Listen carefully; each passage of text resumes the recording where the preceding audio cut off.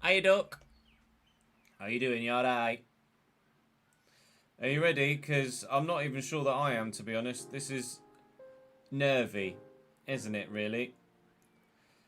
With the league situation as it is, and with the games remaining that are, and points that might well be available that are, that could be won or indeed lost, it's quite an important couple of episodes that we're about to record today, isn't it, really?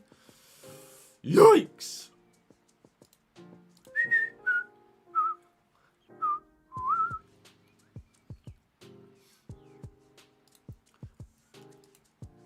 Thank you to Nyunga and Big Waz for the follows since we were online last night. Time to huff and puff all the hopium, you're not wrong. We need it. Desperately. What was that one? Top goal scorers. Ross Barkley's got 22 goals. Fucking Nora. Banza has 30 and 39. That's actually ridiculous. 30 and 39. Unbelievable. Unbelievable, Jeff. Yengi with 12 and 37 is my highest. Creatively, Osborne with 6, Yengi with 6, Lee with 6. Stevens with 6 clean sheets in 28. No golden glove for him this year, eh? I don't know who Banza is. Let's have a look.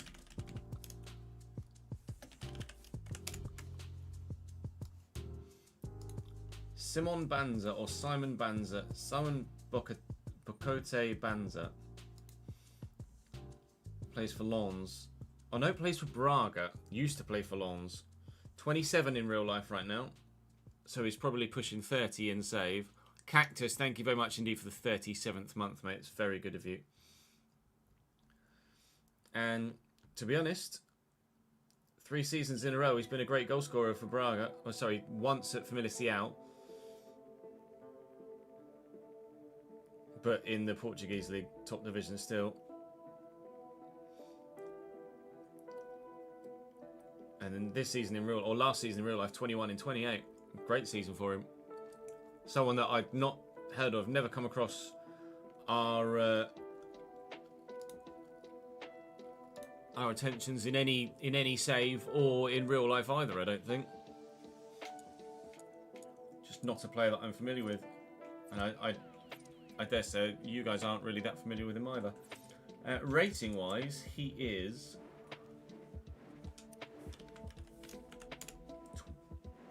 81. Not rapid, excellent jumping though. 81 strength.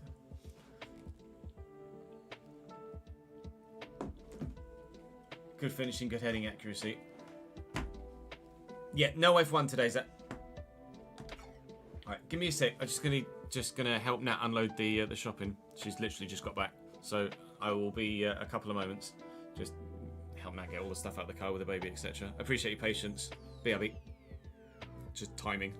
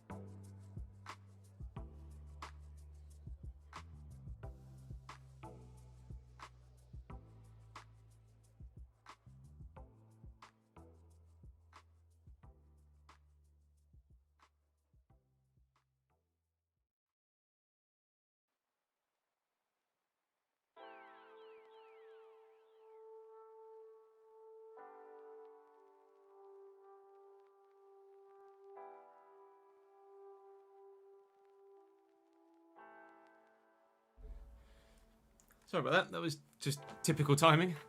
Live 5 minutes. I'll sit to Nat when she gets home with the wash up and I'll help her get through the door. Because she's got baby, etc. Mike, it says to me that your subscription has expired. That is not the spreadsheet I wanted. Her. 13th. Oh, I think I tried to do yours yesterday and it didn't work. Because we did a lot on the 13th, so we'll put 14th. And let's gift you your sub, Mike. Thank you for your continued support on the Patreon. All of you. You absolute legends. Right. Relegation season finale, anyone? Cammy, thank you for the 9th month subscribe. Note, brand new badge in chat for you with that. Oh, McCheeky's just said, where'd he go? Welp, I'm a head out. I'm back, McCheeky, I'm back, mate. I just had to dip. We had an SKP cat out the front door as well, which took me a little bit longer, so apologies. I had to catch the cat. That's alright. Mike, thank you for your continued support on Patreon. Your guys' continued support on Patreon is funding the editor at the moment. The only reason you're able to continually get Formula 1 content and subsequently probably Football Manager content as well is because you keep showing the support on the Patreon for the FC content. So, thank you. Wayne, thank you for the 42nd month, 37 in a row. Your 1 year badge is back. Weird that it went... Oh no, it went there because your sub ran out. But it should be back now. If you might need to refresh it. Oh, I didn't get to your questions, did I? Ads, I apologise, mate.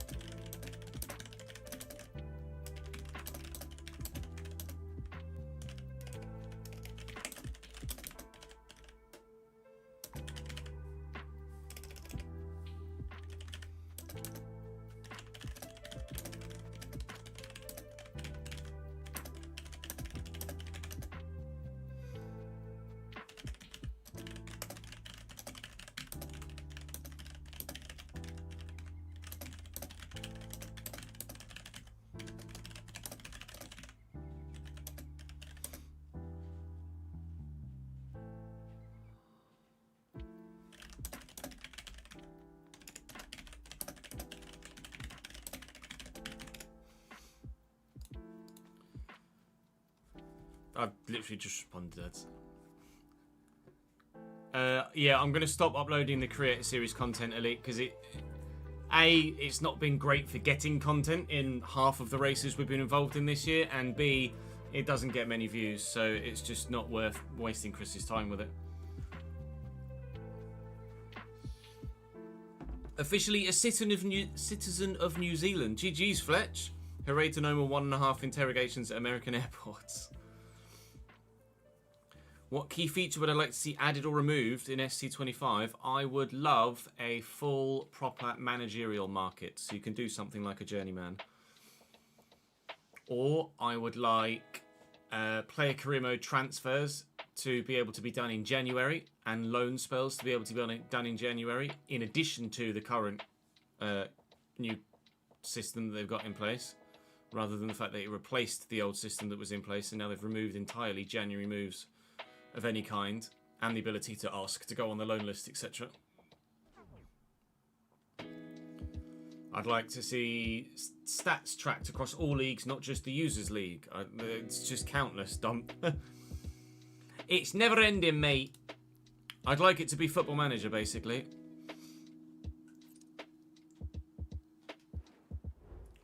I'd like it to be FM, and that I could play games like FC. Not uploading the creator series content won't save me money, no, because I pay Chris a flat fee, but I don't pay per video.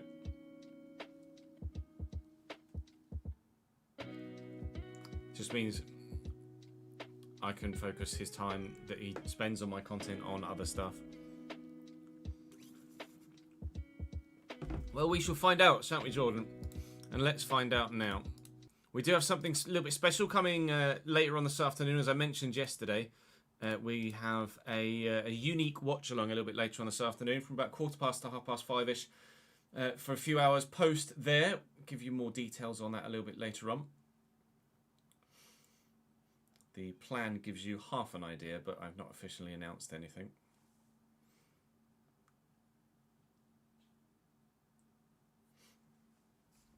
Right. Oh, Christ. Thank you, Jay Fitz, for the subscription on YouTube, mate. Appreciate it, pal. Holy moly, here we go-ly. Welcome to the penultimate episode of this third season in the realistic road to glory. Whilst it is probably quite impossible to ask you to answer these questions at the beginning of this episode with so much still potentially on the table this year, it is now the time where I ask you please to name your, if you feel like you can, Fans Player of the Year, Most Improved Player of the Year, Signing of the Season, and we will, of course, have the Goal of the Season vote a little bit later on, actually in that award ceremony video, which will come to you as a bonus episode alongside a main video, as opposed to as its own unique daily episode for the series at your request from last year. So I'll name the Player of the Year. I'll name the Young Player of the Year. Although if you have feelings about those, then do let me know in the comment section. But please, definitively name your Fans Player of the Year, your Most Improved, and your Signing of the Season, if you could be so kind. Your opinion may change over the next couple of episodes, but right now, we need to just get on with it. And what we're getting on with is hopefully staying in the division. We are in the last relegation spot available. We're 5 points from safety with 6 games to go, and goal difference is not in our favour.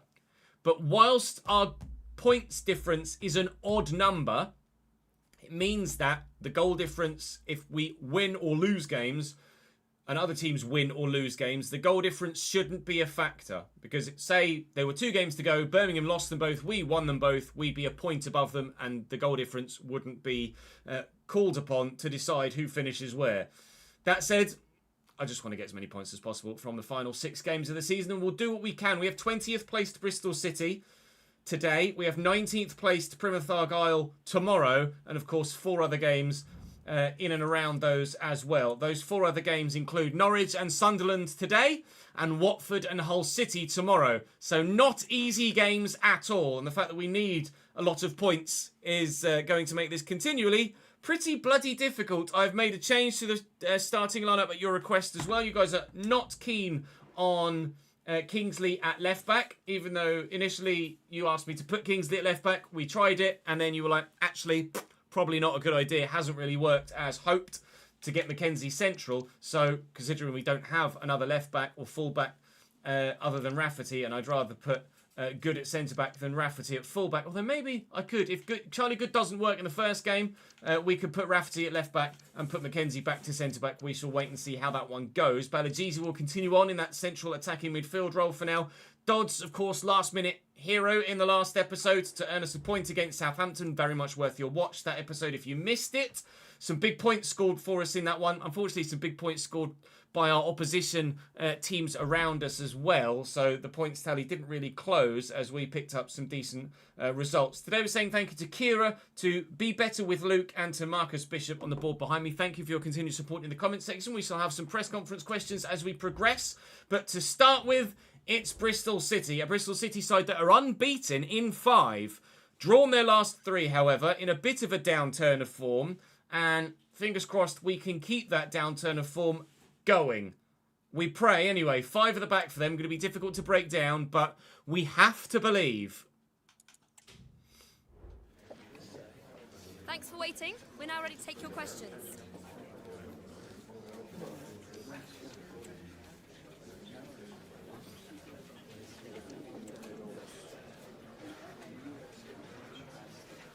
Thank you for all your questions.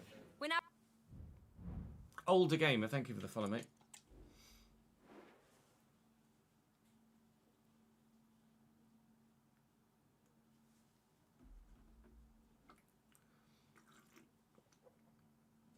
I didn't think Kingsley had done that bad at left back either, but evidently in edited highlight fashion, he comes across worse than he does in full gameplay on stream.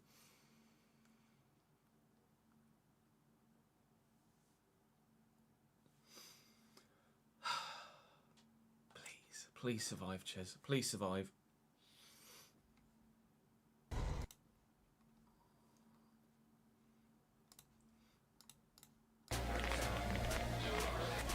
Yengi's not playing the best, but he's still the most likely option for us to score at the moment.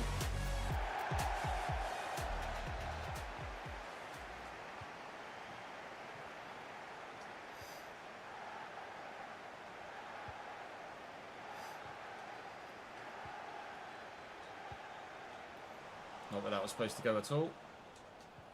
Well in Kelland. Yengi and Balajizi. Out to Mackenzie. Nowhere really to go there. We have to be calm and composed here. It's not a packed out Abbey Stadium, but the fans are continually showing up in their numbers to support the team, which is just what happened in real life with Cambridge United in their relegation battles in League One IRL in the past couple of seasons, which is great to see. Now, can we find a decent delivery and can we find a goal? It was a sensational cross from Jack McKenzie. It's not quite where that was supposed to go, but Kirk Henderson here will look for Kusini Yengi through that gap. Unfortunately, it's picked off by James. Positive start to the game, but we need to keep that positive start going, and it may well do so here as they've given us possession back again. Balajizi needs to show some good footwork here. We do have the support out wide with Lasse Sørensen, who will look to whip it. He's bent it well, but continually the Bristol City back line stand firm. Balajizi's won that well. It's Adam Clarkson here, and Ben Osborne now. Just take your time. Continually, there's no point rushing things. Just one pass at a time. Don't play a risky one. Maintain possession. You'd rather keep the ball and not have a chance than play a risky pass to lose the ball and definitely not get a chance. That said, I've played a safe ball and still lost possession. Oh, God. Forgot to put Monday off work and got a 6 a.m. start. Yikes. Team in 21st goes into administration, drops 9 points. Cambridge stay up. Yeah, that'd be lovely, wouldn't it?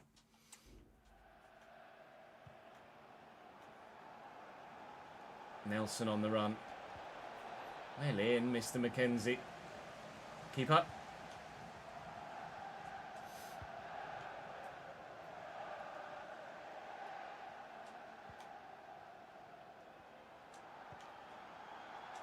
Just lift this. Just knock that down with Dodds. And Osborne's found. And Dodds is away again. Kusini Yengi is in the middle. Roberts in the way, but we used a hand, so it will be a free kick for us. Now, we scored a good goal against Middlesbrough in similar circumstances where we were able to find a teammate in the box. That teammate was Kirk Henderson. It was headed his way again there. Watts brings that down nicely, but can't find the teammate that he was looking for. Oh, but Dodds can get in here, and he'll tuck it back, looking for Kusini Yengi, and won't find the pass. That is a crucial misplaced effort that might make the difference come the end result.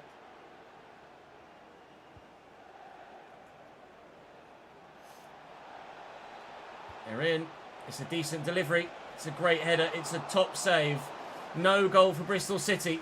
They forced Jack Stevens into a save there. We haven't yet done that to their goalkeeper yet.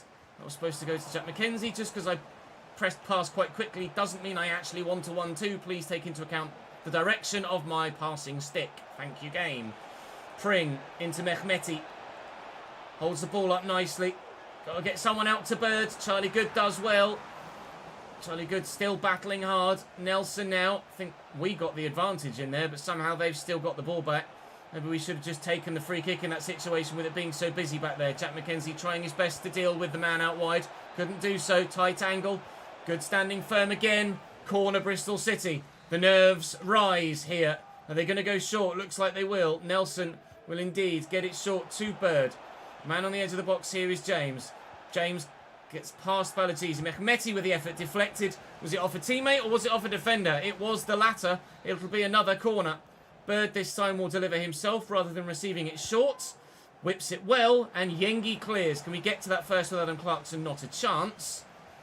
Can we steal it off them before they get the chance to open up our back line once more? It's been a tight, tense affair here so far. And all it's going to take is one mistake from someone, more than likely me, to let a side in to get a 1-0 lead. A 1-0 lead that might, at this moment in time, be the only goal that we see today. 10 minutes to go in this first half. Standing firm, forcing Bristol City backwards, and they've made a mistake, but they're going to get very lucky. That's the sort of thing I need to fall for me, not back to them. Bird into Pope. Pope with runners, and again, standing very firm defensively here. We are going to have to be solid defensively for the rest of the season if we're to survive. But solid defensively isn't going to be enough. We need wins as well. And Jack McKenzie, hopefully, can add the continue to add the defensive solidarity that gives us the chance of wins as well. This is all Bristol City pressure, though, at the end of the half here. Nelson trying to find some space, gets the shot away, but it's poor and wide. And breathe. Nervous, ads, is what I am today. Nervous.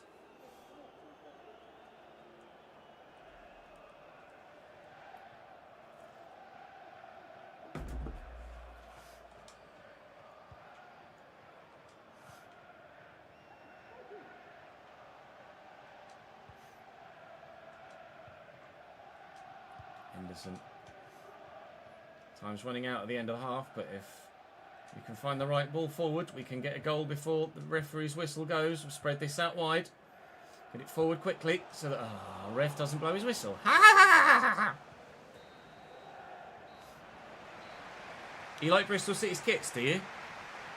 I'm good, thank you, Jovan. How are you, mate? Don't know as I have any feelings towards Bristol City's kits, in all honesty.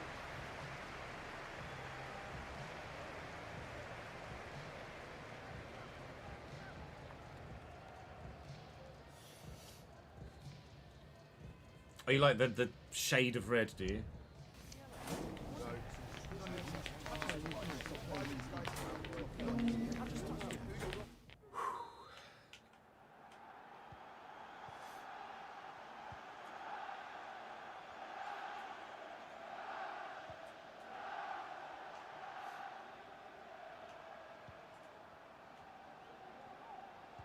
Pope through the gap. And Bird. Henderson trying to get towards it. Here's Nelson now. He's had the better of Jack McKenzie on this occasion. Jack has played well back out at left back. It's McCrory. I read that. Thank you. I don't know, Cammy, in all honesty. Other than starting at Manchester United and wanting to do an Ipswich save, I don't have any other current plans for 25. Obviously the my player, but that goes without saying. McKenzie. Big switch. Wasn't quite as big a switch as I hoped it would be. Haven't really been able to deal with their back five yet. But Ben Osborne is looking to get in behind here, and if he can find the right ball, then Kusini Yengi could be in. It's going to fall to Balajizi, and it's a big save by O'Leary. Was that the moment that we needed the ball to go into the back of the net? Dodds delivers here. Up we go with Kelland Watts, and the man that's the highest earner at the club right now might well have just earned those wages with that one goal. Cambridge 1, Bristol City 0. Dylan Dodds again heavily involved. And we have the advantage.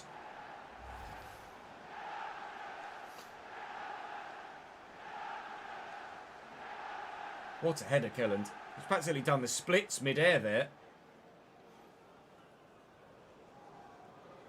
The technique there's so strange. He's genuinely like done a star jump mid-air. As this comes in,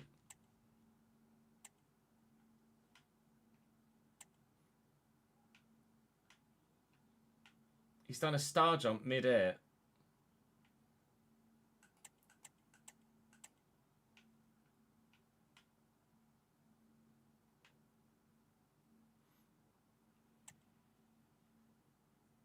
make for a good thumbnail, that. One man versus the world.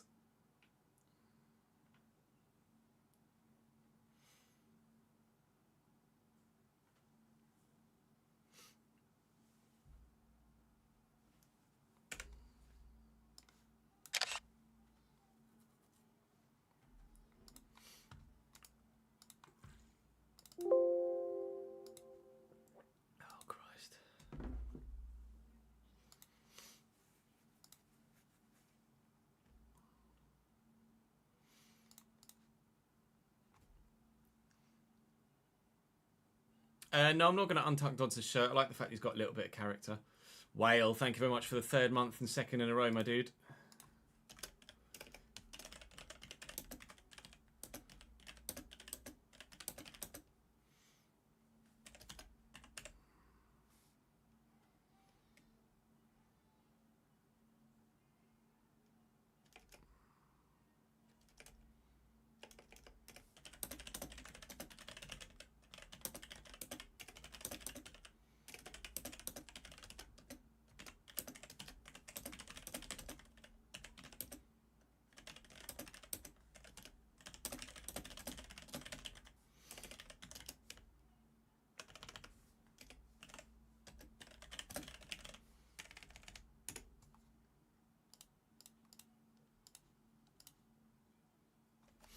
It is the NBA logo, isn't it, really, basically? Oh, I went on a little bit of a spiel, Dom. I apologise.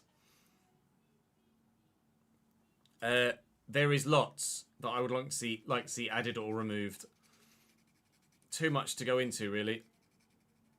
I mentioned a full proper managerial market, the introduction of January transfers in a player career again, tracking all stats like Football Manager does, so on, so forth, so on, so forth. Como in FC25 might be a decent shout for something further afield.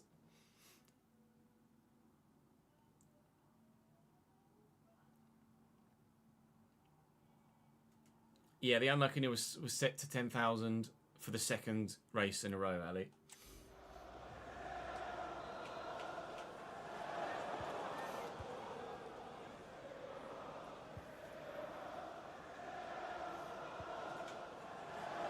Bird into Nelson, trying to tease him to go down the line because we feel like Jack McKenzie has him covered in that regard. And look at that Bristol City press. They have to press intelligently if it's to work. And it wasn't particularly intelligent there. Osborne has many a runner there, but we won't play a quick risky pass. Sørensen is in, and now we will play a quick risky pass. Oh, and that was supposed to go to Kusini Yengi, and it just went to the wrong man. Charlie Good stepped in well there. Kellen Watts fucks it. Is Bird. He's got the option out wide. We're going to bring McKenzie across to McCrory here. Hull 2, Birmingham 1 is a great result for us at the moment. We desperately need Birmingham City to drop points. They are the side closest to us at the foot of the table. If we win this and they lose that, we will be within 2 points of safety by the end of this 41st match day weekend. Is that a free kick for us or for them? I think it might be for them. It is. This is dangerous. Ferreira with it. Looks like he's going to go for a pass. He has done. Charlie Good's up. Big, tall, 6'5" boy, Charlie Good, and does really well to get in the way of that. And that should be safe and is. Held well by Stevens. Toots, thank you for the Raider too, mate. Appreciate it, pal. Morning, Chronicle. How are we, sir? How do I decide what career mode you do each year? I don't, really. On a whim, more so than anything else. Just you and a mate. Mate, you and a mate is 2 more than we had before. I appreciate it.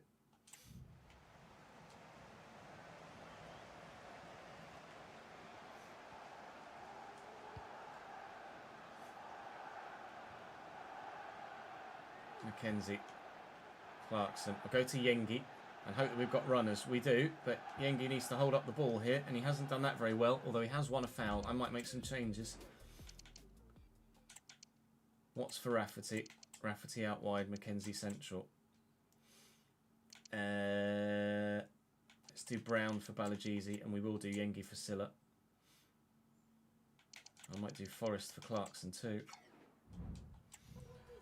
Toots for the 29th month with a Prime Gaming sub. Thank you, pal. That's very good of you. We will be doing Ipswich Town next year, Michael. Yes. As soon as Portman Road is in the game, then the save after the one that we're currently doing at that point will be Ipswich Town. Mackenzie to Henderson from the free kick. Substitutes have been made, 4 of which to try and add us another goal to the tally. That was meant for Ben Osborne. It didn't quite find him. Yusuf Silla's come on up top. Marcus Brown is now in that cam spot. We've got Forrest on the left-hand side now. And also, we've brought on Rafferty at fullback. Mackenzie's gone central. And Kellen Watts, our goal scorer, has gone off as he was starting to flag for stamina. And the last thing I need is my defence running out of puff at the very last moment in the last minute. We don't want to happen to us what we did to Southampton yesterday and concede a late goal to stop us getting the victory. That said, there's plenty of minutes to go before the last minute for us to continue to defend in. And Lasse Sørenson's trying his absolute hardest here and will just get rid of this and does so very well. And Silla could get on the end of that and he's done brilliantly. This is what we brought the big man in for, to be that target man. And he's done superbly. Forrest with a 1-2. Brown trying to squeeze it away. There's just not enough room with so many Bristol City defenders back there for anyone to get a shot in. That's deflected off Brown but hit a hand. With 9 minutes to go, we very nearly added a second to seal the win. We have not been able to do so.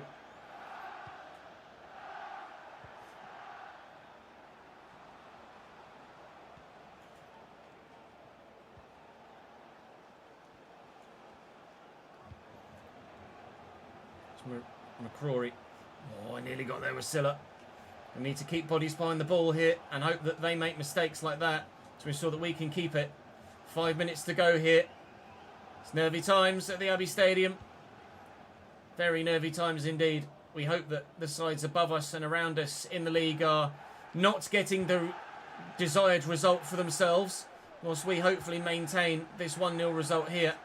Still just pinging the ball about to try and waste some time.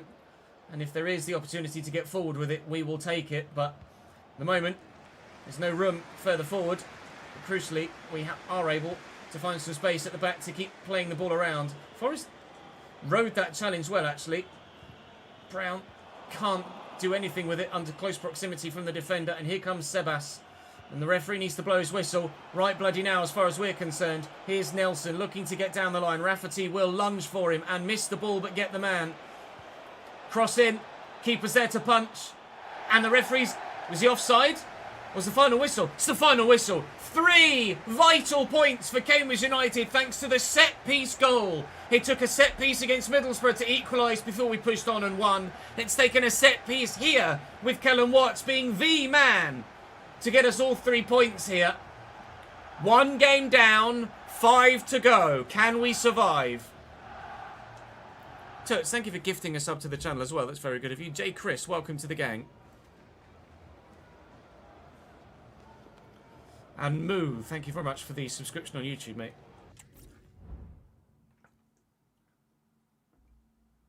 I couldn't see, just about to glance the one at the bottom to see Birmingham versus Hull, but I couldn't quite see it. Every player did their job today, though. I think Birmingham might have gotten a point against Hull City there, which means the gap will drop to 3.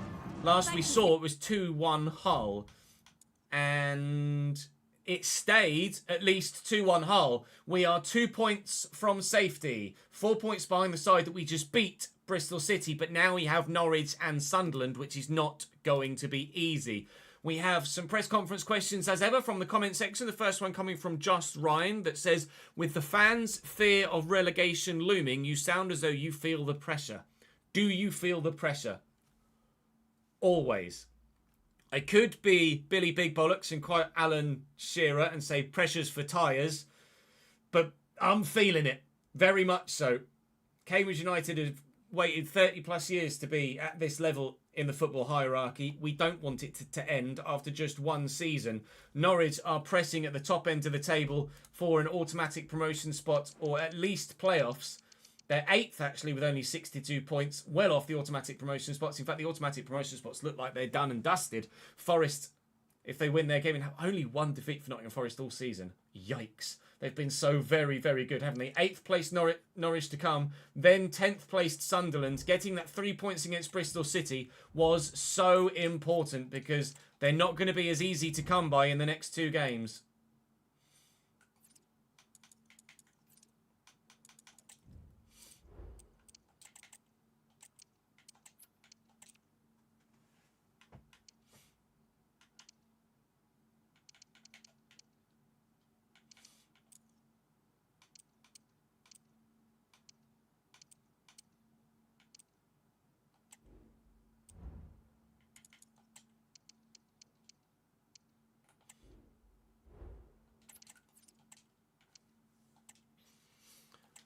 Holy moly, do be do do do do do do do do. Check finances.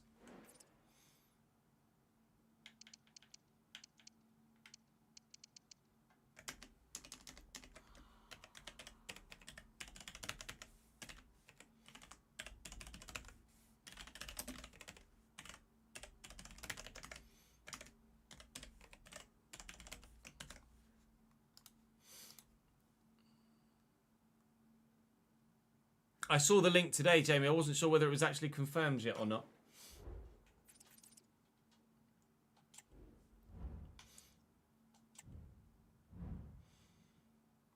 A very good looking Norwich City lineup against us next, but you'll notice they have not won in 4. 2 defeats and 2 draws in their most recent games. Liam Bennett does not play today. Fisher at right back. Solis on the left is one of the top goal scorers in the division. Sarah in midfield is one of the best players in the division. And Patson Daka up top.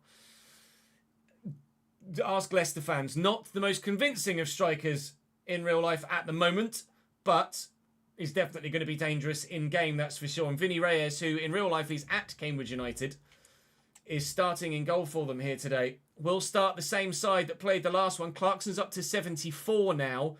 Very much expecting to still sell him in the summer to help fund improvements to the ground. But for the time being, we don't know what division that ground is going to have in terms of hosting football games. Will it be Championship or will it be League One? Ben Gibson is retiring at the end of the season, but he's got the captain's armband for Norwich here, hoping to lead his team to glory.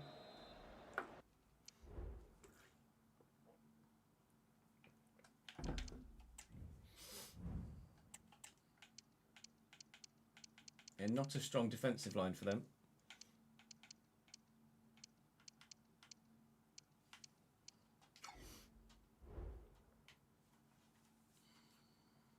I'm gonna sell Clarkson before the end of this given season, so the money is there, so we can upgrade it over the summer.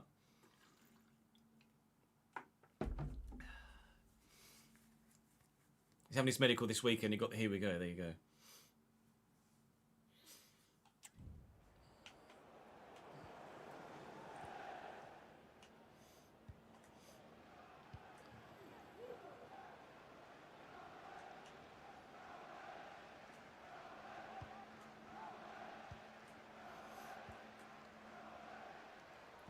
Fisher to Fastnacht. And Sidibe. And Sarah. Norwich immediately starting on the front foot. And that's what I mean with Sarah. He's just that good. Doesn't matter if he makes a mistake. He'll go and win it back again. Lightning reactions from the man to win the ball back after giving it away. But I tell you what, Mackenzie is just solid wherever we play him. I liked him at left back. I liked him at centre back. I'm liking him back at left back again. And hopefully Charlie Good can do the business centrally. It was my fault. I tried to turn up the pitch and ended up just getting the angle wrong.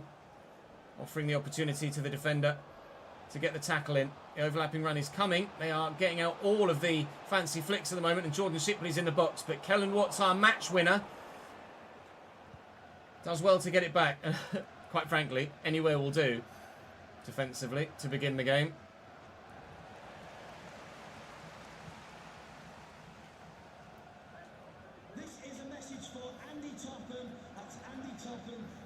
Lima and Sidibe. Apologies, can't get there. Here's Lima. Central to Fastnacht. Lima again. And Patson Daka. Space here for Fisher forward from right back. Expecting Norwich to be on the front foot for the majority of the game. They keep doing these little flicks, though. And they're not working. They're showboating a little bit against us. And it's 0-0. And they're playing against a side that are desperate for points. So to showboat this early on is a little bit egotistical. Charlie Good with a great block. Stevens didn't need to save it. Over the top it goes. A waste for Norwich. No Bennett today.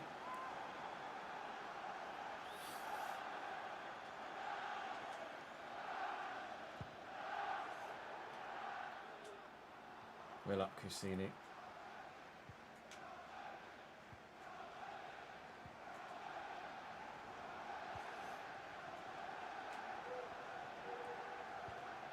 This ball into Fastnacht. Cut back there to Fisher. Sidibe. Fastnacht. Good block. Got caught late there. Let's get it out to Sørensen. Yengi's on the run. Just stopped running through the middle as I was about to commit to playing through the middle. Give it into Balagizi. Again, just keep playing it about. No risky passes, just the obvious simple ball that's led to us being in on goal here. And Kusini Yengi's with me. And there's Ben Osborne. And Vinny Reyes with a big save for his team. Yellow card for the Norwich man that caused the foul earlier on, but oh, Vinny Reyes has done us dirty there. I was sure that we were going to score.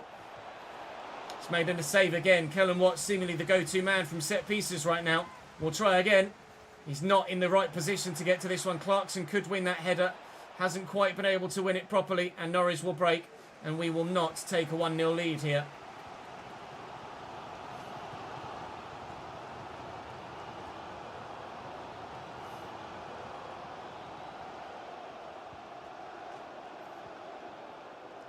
Lima. Oh, Daka with a great touch. And he's got room to get into. And Kellen Watts comes across with an excellent block. Huddersfield 1, Plymouth 1 currently. It just popped up top right for me. A draw is best for us there, I think. Plymouth we're trying to chase down. Huddersfield we're trying to ensure stay below us. So, quite frankly, I don't need either side to pick up 3 points there. I guess it's better if one side has to win that game.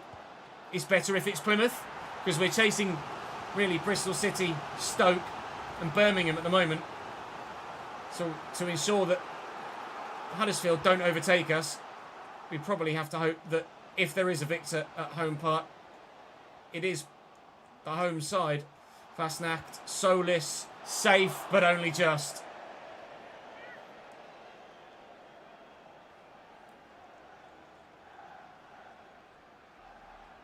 Clarkson is genuinely average at best, isn't he, Davenenke?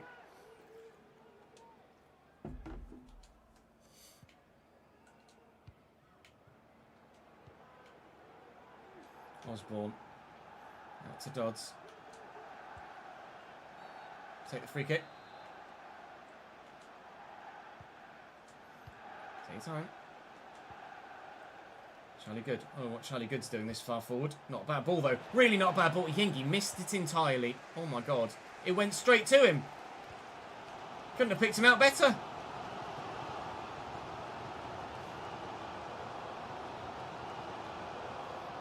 Wow. Wow. Is it really that heavy? Just in the last few minutes. 80% possession to Norwich. Shows you how difficult this game's been so far. Christ. Is Daka played in. Charlie Good tries to get there. Shipley down the wing now for them. Picked off well by Sørensen. Just work it where it's actually brilliant football. And Sørensen would just look to get forward here. Looking for Yengi. Oh, Gibson just throws out a heel to intercept. Retiring soon, but still got the experience to make the difference defensively for his side. Clarkson can't get to that. Gonna have to draw.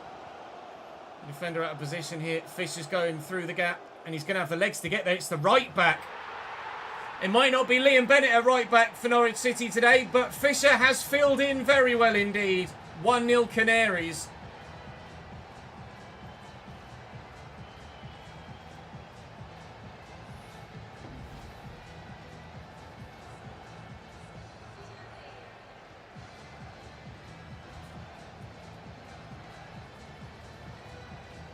Yeah,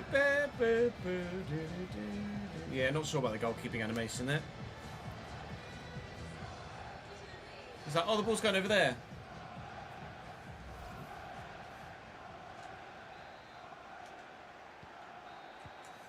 Last kick of the half.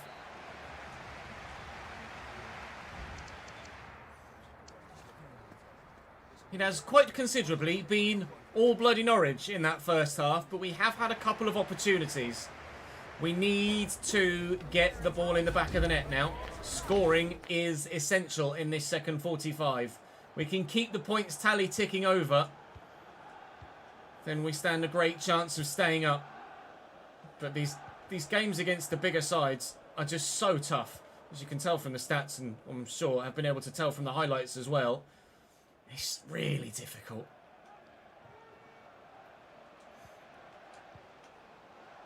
Mackenzie. It's meant for Balagizi. It's just gone straight past his toes. Shipley caught on it by Dodds. Inside. Osborne. Henderson was calling for it, but you could just tell that the Norwich man was going to get back to him before the ball made it there, so I couldn't really play that pass. Osborne's just dropped a little bit there to make himself some space to receive the ball. Sorensen, is Dodds available down the line? Kinda. Spin your man.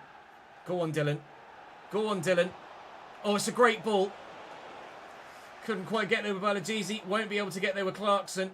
And we will not have the opportunity to equalise. Oh, that touch is great.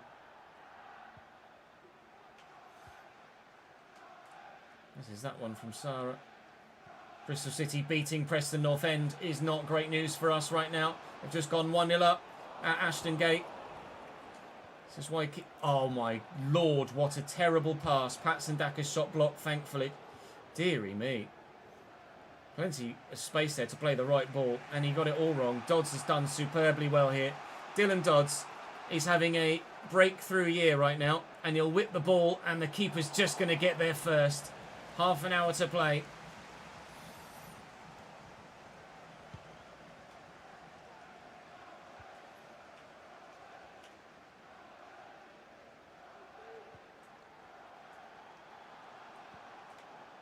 Daka. Well in, Kelland. Once again. Balagizi. Little bit of space. Not much, but a little bit. Clarkson does well. Mackenzie. Clarkson's there again. It's Henderson that the ball's found. Osborne. Nice. Sorensen's there. On the overlap here. Lasse Sorensen going to drive into the box. Oh, and as I asked him to drill it back, he's just turned and nothing else. We've got possession back though. Henderson will lay it in front of Mackenzie. Mackenzie's got Clarkson out wide. Can Clarkson do anything with it? Not at the moment. It's fine. It's fine.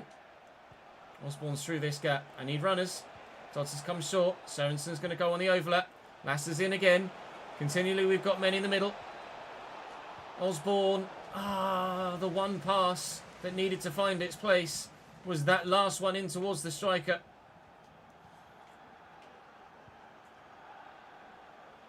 That's knocked out wide. Fisher looking to get down the line. It was the defender that was a match winner in the last game. It looks like it might well be a defender that's a match winner in this one. Sidibe back to Fastnacht.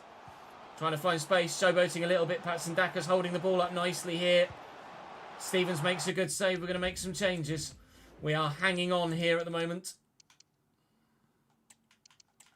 So put Balagizi in there. Bring Brown on.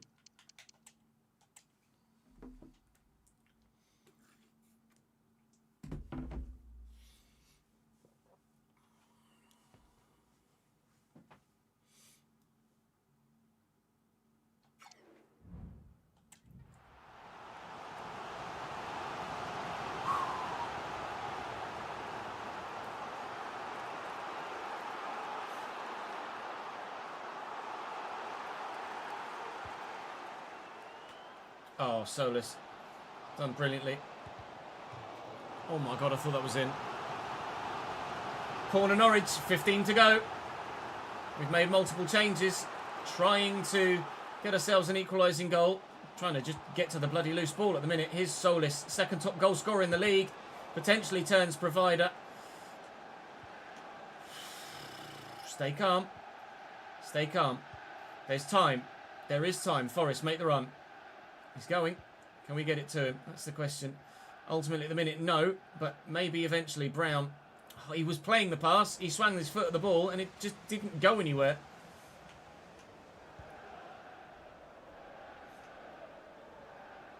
Sarah, nice ball. Fastnack. Can't get too close because there's going to be space around. Daka's in. Daka makes it 2. Norwich will win. No points for us on this occasion. Shit. What can you do?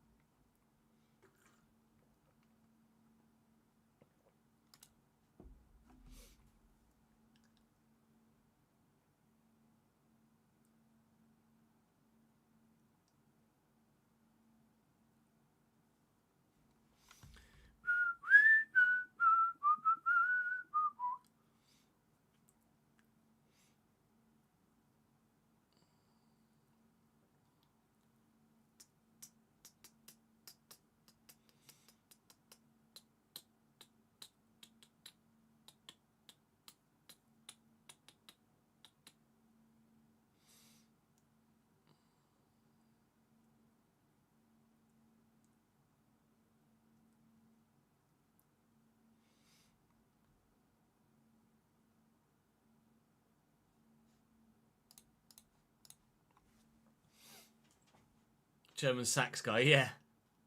That was good, wasn't it?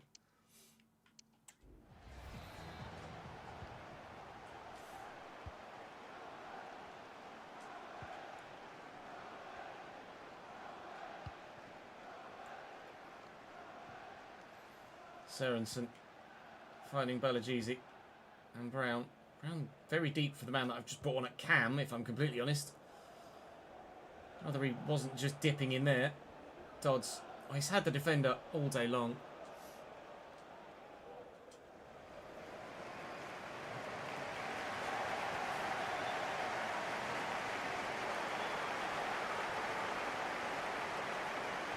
Great run. Daka. Many an option. Montoya. Dodds picks it off. Nowhere to go. Nowhere to go whatsoever. We're supposed to go to fucking Kirk Henderson.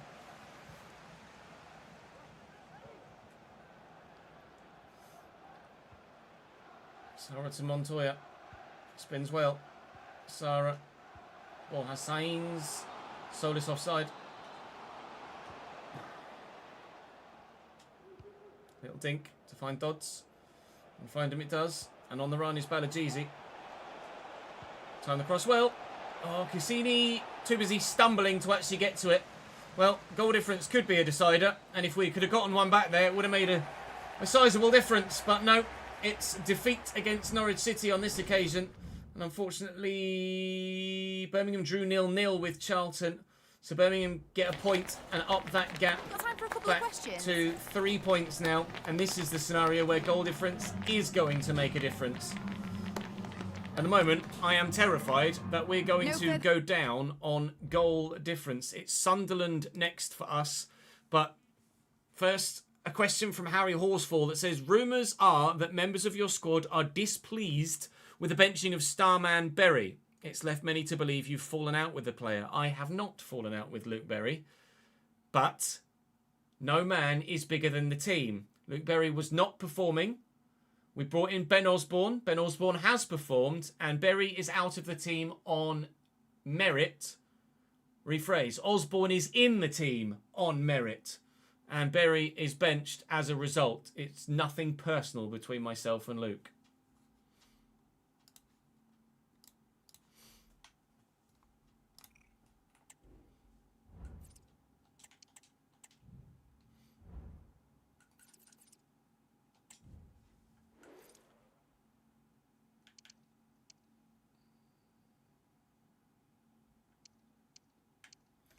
Just player wages and shirt sales.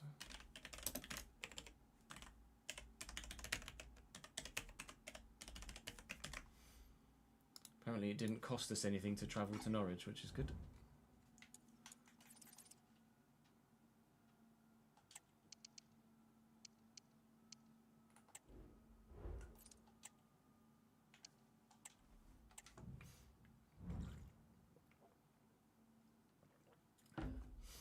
I am on a wage.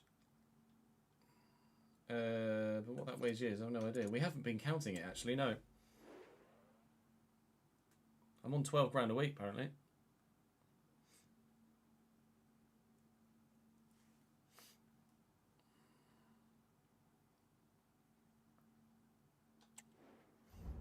It would be nice, wouldn't it? Take a 0 off that and I'd still be very happy with it.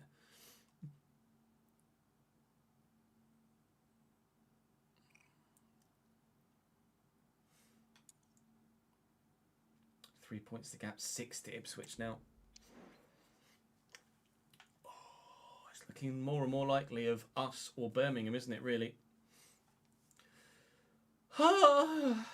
Ipswich have got Charlton away next as well. Birmingham got Nottingham Forest. You anticipate that they'll lose that. You pray to high heaven that they lose that.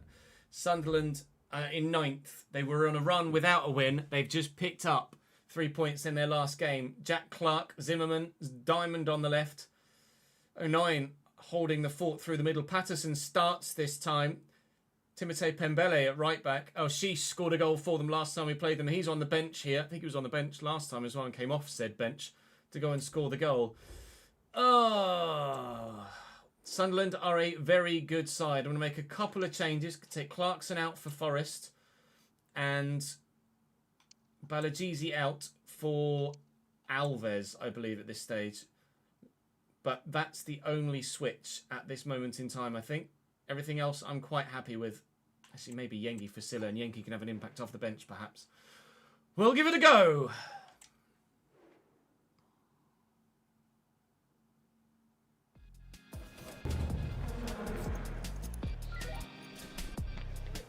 Do you mean stats or attributes, Devidenki?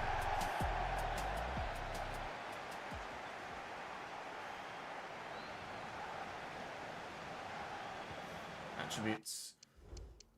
Dodds' attributes are 78 pace, 57 shooting, 66 passing, 70 dribbling, 43 defending, and 56 physical. A closer look. Only 61 short passing, which we need to certainly train. Pinged pass, trickster, and quick step are his playstyles, which is very good.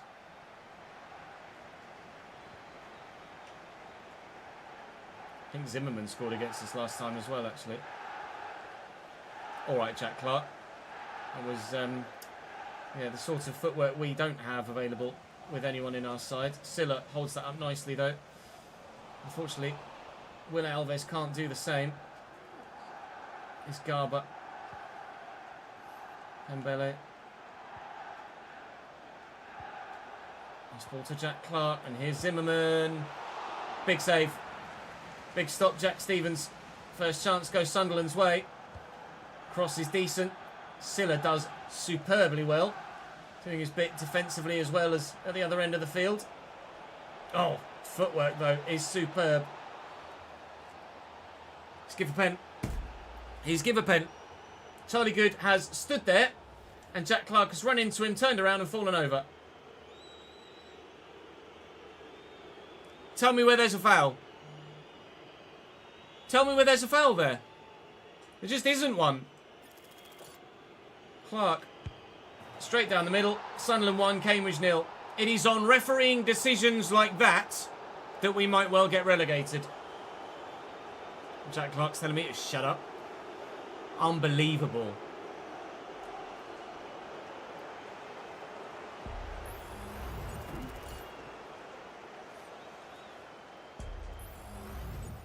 Some of the penalty decisions against us this season have been laughable. Number 20, Jack Clark.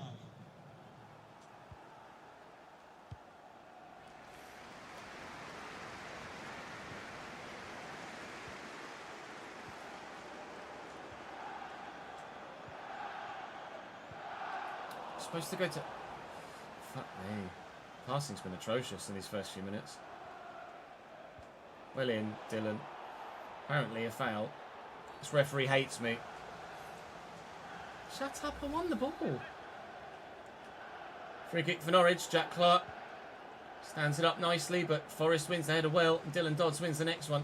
Silla will get it forward to a teammate. Will Alves is on the break here, and Dodds could be played through the middle, and has been played through the middle. Dylan Dodds needs more space, ultimately, is what he needs. A defender on either side of him. Not quite got the final sprint speed, despite good acceleration to get away from the defenders, and ultimately we don't have the one-on-one chance we crave to find an equaliser.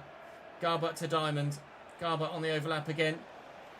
Here's a lay save forward from fullback. That's the little shimmy. Sells me. Mateta. Options all the way out wide. Dembele. And Clark's in the box again. Jack Clark up against Charlie Good again. Is he going to dive again? No. And somehow Stevens keeps that out.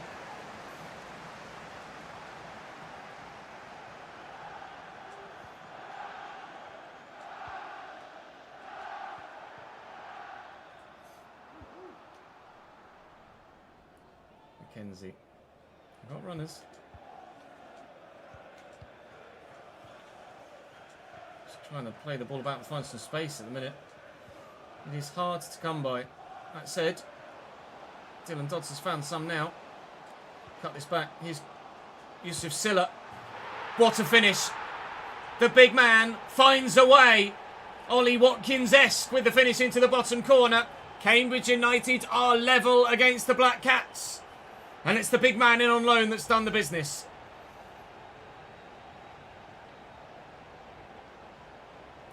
Who'd have thought it from that angle?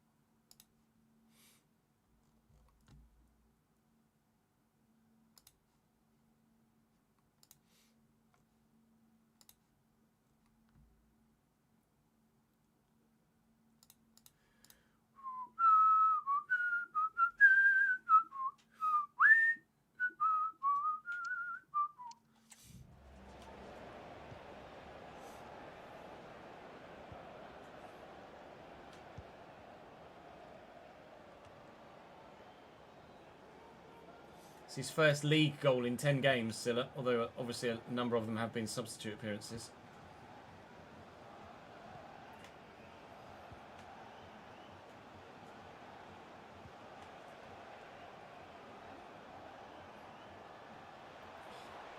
Belly's just gone. He's supposed to deal with that. Charlie Good does well. Silla's going to win that. Little loft to try and find Alves and flick it around the corner. Osborne gets it out of his feet. We use Sørensen first and tell Dodsey to make the run, which he has done. Dodsey needs some more runners of his own. Here's Silla. Oh, could have played the ball through to you there, out on the wing if you'd have just kept the run going. Mackenzie waiting for men in the middle. I think he's offside. It's a brilliant goal. He is offside. What a cross, what a finish. It won't count.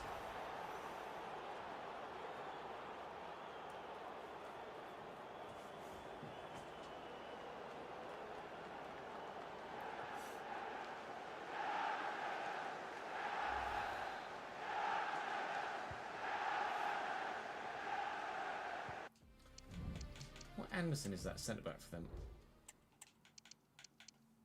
Joe Anderson. Shrewsbury lad, right? Diamond. That's loose. Have that back, thank you. Really good. Henderson. That was meant for Osborne, but Osborne can keep the run going, maybe. Will do. Ben Osborne. Lovely touch, lovely turn. He needs to show some strength here. He's done brilliantly. Dylan Dodds. There's just lots of men in the way at the moment. Around the corner looking for the man that was free. Silla couldn't get it to him.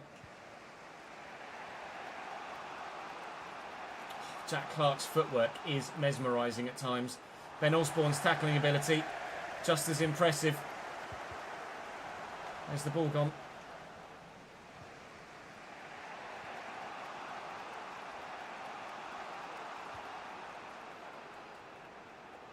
Clark racing away. Inside well. Garbutt. Garbutt still. Put your faith in the keeper from such a narrow angle that he's going to do what he needs to. Was just trying to mark the cutback. Clark with the cross. They're going to win that. No, they're not. Forrest has done well to get up to it. And Ballard, he's just broken the ankles of the defender. He could go all the way here. He's set through Diamond, and Diamond does not score. Jack Stevens with another save with his feet. Forrest on near post duty again. Jack McKenzie's here with him. If it does come this way, McKenzie wins it. Stevens gets to it. It will be 1-1 at the break.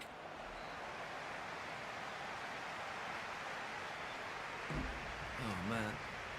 Oh, my God, boys. This is intense.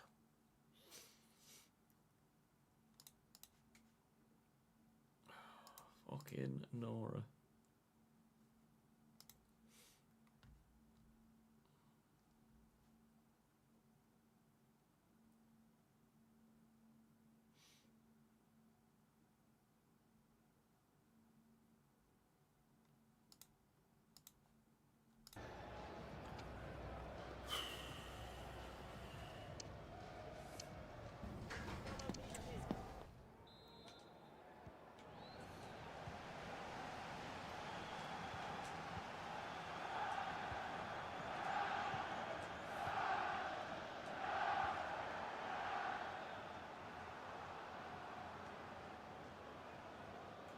Come on, Dodsley, get...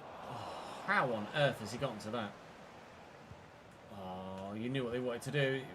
Just impossible to try and stop it. Alessi forward from left back. Needs that support. Has it now. William Lasser. The first pass was supposed to go to the fucking striker. Don't. A bullshit penalty. And a pass that went nowhere near it was supposed to. Sunderland 2, Cambridge 1. That ball out was supposed to go all the way forward to the striker. Oh, if I get relegated because of BS like this, I'm going to lose my mind. Trying to play this all the way... oh, fuck off.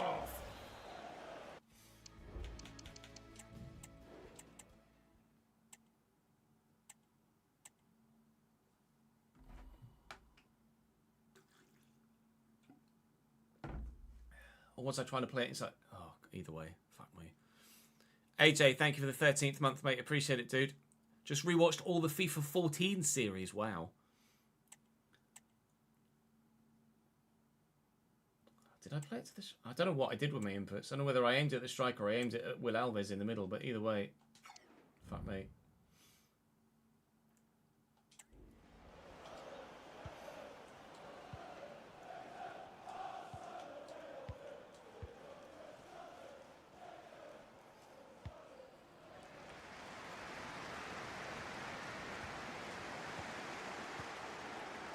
Dodds spins well. Alessi's got his number though. Dylan Dodds is not having the same sort of impact in this second half as he did in the first. Henderson looking to get forward here. Quick 1-2 maybe. Oh, Mateta comes across and just steals it away. It's like he knew exactly what I was going to do before I did it. Had a look back at the footage from their second goal and the ball did go towards the striker. It just wasn't very good in the end. Doddsy will look to feed this through here to Will Alves, who has runners. One of those runners being Yusuf Silla, but Luke O'Nien reads it. And their interceptions have been sensational here today, Sunderland. Ultimately, it seems that is going to be the difference at the moment on this particular match day. Their ability to read the play, stick a toe in, and get the ball back. Jack Clark out wide to Pembele. Footwork from some of their players as well has just been undefendable at times. There's only so much you can do when you don't know which way the ball's going to go. Can't do anything about it, can you? Counter-attack is on here. In fact, Yusuf Silla is on the run. And Yusuf Silla can nod this down. And Forrest is forward. And Forrest... oh, where has he come from? See what I mean about the interceptions? Sunderland are unreal at doing that. That's crazy. I tried to nod it down with Silla, and he chested it and actually was in, but because I'd already committed to the pass, it still played it. And here's Jack Clark now. Garbett. Where is it? Rid of it. Will Alves on the run. Sørensen out wide. I've got no options. I'm going to have to go backwards. We need an equaliser at least here. Desperate for it. Forrest found. Oh, I was playing pass then. Screw you, Pembele. Sunderland, I think, are just a little bit too good, unfortunately. Although, they now have a man out of position. And Mackenzie's coming forward again. We get it to Silla. No. They just intercept everything. Whether it's on the floor, whether it's through the air. They're in the way. In a minute, they're in the way of our survival attempt. Oh, this is painful.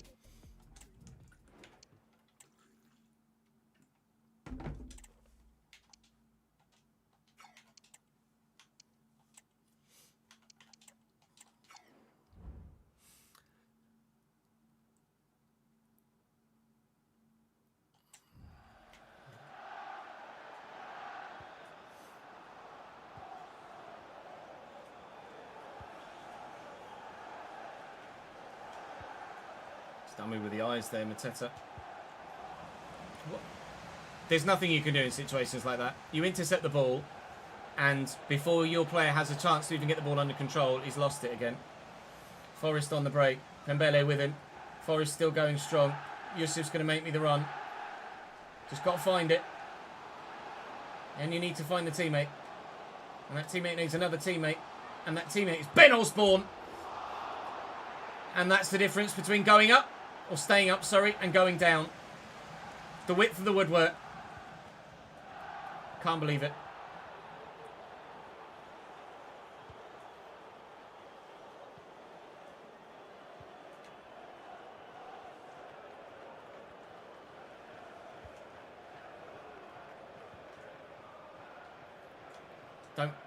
Don't, fuck.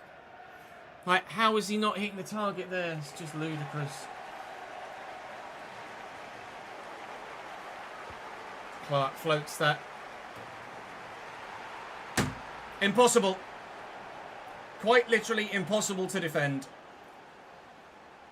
3-1 Sunderland. Hjelde off the bench here with a ridiculous header. Floated in. Defenders up with him. And he's just completely outdone him. Charlie Good's underneath. They both jump. And Charlie Good almost teleports backwards. The header is out of this world. And we may well be out of this league.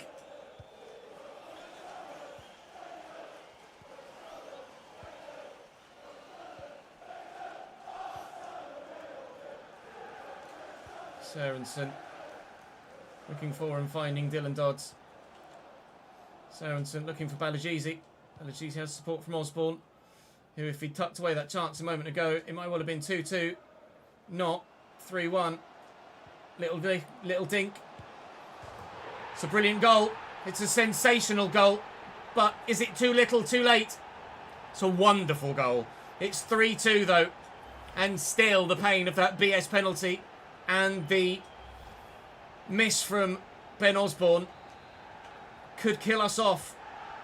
All they've got to do is mess the ball around for the final few moments and they're going to get the result here, Sunderland. We are going to win it back. There might be a chance. There might be a chance. There will not be a chance. The only thing I could do there was to try and get it inside. We lose by 3-2 to Sunderland in the end at the Abbey Stadium. You know my thoughts on the penalty. It was my fault for the second. The third was entirely undefendable. Oh, we are giving everything we've got here. And I'm not sure it's going to be enough at this moment in time. Birmingham lose to Forest. That's an important result for us. The gap will still be 3 points at the bottom end of the table. Questions regarding the match.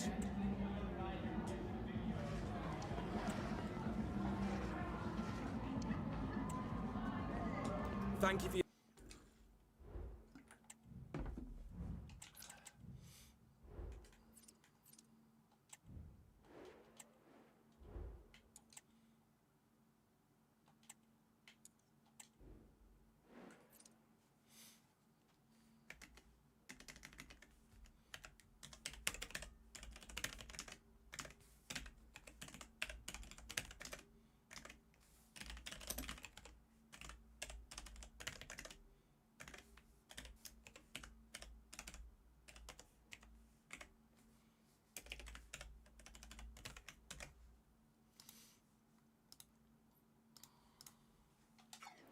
Leone for the 63rd month. Thank you so very much.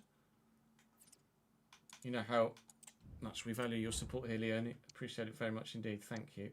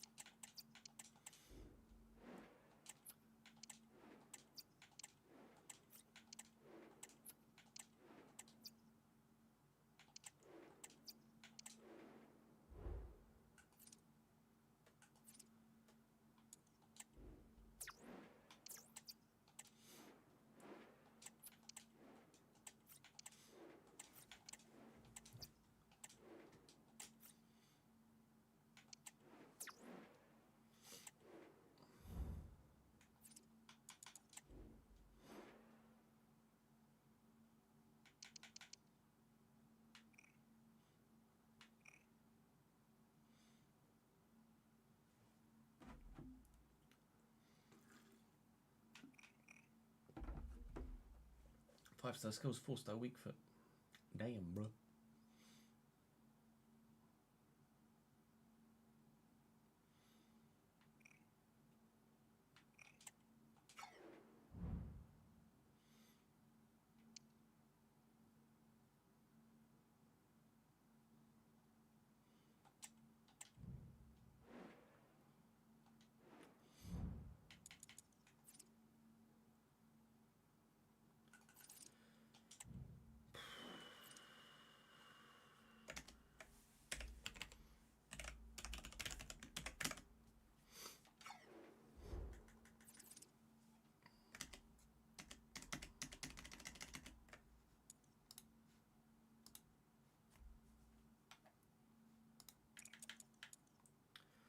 We end the day with a third and final press conference question from Alex Caldwell that says, with 30% of Cambridge's ownership being held by American investors, along with the so-called rise of the USA's golden era of prospects and players, are there plans to infuse some of this up-and-coming talent into the squad over the seasons to come?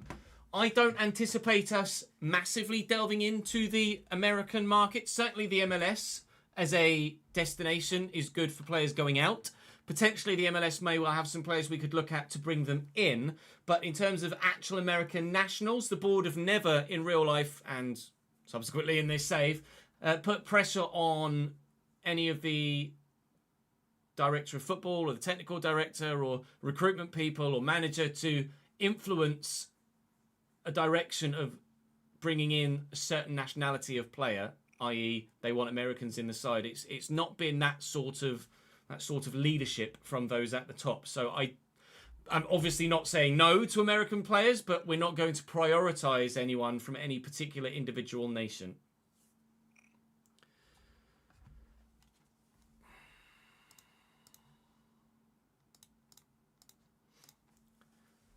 And one final look at the league table before we leave you today. Huddersfield Town are now above us on goal difference. They've been victorious on match day 43.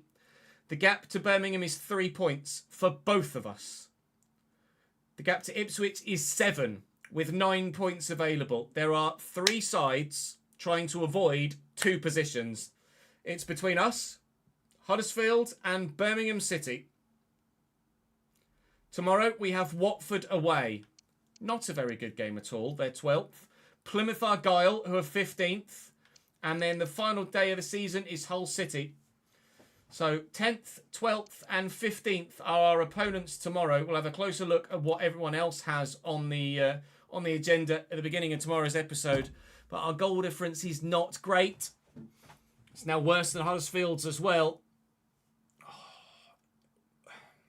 We did all right today, but we could have gotten more points on the board. We just weren't quite able to do so. And that's going to be a killer, I think. Tomorrow is a relegation battle season finale that is not going to be worth missing. So do make sure you join me. Do make sure you're subscribed to the channel with a notification bell ticked and you won't miss it. Drop this video a like. Let me know your player award nominees in the comment section down below. And I'll see you tomorrow for what is the episode of episodes so far in this save. Bye-bye.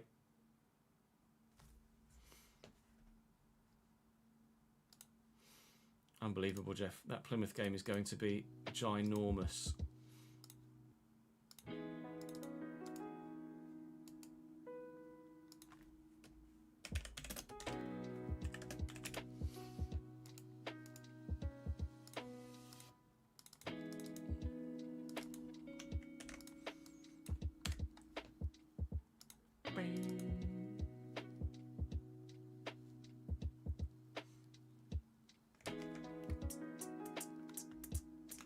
I'll show you in a minute, Jamie. Let me just move this footage from one folder to the other.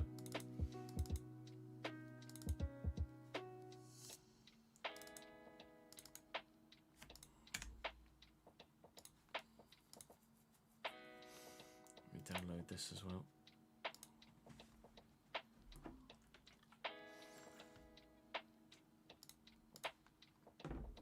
Because Brazil is done.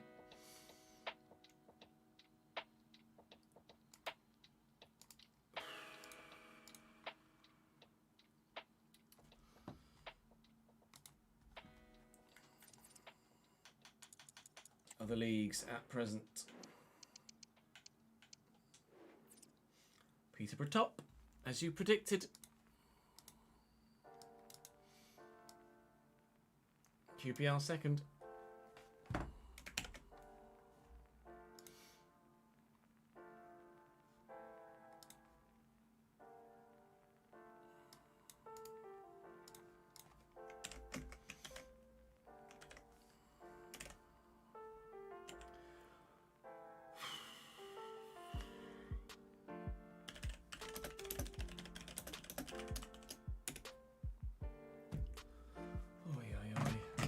Oi, oi, oi, oi, oi, oi, oi.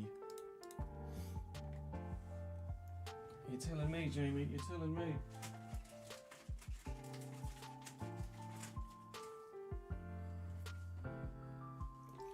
Should we fill this bottle quickly? Oh dear, indeed. Oh dear, oh dear.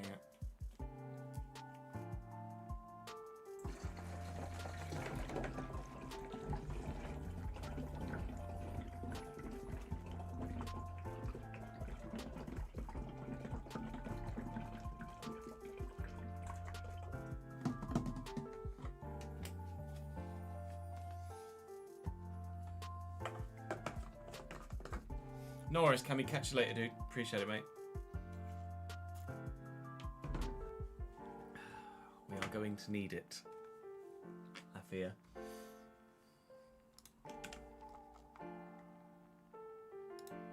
Welcome to an ultimate episode of this third episode with so much. It's going to be difficult to break down, but we have to believe.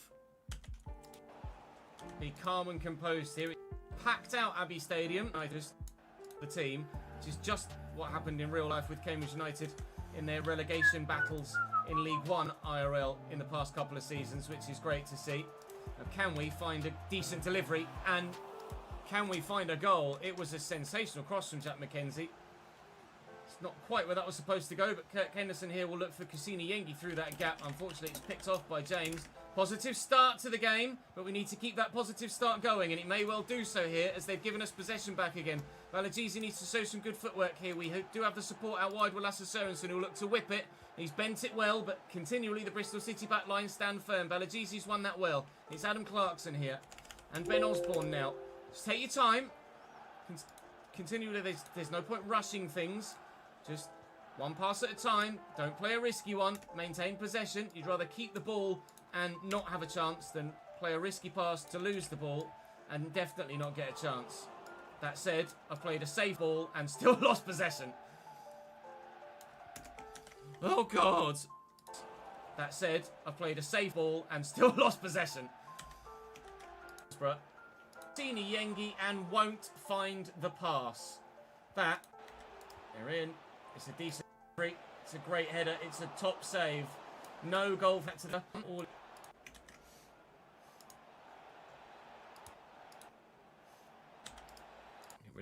in. Smith. It's a decent great header. It's a top save. No goal for Bristol City. They forced Jack Stevens into a save there. We haven't yet done that to their goalkeeper yet.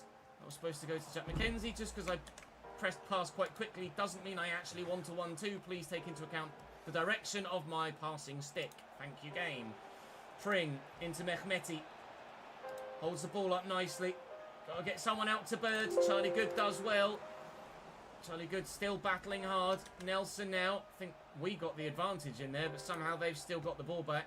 Maybe we should have just taken the free kick in that situation with it being so busy back there. Jack McKenzie trying his best to deal with the man out wide. Couldn't do so. Tight angle. Good standing firm again. Corner fender. It was the latter. It'll survive. But solid defensively isn't here. Nelson trying to find some space. Gets the shot away, but it's poor and wide. And breathe. Neither my player, but that goes without saying. Big switch. Quite as big a switch as I... Much for the third. Big switch. It's quite as big a switch as I man. Haven't really been able to deal with their back five. Yes, Blue. Ben Osborne We are looking to get recording behind here. the final episode Find after right we've ball, then Kusini edited Yengi this. Could be in. It's going to fall to Balajizi, and it's a big set here. Up, and we have the advantage. It all started so well. His Bird. His Bird. He's got the option out wide. Going to bring McKenzie across to McCrory here. Hull 2, Birmingham 1 is a great result for us at the moment. Desperately need Birmingham City to drop points. They are the side closest to us at the foot of the table.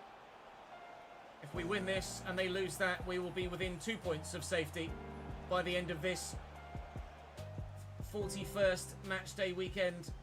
Is that a free kick for us or for getting in the way of that? And that should be safe and is. Held well by Stevens. Kenzie to Henderson. From kick. Substitutes have Brown trying to added a second to McCrory. Oh, I nearly Silla. Forrest Crawley. Oh, I nearly got there with Silla. McCrory. Oh, I nearly got there with Silla. I don't really want to go back to Keep Bolton. bodies They behind the ball were here. way Hope too that good they for make me. Mistakes like that. Way too good for We me. can keep it. 5 minutes to go here. It's nervy times at the Abbey Stadium. Very nervy times indeed. We hope that the sides above us and around us in the league are. Here's Nelson looking to get down the line. And the referees. 1 game down, 5 to go. Can we survive? I couldn't see. I was about to glance the one at the bottom to see Birmingham versus Hull, but I couldn't quite. I couldn't. I couldn't see. I couldn't see. I'll do that so you guys can't See, quite see as well. it stayed at least 2-1 Hull. We are 2 points from safety. 4 easy. We have some press conference questions as ever from the comment section. The first one coming from Just Ryan that says, with the fans' fear of relegation looming, you sound as though you feel the pressure. Do you feel the pressure? Always. It's going to be as easy to come by in the next 2 games. Very good looking Norwich City line up against Cell to lead his team to glory. Fisher win the ball back after giving it away, but tell you what, McKenzie is just solid wherever we play him. I liked him at left back, I liked him at centre back, I'm liking him back at left back again, and hopefully Charlie Good can do the business centrally. It was my fault. I tried to turn up the pitch and ended up just getting the angle wrong, offering the opportunity to the defender to get the tackle in. The overlapping run is coming. They are getting out all of the fancy flicks at the moment, and Jordan Shipley's in the box, but are desperate for points. Over the top it goes, a waste for Norwich. Lima. And City. So egotistic to save it. Over the top it goes, a waste for Norwich. Get it out to Sorensen. On the run. Through the right, been able to out to Sorensen. Yankees on the run. Just stopped running through the middle as I was about to commit to playing through the middle. On a scale of 0 to definitely getting relegated to 10 of staying up, how confident... Well, rephrase. On a scale of 0 definitely getting relegated to a scale of 10 definitely staying up, how confident are you that we will survive in the Championship this season? Again, just keep playing it about. With 3 games to go. No risky passes, just the obvious simple ball. Me too. That's led to us being in on goal here. And Kusini Yengi's with me. And there's Ben Osborne. And Vinny Reyes, 2-man from break. And we will not take a 1-0 lead here. Lima. Oh, a great touch, and he's got room to get into. And what we're trying to chase down, Huddersfield, we're trying to ensure stay below us. So, quite frankly, I don't need either side to pick up 3 points there. And Birmingham at the moment, goalless, safe, but only just. Just work it where. Be brilliant football. Just work it where it's actually brilliant 6, football. 7, And Sorensen 5, will 6, just look to get 2. forward here. Looking for Yengi. Gibson just throws out a heel to I think our intercept. goal difference is going to kill us. Retiring soon, but still got the experience. I don't think we're going to get the results anyway. I'm with Jack at about 2, I think. Can't get to that and have to draw. Defender out of position here. Fisher's going through the gap, and he's going to have the legs to get there. It's the right back. 1-0 Canaries. It has quite considerably been in the back, but we have had a couple of opportunities. It has quite considerably been all bloody Norwich first half, but we have had opportunities. We need. Then we stay. It's tally ticking over. Chance of staying up. But these on Dylan. Oh, it's a great ball. Couldn't quite that one from Sarah. Bristol beating Preston. He's just turned. Bristol City beating Preston. I haven't. Not No, great Ollie. news for us right now. They've just gone 1-0 up at Ashton Gate. This is why. Oh my lord! What a terrible pass. Patson Daka's shot block. He's having a breakthrough year right now, and he'll whip the ball, and the keeper's just going to get there first. Half an hour to play.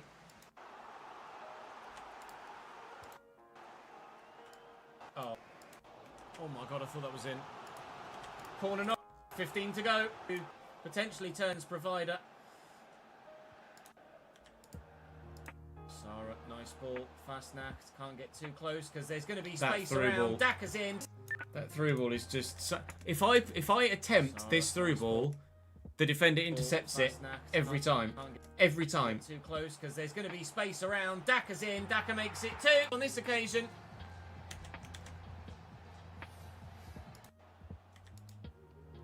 Think to find Dodds, and find him it does, and on the run is Balajizi. On this occasion, and unfortunately, Birmingham drew 0-0 with Charlton.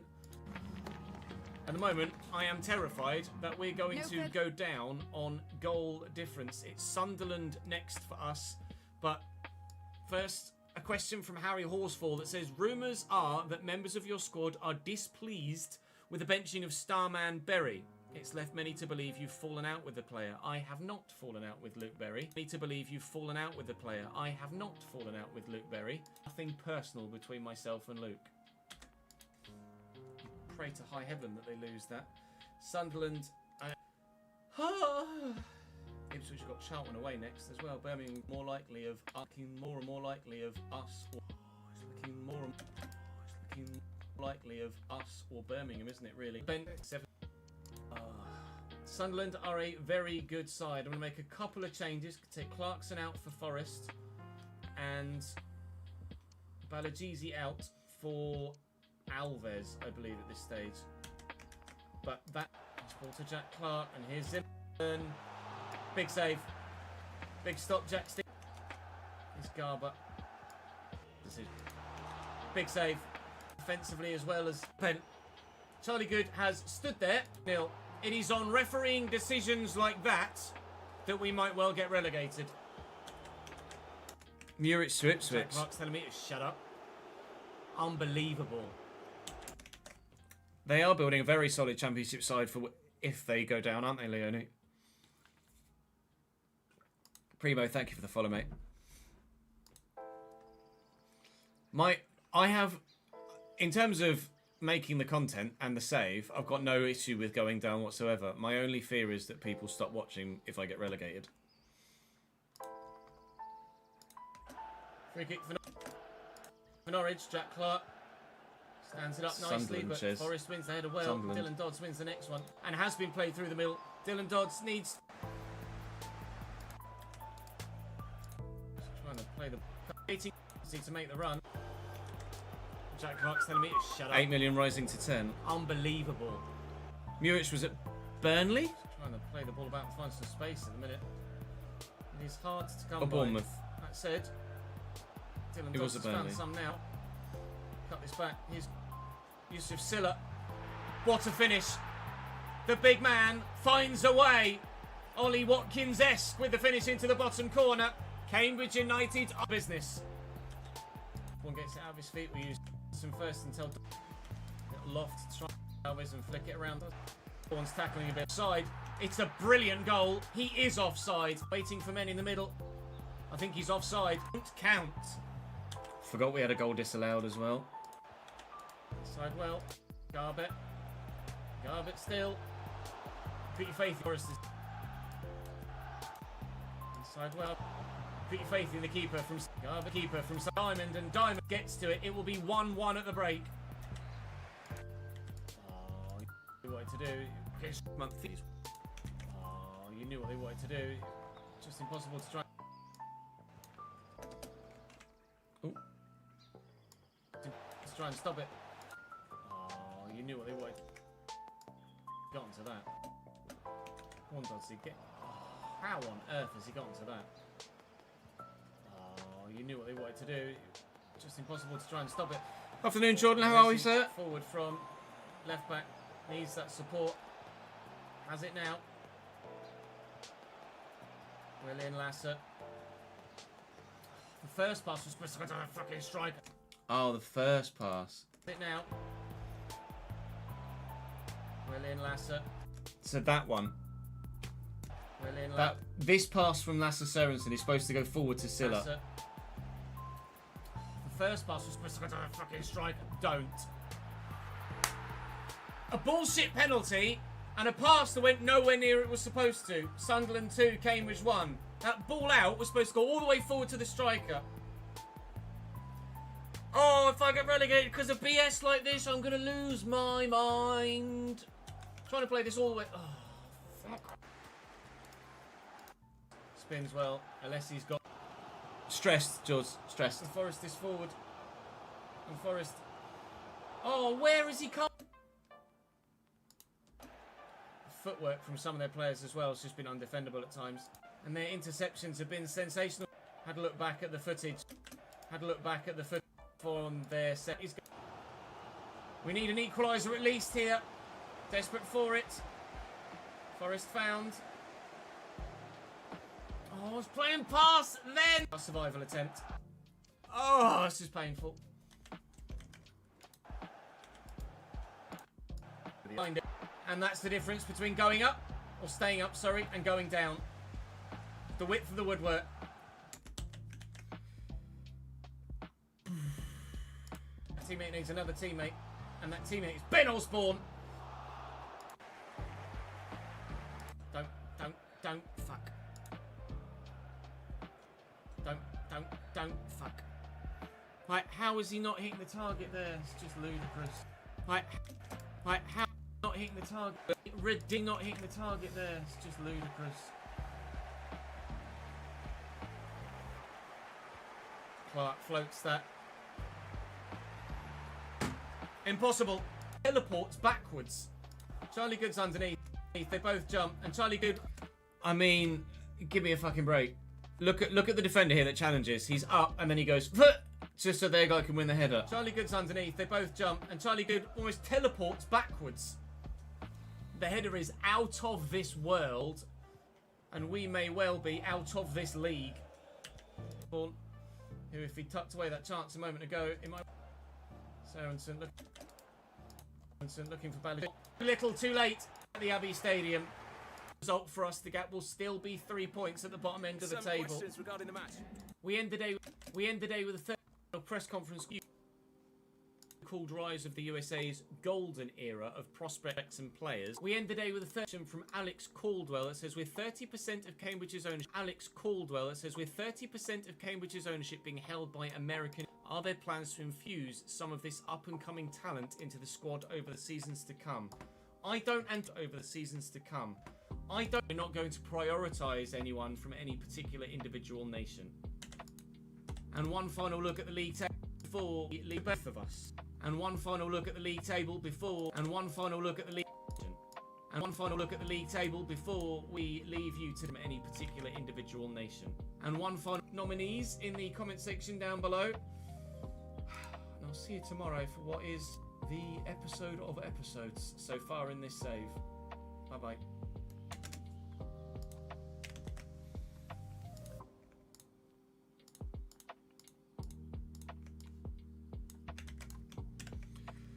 Hoi, hoi, hoi, hoi, hoi.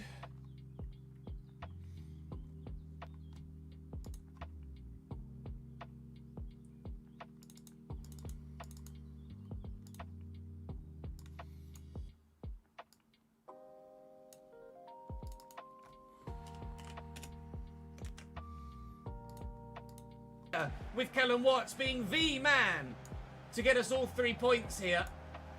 1 game down, 5 to go. Can we survive? I couldn't see. Just about to glance the one at the bottom to see Birmingham versus Hull, but I couldn't soon. But still got the experience to make the difference defensively. Anticipate that they'll nil with Charlton to actually get to it. Well, goal difference could be a decider, and if we could have gotten one back there, it would have made a sizable difference. But no. It's defeat against Norwich, but no. It's but no. It's defeat against Norwich City on this occasion. No goal. Oh. Sunderland are a very good side. I'm going to make a couple of changes. Take a little too late. It's a wonderful goal. Birmingham lose to Forest at the Abbey Stadium. You know my thoughts on the penalty. It was my fault for the second. The third was entirely undefendable. Oh, we are giving everything we've got here. I'm not going to add sponsorships in this save, Helles, no. It might be something we consider for another save that we do like this. But at the moment, it's not something I'm looking to do. We're just using the in-game finances at this stage.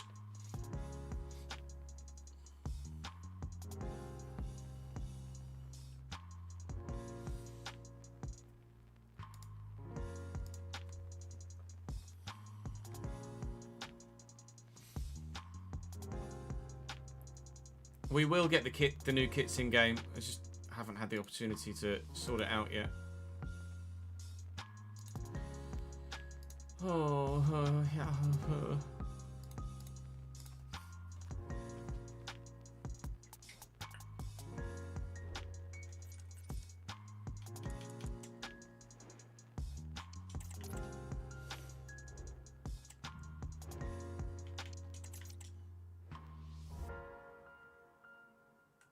Oh, the stream start screen. We'll get new graphics mode when there's more pictures available of players in the kit, because at the minute they've used models in the kit. But we'll obviously have a rebrand of sorts when there are more pictures available.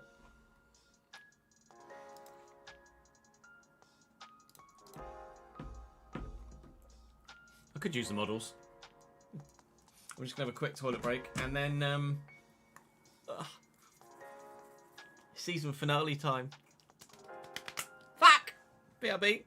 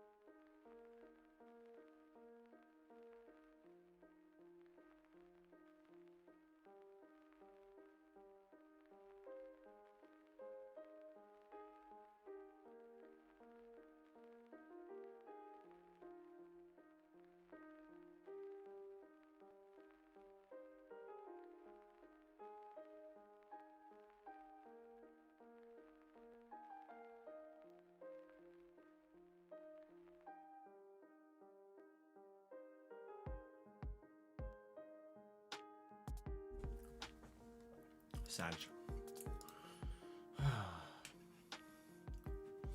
Ooh. How about a Saturday signing? At the top of the hour, maybe Cambridge announced another signing.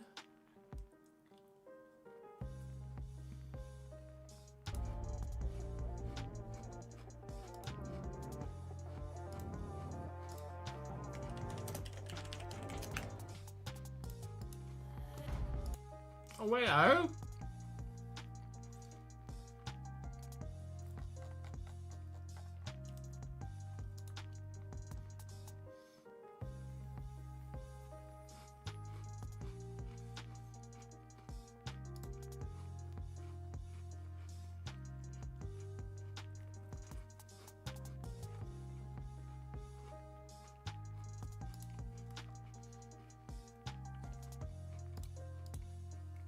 You've heard it's Saka? Yeah, me too.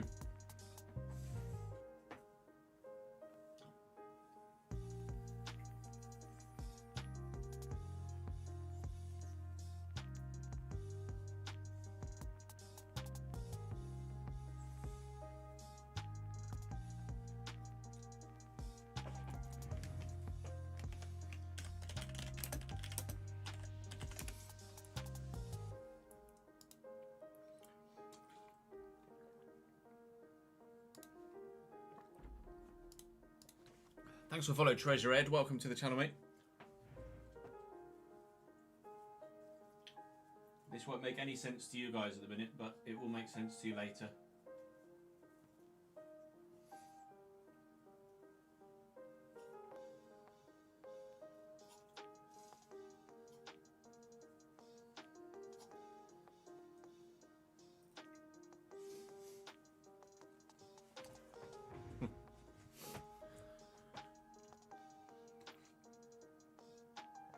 From about 5:15 / 5:30 onwards, Ollie.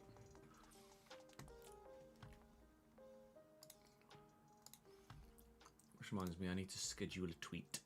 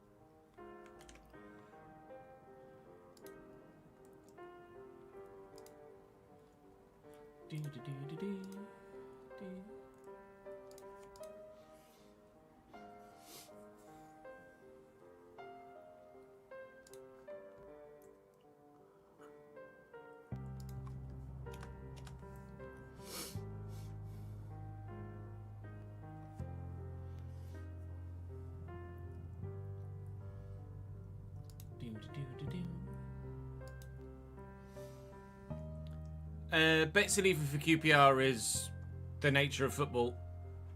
We've got a decent enough replacement in Jason Newell. I'm happy enough with that.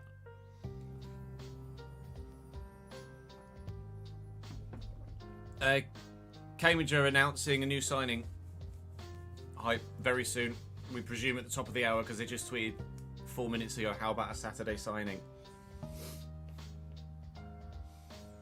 I like option 1 and option 3, Ed. I think I still prefer the current badge over all of them, but I don't mind option 1 and option 3.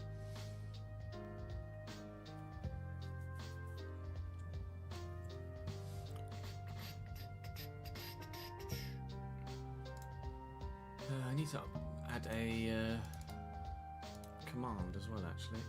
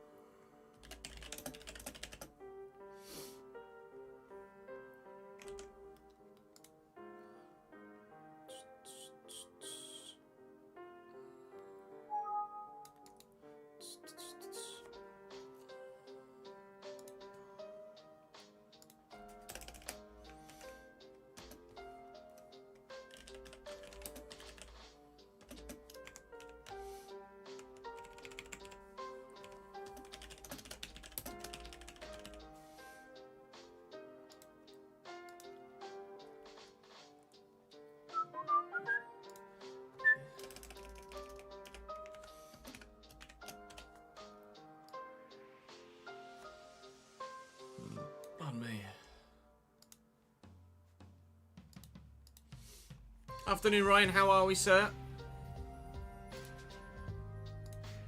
Right, that's that video rendered. Let's set that to upload. We're currently recording almost a week in advance here.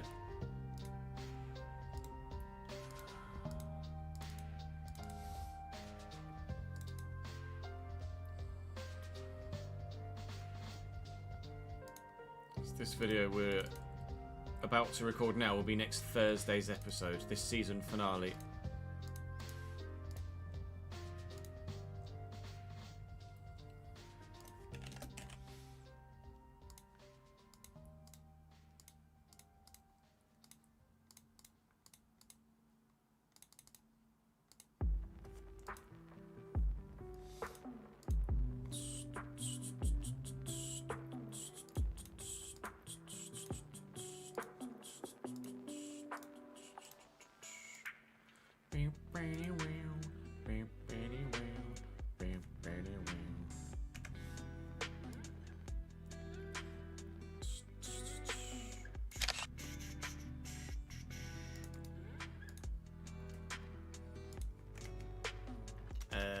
Bear with.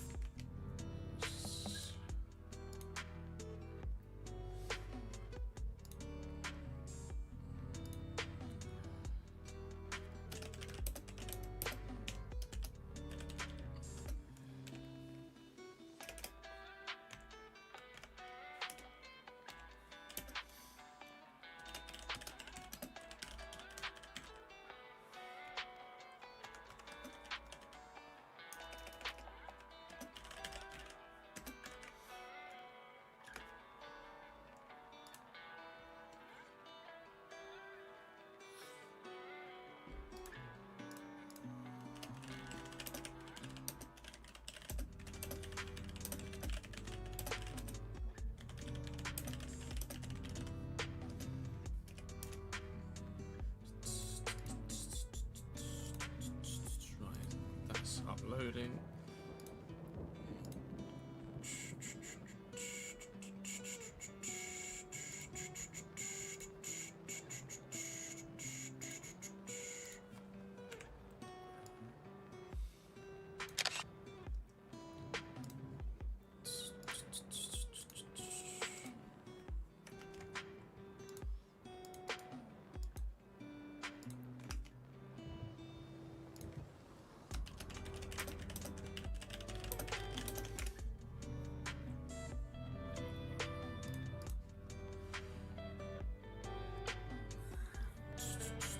Oh, it's just gone live, has it? They've just tweeted about it.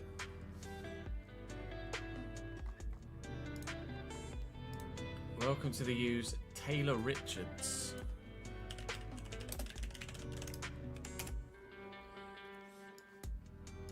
Taylor Richards. Wide midfielder from Brighton. Or was previously at Brighton. Last season was at QPR.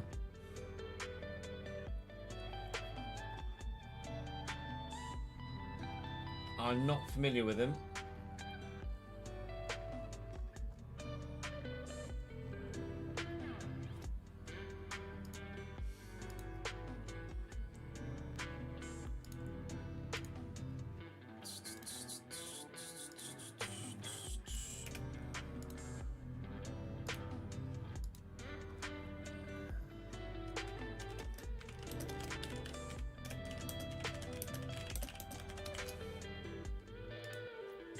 Don't know anything about him.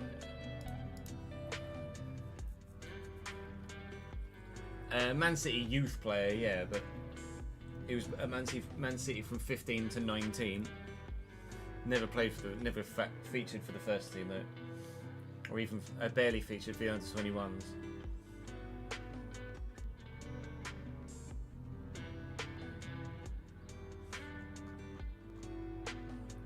I don't know anything. I genuinely don't know anything about him, but wait and see what people on socials say. We'll have a look at him in the save. Taylor Richards, 25-year-old Cam, 70 rated at QPR. I mean, I'm down. I'm absolutely happy to sign him in this save. could be a great signing.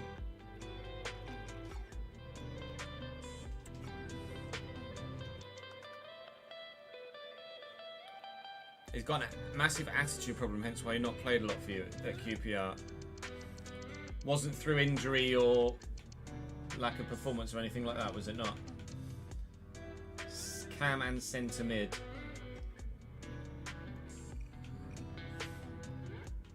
Finishing of 64,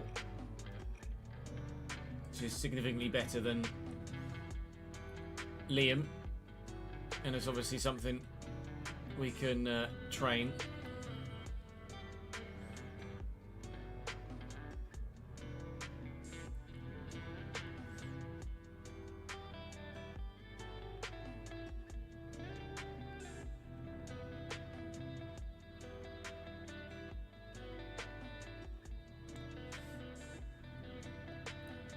Even when fit wasn't training or even in matchday squads. Intriguing.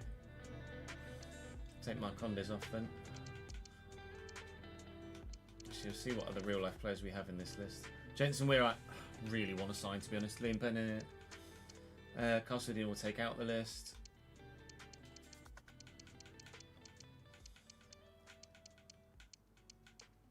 Brannigan will take out the list.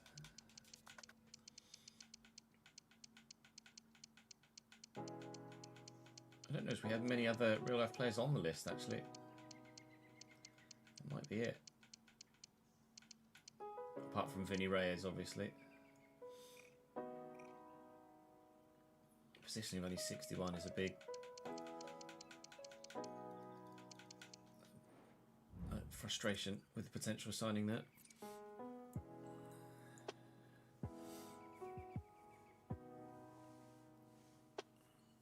He split QPR as a small boy.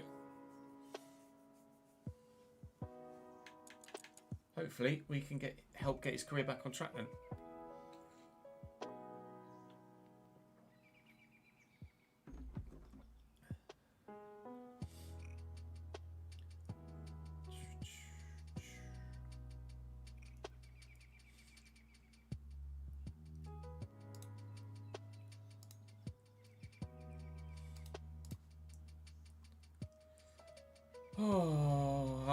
I'm almost too nervous to record the season finale.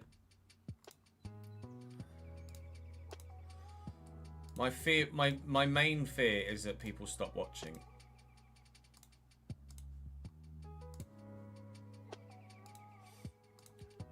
If and probably when we get relegated.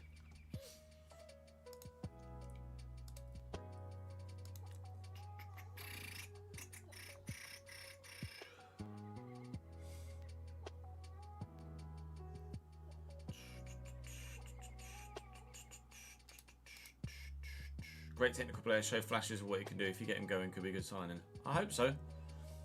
For obvious reasons.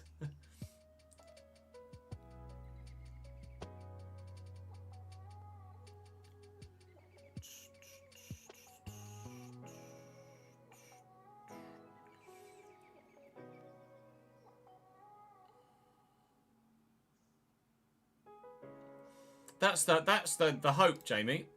Certainly.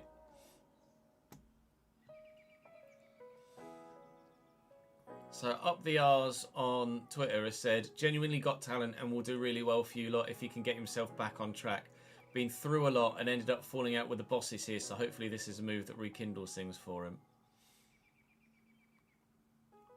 Let's wait and see. Let's wait and see. Is there an interview with him that's live on the YouTube channel? Yeah, there is. Let's have a watch of this, shall we? Taylor, welcome to Cambridge United. How excited are you to join the club ahead of the new season? Very excited. It's a big opportunity for me to come here and play some football. So yeah, I'm happy to be here and I can't wait to get started. What convinced you that this was the right decision for you? Speaking to the manager, speaking to Ben, you know, just about my aims and where I want to get to and the club's aims. And He's only on loan, so it's not a permanent signing. That it all made sense to me. So yeah, I feel like it was a good decision to come here and yeah. I'm sure you're eager to get back playing football. Did what looked like a bit of a frustrating year last year? Yeah, definitely. There was many factors of why I haven't played, you know, in the last year and the year before that. But you know, I'm happy to be here. Can't wait to get started. You know, I'm playing football, so yeah. You've had a few loan spells already in your What do you career mean, Raheem? in the Championship. Links aren't allowed if you tried to One with post a link. Doncaster in League One, where he was able to make a real impact. So I'm sure you'd be hoping for more of the same.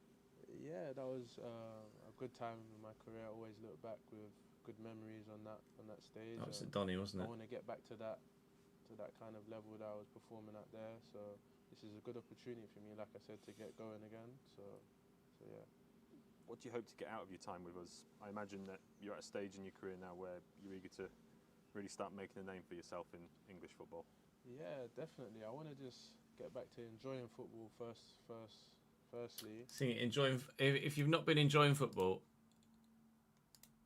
in your career, then it is difficult to get the best out of yourself, isn't it?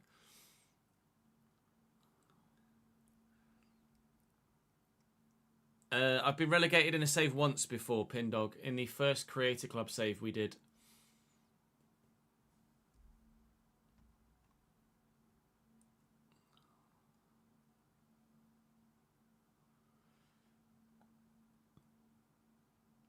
Trying to tell you to sign a player, but mods are checking your chat. Nothing showing up my end.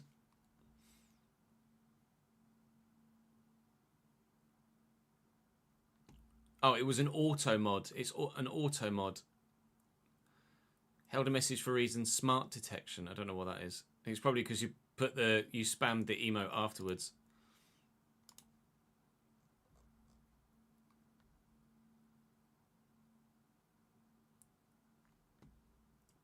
It was picked up by an auto mod. Irvine from Australia. Any advance on an actual name? Unless there's only one Irvine. There is only one Irvine. Jackson Irvine. 73 rated. 33 years of age. So, I mean, he's of quality, certainly. But whether he'll hold that quality throughout the year, I don't know. Does look decent, though. Oh, he's retiring at the end of the season. I can't get him anyway. Sorry. It is a no-go, unfortunately. Right, do we just buck our ideas up and go for it then? I think I'm going to put Brown into the starting lineup. Clarkson's just pissed. I think most people are happy with their contracts at the moment. Well, of course you're not happy with it. Job's leaving us. Clarkson's unhappy with his contract. To be fair, I get it. He's got a year left on his contract though. Do I offer him a new deal? I don't think so. Yes, Ollie. He looks like someone we could genuinely utilise. Liam Lee's unhappy with his contract. I get that. Maybe we offer him a new contract at the end of the year. Forrest is unhappy with his. Mainly because he's grown so well. So we'll offer new contracts round, etc. At the end of the season. Sort the financial side of it out. Oh, afternoon, Ramdog. Right, let's get some names from the YouTube comment section. Do any of you have any press conference questions you would like to ask? I'm going to need a new set of press conference questions.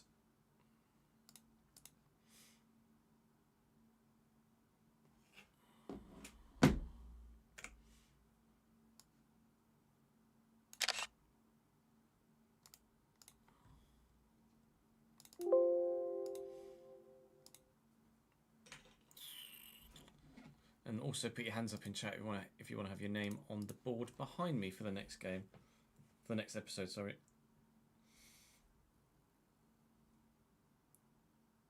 We could maybe look into... You think Berry should start? He's dropped to 65 rated. I'm not having it. I'm sorry. Berry's not good enough at the minute.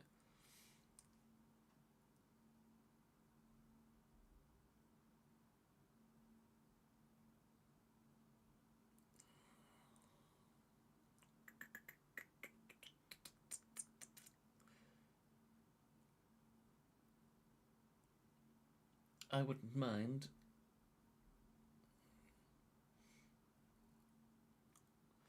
Right.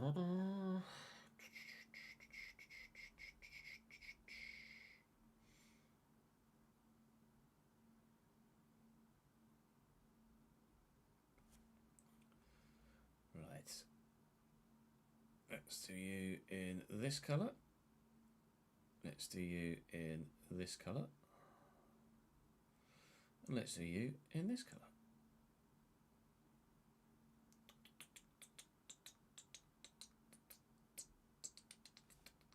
Bing, bing, bing.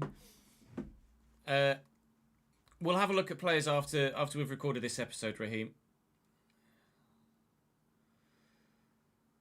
Hoisky, poisky. Fucking hell.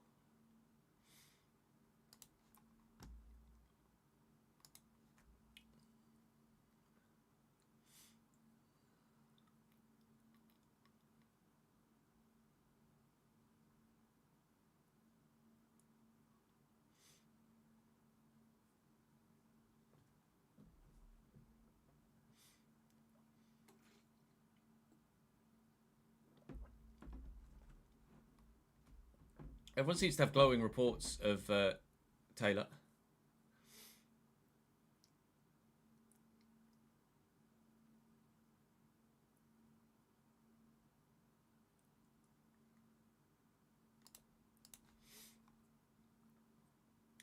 We'll just have to wait and see, Jamie. It depends on the budget, doesn't it? If we can afford to keep paying them, then we'll keep them at the club. If I can't afford to keep paying them, then we will have to look at removing them.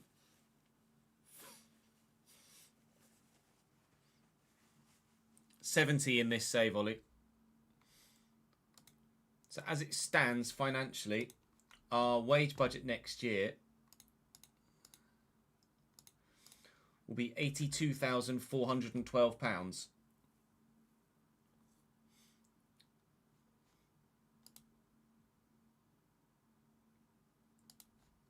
And we're currently paying 127, although a lot of that, or a significant portion of that, is on loan players that are currently in at the club. We are losing a number of players on a free as well that are also slightly high earners, so we should be able to manage the finances and get ourselves back up with the players that we've got if we go down. But obviously it would be our preference to not fucking go down in the first place.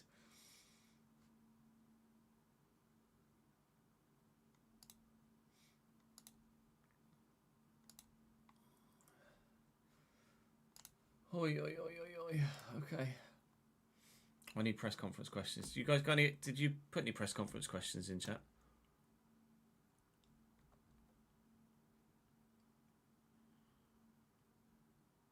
It might have been from a previous update, Davidenki.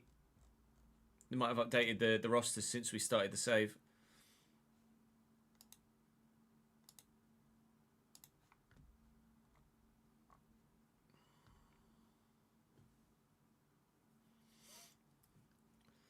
Let's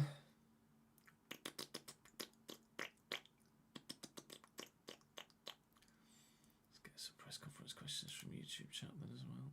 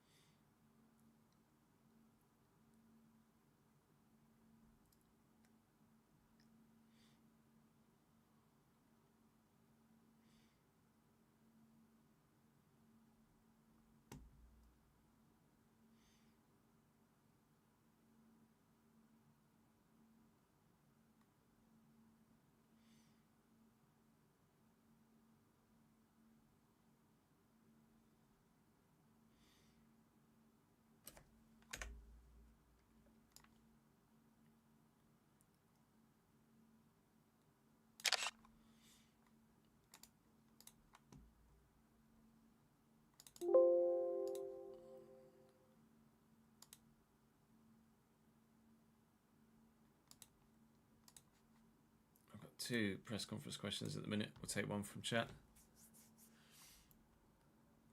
Budget cuts outside the playing squad. we're not really tracking any finances outside the playing squad. So I'm not sure if I can really use that one, Leone. If it were real life, obviously that would make sense. But with a actually no, I'll use it because I'll mention the potential. I'll mention the potential. I'll mention the potential ground spending.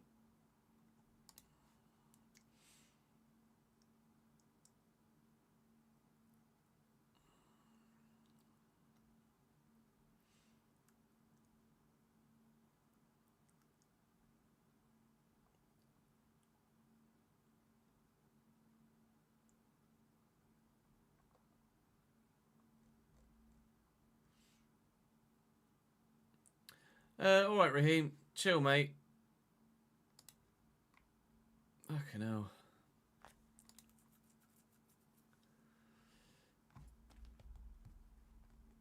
Fucking Jesus.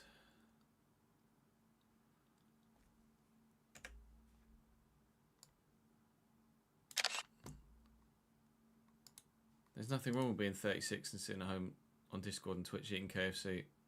Let people live their lives. He just asked you to stop spamming the same name, which is a very, very fair thing to ask. Considering I had already asked you as well. But you know, you do you, pal.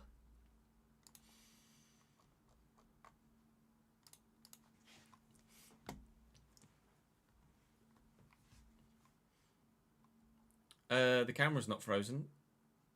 Not for me, anyway. Is it frozen for you? It's not frozen for me.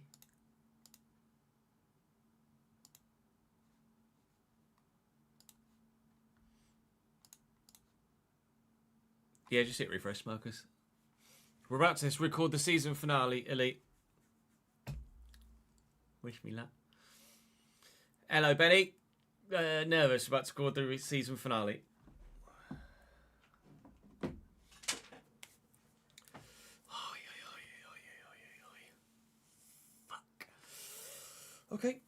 Okay.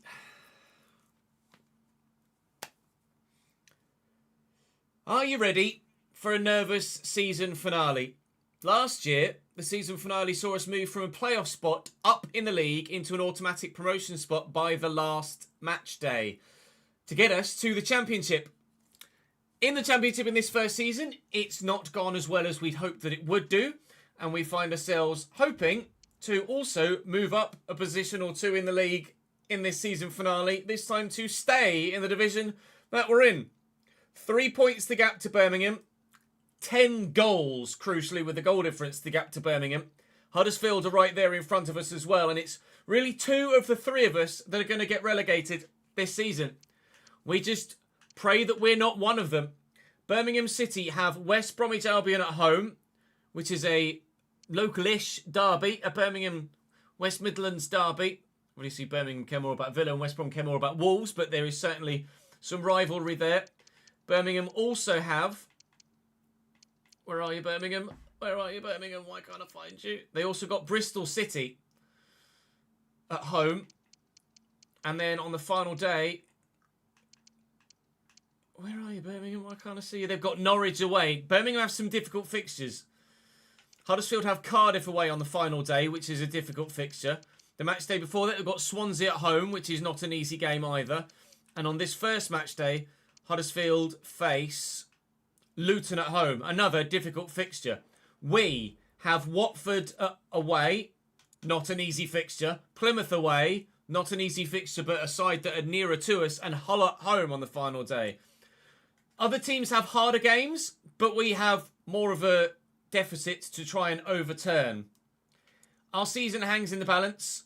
Next season, we will obviously take a financial hit. If we get relegated, we will have our transfer budget go down. Of course, if we get relegated, we lose 15% of our current wage budget, which at the minute stands at originally 96.9 £82,500, meaning as it stands in the relegation zone, our wage budget next season will be £82,500. We're currently spending, with obviously sizable loanees, 127.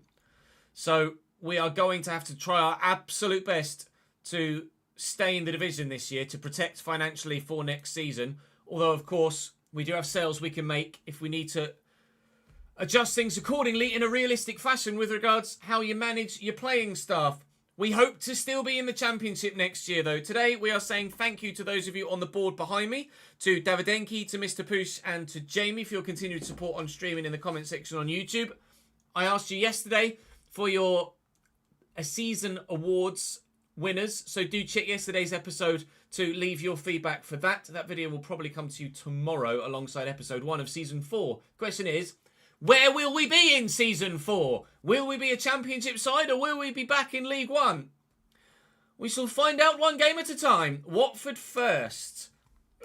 Vicarage Road is not an easy place to go. The pre-match report shows them having not won in their last 5 games, but they are a very capable side. 3.5 stars, mid-70s across the board. Daniel Bachmann still in goal for them. It is going to... They've got Asta Vranchk in midfield, for Christ's sake. Wesley Hoot at the back as well as Ryan Porteous. Oh, God. This is going to be really, really, really tough.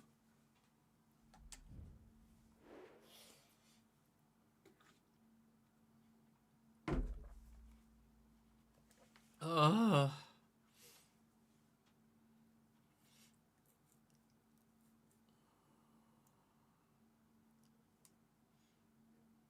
Thank you for the 3 bits, Benny, for good luck. Hip, hip, hooray. And AJ as well. To get yourself to a nice round number.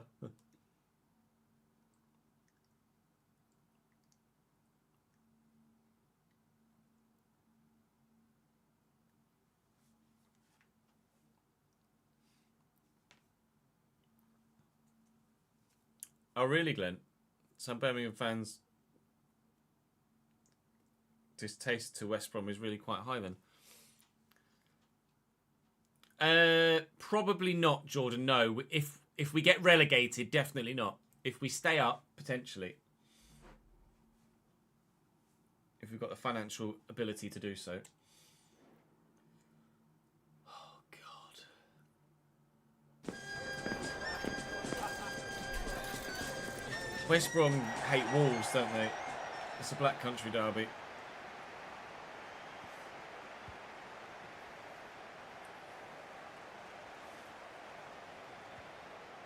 Sorry. Wesley Hoot into the midfield to Kayembe. Quickly forward to Hurtado. He's going to have runners around him. Out wide to Bar. Well won back by Sørensen. We're going to have to take this very, very slowly. And hope that their press doesn't work. Whoever it is that presses us, we'll try and get the ball round them. Oh, and that would have been a brilliant ball through to Marcus Brown. He came off the bench to score a goal in that left wing spot in the last episode against Sunderland. It didn't quite transpire to help us get anything in the end, but it was a sensational goal. We haven't yet seen the best of James Balagizi back in the squad after his injury. We're trying our best to ensure that we stay up in this division. Osborne will look for Balagizi through that gap. I need runners. Kusini Yengi's going. Is he onside? Here's the question. The answer is no.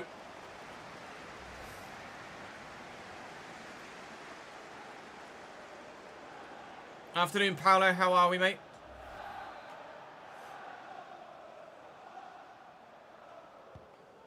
That is a ping. That is a hell of a ping. Aspria's chest control, though, not quite good enough. Back to the goalkeeper to then lump it forward. Kusini Yengi is actually surprisingly good in the air. We'll find Dodds here. It's meant for Balagizi. Still we come forward. Dodds on the run. And going really well here. Dylan Dodds. Dylan Dodds. Oh, Yengi. What a first time shot and he just couldn't find it. Can we nod that to support? Osborne's touch is diabolical. Oh, we had them on the back foot and under pressure, but we couldn't quite make it count. It's a lovely quick ball by Ferreira into Aspria, who's then looking to get away from Jack McKenzie. And has done exactly that. And in the box to Hurtado. Hurtado with support. Goods in the way and the keeper will gather. Take your time. Don't rush it. Don't rush it.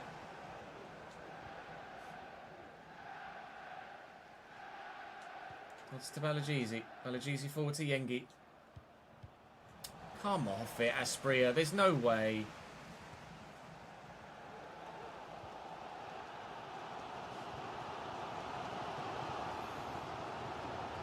Oh, they were the ones that were pressing early doors, but it's our... Fucking hell. How has that ball not made it through? No. I know what he wants to do every time. He's desperate to get down the line, Aspria. Whether it's him or his teammate.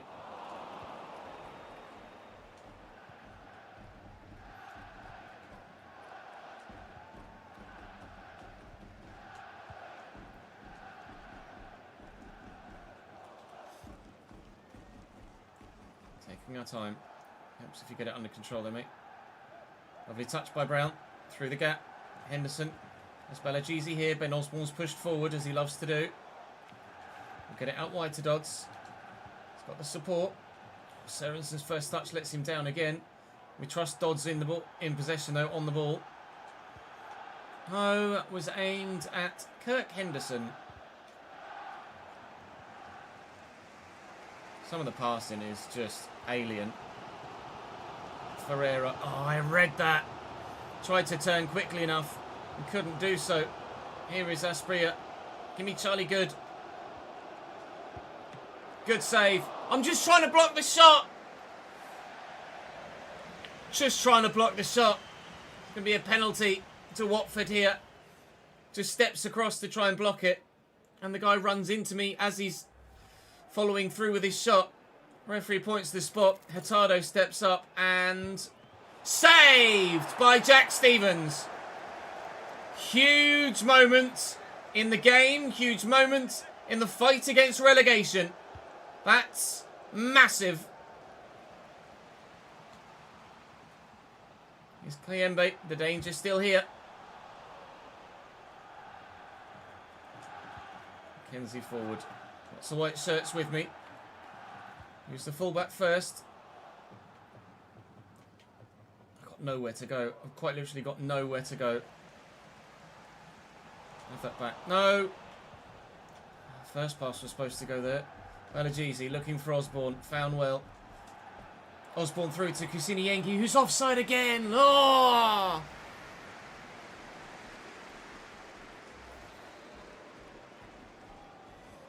Twice Kusini Yengi could have been clean through. Win that header. Well up, Charlie. Balagizi and Brown. Support here with me. Kirk Henderson's there. Out to Brown. What an interception by Ferreira. I know what you want to do. Just trying to stop you to do it. Stop you from doing it. Which I can't. Ferreira's in behind here. Well in, Charlie. Brown is going to have to beat his man. He's done well to do so. And we'll find Henderson. Yengi's going. We look for Balagizi first. It's short. We've got numbers back now, Watford, but we've still got the ball. Trying to commit the fullback if we can. Yengi. So tough. So tough. 0-0 at half time.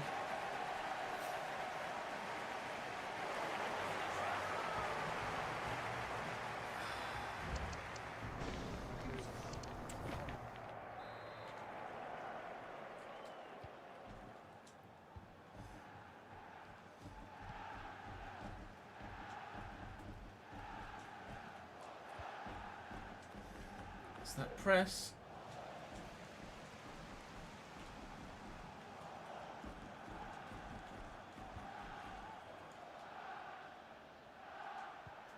Henderson. There's just no room. They're everywhere, this Watford side. That's the Sorensen's in behind though. He's not got much to aim at. Drill it back. There's not really much more I can do in that situation than just try and force the ball across the middle and see what happens. Turns out nothing happened. Morris, given away. And Osborne. Henderson, drill it. Tries to drill it at pace to ensure it reached its intended target. Charlie Good's in the way there. He's done well. And that defender's pushed forward now and there's some space. Brown. Oh, Ciaralto's just too good. Pressure on the keeper, force a mistake. Want to be a mistake. But he has lost possession. Brown looking for Yengi. Yengi needs runners. Yengi has runners. Here's Osborne. Dodds in the gap. Quickly looking for Balagizi. Tackled from behind somehow. Can't find a way through this Watford defence. They are rock bloody solid right now. Make a change. I'm going to move Brown central and we're going to bring Clarkson on out wide. No, I'm going to bring Forrest on out wide. Only change we're making at the moment. Loose by Porteous. One back by Balagizi. James Balagizi's about to come off the field of play. And Daniel Backman makes a great save to deny us an opening goal in the game.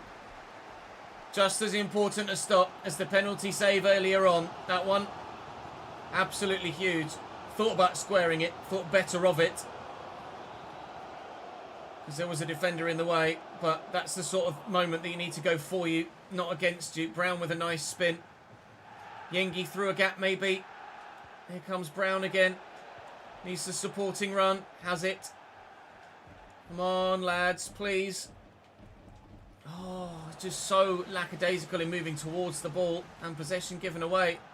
Well, in again.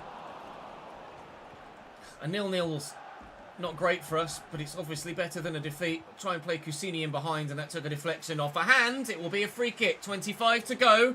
Change is being made. What can we do? I will play this short. That's not exactly where that was supposed to go. Never mind. Brown spins. Brown in the box. Brown in the box. Where to go? Where to go? Where to go? Sørensen. Osborne. Dodds under control eventually. All the way out wide. Mackenzie. Can he deliver a ball looking for the man in the middle? He can. It's blocked. It will be a free kick for another handball. West Brom. Watford. Throwing their arms about everywhere. Can Ben Osborne find the ball to a man at the back post that can give us the goal we crave? Daniel Backman comes to get it. 20 to go. Still hanging on here.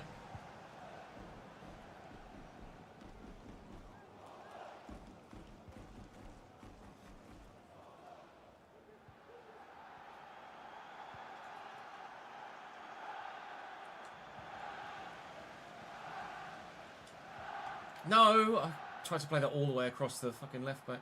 Pick it up, mate. He's headed it to you.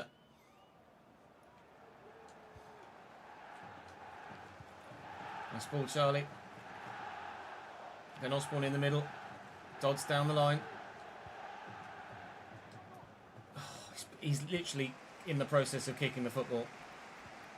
Luton 2, Huddersfield Town 0 is a great result. It's just popped up above me. But it's only a great result if we avoid defeat here too. Yengi's going to have to just run into the space here. And Kusini Yengi is on his way. Kusini Yengi needs to score this if we're to stand a chance of staying in the division. And Kusini Yengi has buried the ball on the breakaway. Cambridge United 1, Watford 0 with 11 minutes to go. Time to shut up shop, lads. Oh.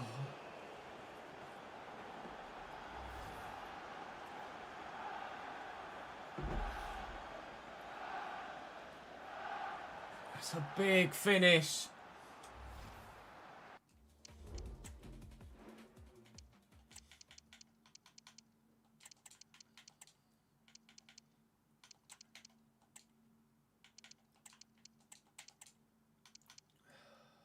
Fucking Nora. Oh, sweet Jesus.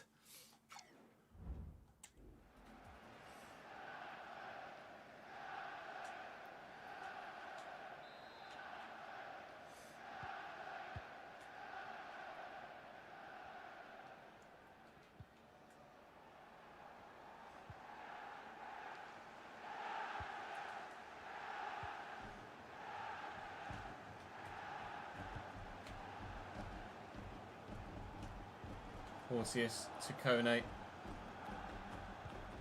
Kone out wide. Asprey is going to want to get down the line. Don't let him do it.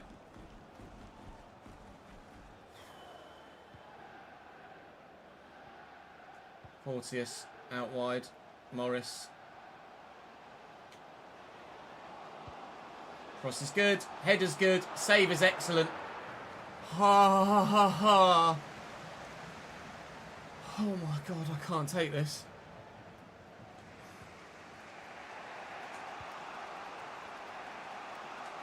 Let's be honest.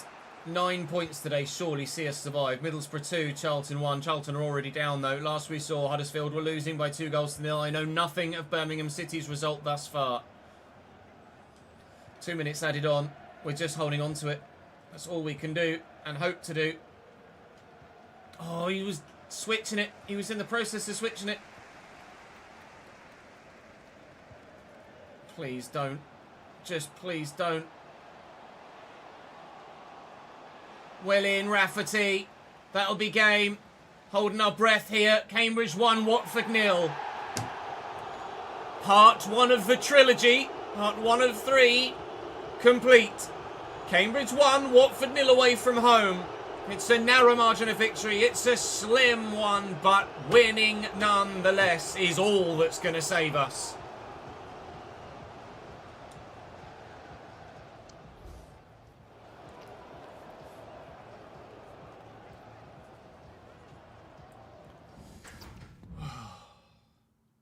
Birmingham 0, West Brom 3. Giant result at St Andrews for us. Just a couple of questions, Clarkson's unhappy, but the team has to come first, and right now, he's not the man. Every player did their job today. I think this puts us level on points with Birmingham City, and 3 points clear of Huddersfield Town, but we'll see us still in the relegation zone on goal difference. We have a press conference question to come to you first here from Isaac. Says, due to how questionable some of the team's defending has been lately, do you think it's best to go old school and blast the ball out instead of playing out from the back? I find it difficult to play out, to blast the ball clear from the back, because we're in a situation where I find it so difficult to win the ball back off opposition sides, and because of my inherent want to play possession football, instinct to play possession football, it's been a really tough transition for me to ever really make, to just hoof it and get rid. I will try and do what I can to ensure we get the results that we need. And a clean sheet like we got against Watford will go a long way to doing so. But we need to get a clean sheet again against Plymouth now away from home. The league table sees us level on points with Birmingham City. And because they lost so heavily to West Brom, goal difference is now only 6, not 10 as it previously was. The more we win, the more they lose, the better chance we stand. Ipswich have a game in hand at the moment, which is at home against Everton, which surely they will lose, which will see them just 4 points above us with 6 to play for. We have to hope. We have to hope. Nottingham Forest are up and are champions. Everton will beat. Everton are up as well. Everton are guaranteed automatic promotion. West Brom cannot catch them. We move and we go down south to Plymouth.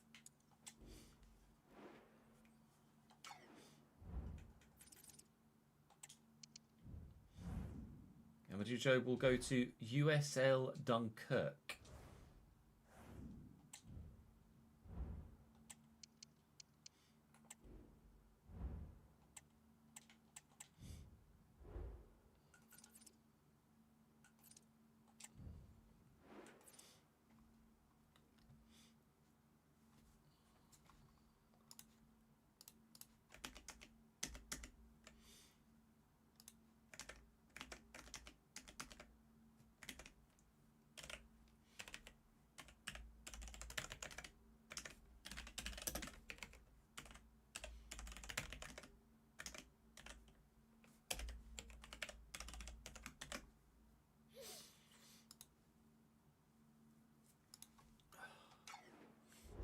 Anyone for some pre-match tapas? I don't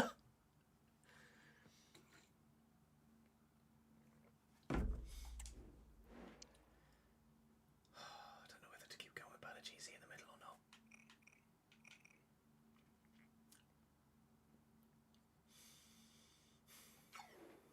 Don't change the side, Chess. Don't change the side. Plymouth are also playing a 5 at the back. Whittaker on the right-hand side is obviously going to be very, very strong. Randall in the middle is a great player.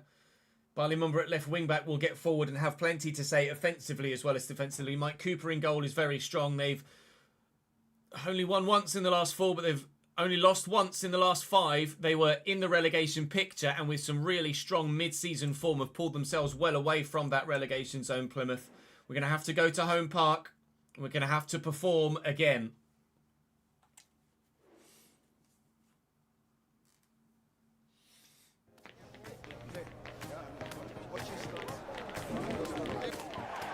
I don't know what the cam instructions are, actually. Just balanced.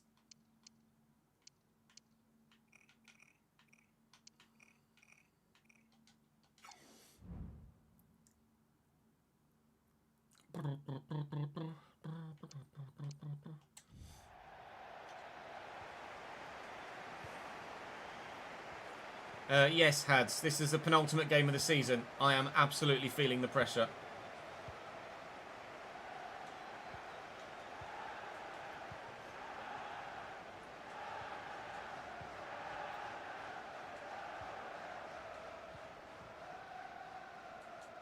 Watts, Sørensen. Expecting Plymouth to be quite defensive initially, to just try and get a foothold in the game. Despite being the home side, they know how much we're going to try and put the pressure on. So they're going to try and ride the initial waves of attack. As Yengi's in here, he needs support. Here it is. Ben Osborne trying to find the space, and there is none. None whatsoever. Too many boys in green and gold back there. Argyle fans are very loud at Home Park. They get great attendances, mainly because they're only the real side, or the only side of note in the area. Obviously Exeter and Torquay down there too. Exeter a League 1 and League 2 side, and Torquay significantly non-league at the moment. Here's Morgan Whittaker trying to find some space, gets the shot away, and Jack Stevens makes a very good save. I think that basically sums up how I feel right now. My insides are doing the exact same thing as my mouth just did. Here's Gibson. Kellen Watts trying to get in the way. No dangled legs, please, lads. Dodds trying to get rid of it. And that's where anywhere will do, from the previous comments section. Press conference. Who's the right back? And just take your time. There's no need to rush it. We're 14 minutes in.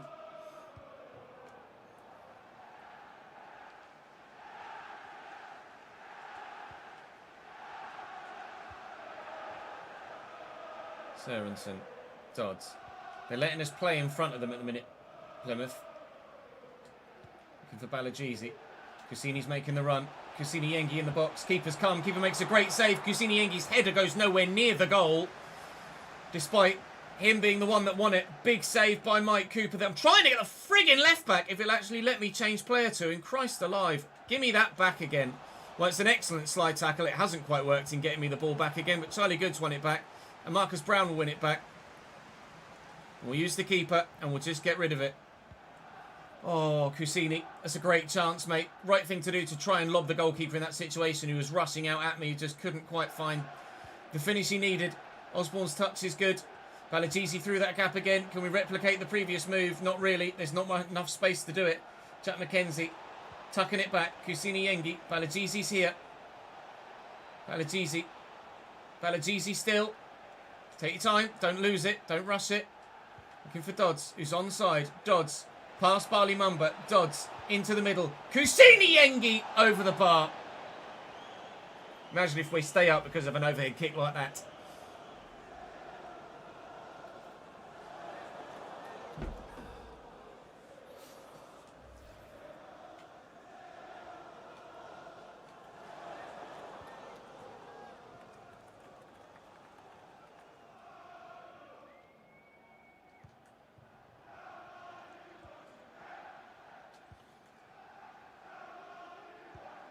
Floated, given away. Kellen Watts is up.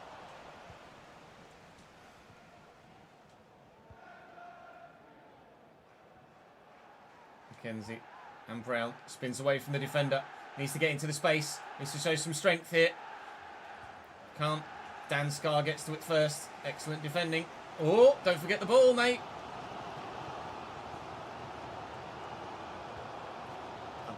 I've caught him there, I think it's probably the phrase. Mackenzie's done brilliantly to win it back. Use the keeper. But for Yengi, it's actually gone towards Dodds. It's not going to win the header, but we will get the ball back. Osborne will just keep it and keep it calm. Keep it calm. Dodds is here. Osborne's going. Balagizi. Can I get it to Yengi? Yes. No.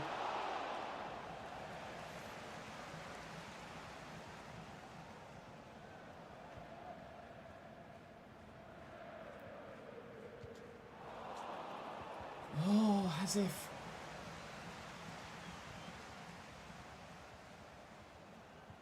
Dodds can't get there. Fusai looks for Bali Mamba. And Osborne tries to dangle a leg and can't get to it. Bali Mamba through the gap. Here's Randall. Off the bloody bar. Win that, Charlie. Thank Christ you're 6'5". We can be as calm and composed as we like going forward, but moments like that will make your heart jump out of your chest in this situation. How in the balls has he intercepted that? Marcus Brown getting a justified yellow card for a challenge earlier on. It's okay. A draw could be enough if Birmingham don't get the results that they need. Looking for Brown, finding Yengi. Yengi's going to hold on to it. Yengi still. Need to get the ball into the box. Needs to get the ball into the box. Mackenzie does just that. Oh, and it nearly finds Balagizi, but won't. It'll be 0-0 at half-time. Oh, God. Heart rate's up in the 120s.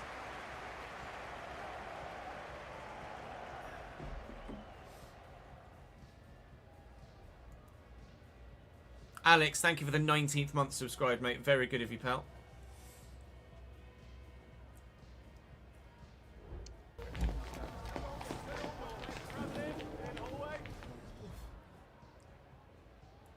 No, Wayne Rooney is manager of Plymouth now, Davidenki, in real life.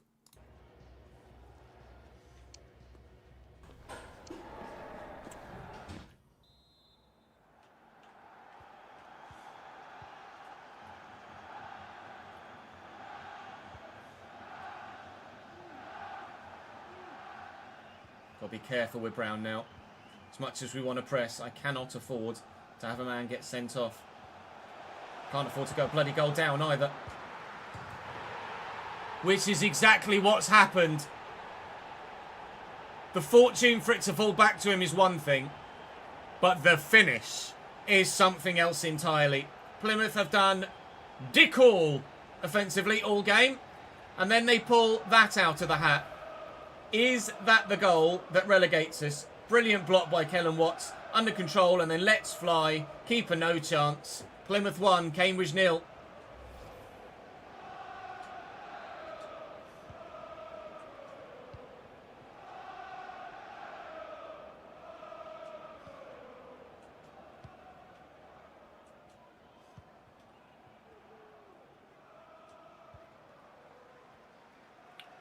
There's a bit of a swipe.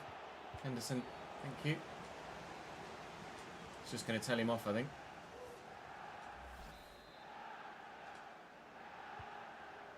Mackenzie. Into Kellen Watts.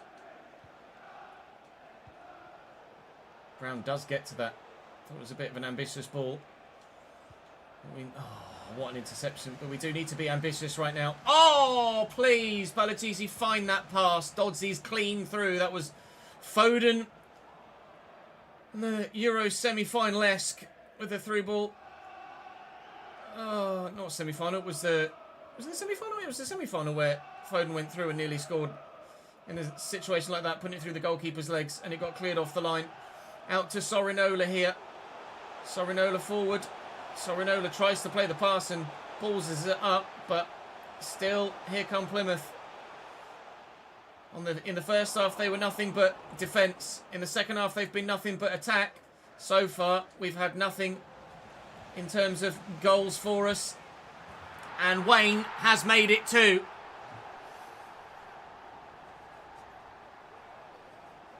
Yikes.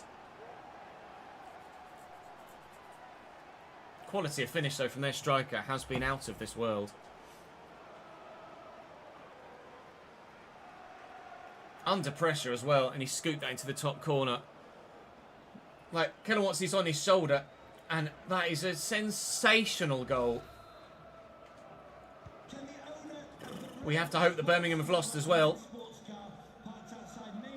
If they have, then it will go to the final day. And it will be probably goal difference that makes the difference. Oh, man. What a finish. What a set of finishes.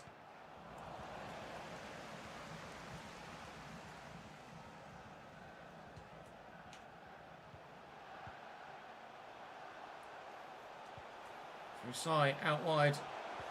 Mumba for Rusai again. Well in. Oh, ref, it's just not a foul, is it? He's just fallen over. Free kick for Plymouth Argyle. Morgan Whittaker to take it. He's going to go for goal, understandably. And hits the wall. Keeper's going to come and claims. I need at least 2 goals in 23 minutes worth of football.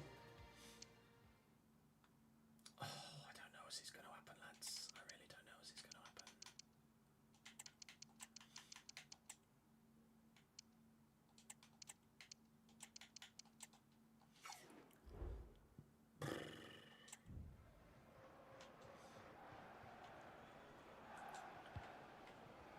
Dodds looking for the run of Osborne. Didn't find the run of Osborne, but found Osborne nonetheless. Alajizi. Kusini Yengi. It's just no room. There's no room. It's what Plymouth have done all game. It's just plug the gaps. And if there are no gaps, you can't stand any chance of doing anything in front of goal. They're the ones that are calm and composed and playing it out from the back now. And I think... I pray that Birmingham also lose. But Plymouth were the one side of the 3 we played today. I thought we stood the best chance of getting a result against. Wayne nearly had a bloody hat-trick. 15 to go. Change is made. But it's probably too little too late for us in this game. Is it too little too late for us in this season?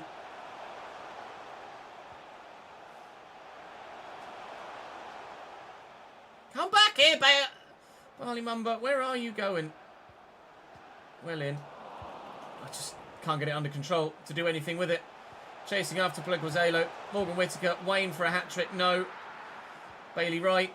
Wayne for a hat-trick. No. Deflected and safe. Why would you fucking bowl that underarm? Great flick. Nowhere to go. Lovely switch. Kurt Kennison needs to get forward here. Comes the runner from left back. It's Rafferty of all people. Doesn't get there. Sorinola. Rafferty's trying to get back here. I can't get there. Wayne. And Randall. And Wright. And Wayne again. Stevens with a fingertip save. Wayne has nearly scored a hat-trick of worldy goals in this game. He's had 7 shots, 2 of which have flown into the back of the net and have been absolutely unstoppable for the goalkeeper on both occasions. There is absolutely nothing Jack Stevens could have done against any of them. And I tackled him there and he just ran off with the ball again. It's 3-0 Plymouth. It really is game over. It's Callum Wright, is it not Bailey Wright? I've stuck a leg out there and he's just... The ball's just gone over his foot and he's just walked on with it. Like, what can I do there?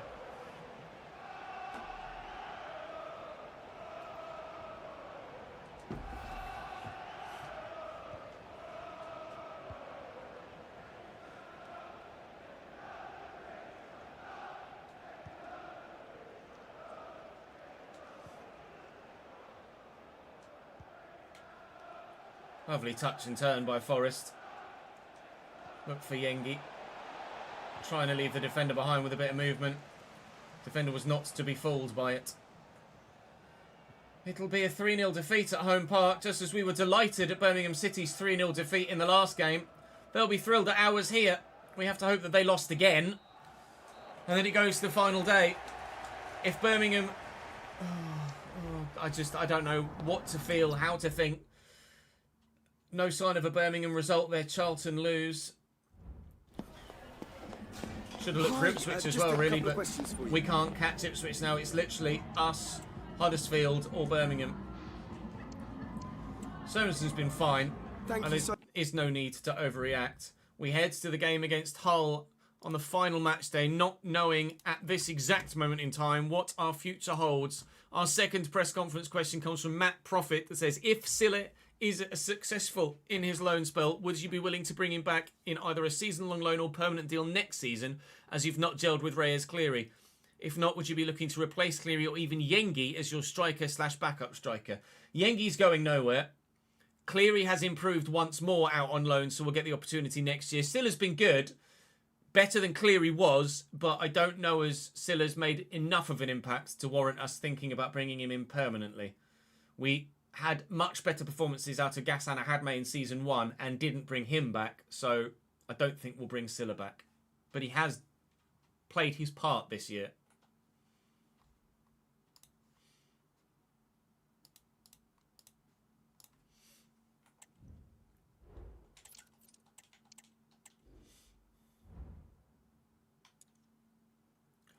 Birmingham haven't played yet. Birmingham have played and they lost. It goes to the final day. Huddersfield are certainly down. They can get above me on goal difference if they win and we lose. But if they win, they'd need to turn over an 8-goal differential on the final day. We have Hull City at home. Hull City sit 11th. Birmingham have Norwich City away. Norwich are in 7th and with a chance of getting into the playoffs. They are our senior affiliate club, Norwich City. We need them to do us more than just loan us players. They need to get a win at Carrow Road. We need to, at home, do what we can against Luton. Everton are in 2nd, up.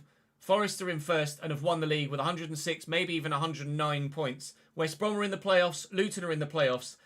Southampton in 5th can be usurped by Norwich if Southampton lose and Norwich win. Middlesbrough can also fall out of the playoffs, but it is 2 spots for 3 teams in the playoffs. It's 2 spots for 3 teams at the bottom as well. How is this one going to go then? Your final match day against Hull City at home against, or in front of the Abbey Stadium. They have lost their last 2 games. Jaden Philogene out on the left-hand side will be the danger man. Barry up top, apparently 75 rated. FML. Ashby at the back is a player that may well be related to Ian Ashby, who's a player that was at Cambridge United and was sold to Hull City, talking 20 years ago. And Patreon player Joe Wayant starts at right back. If you relegate me, Joe, I will hunt you down.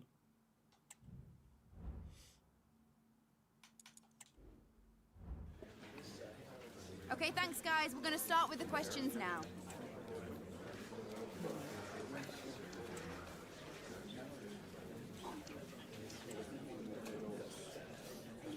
It is his son, is it, Benny?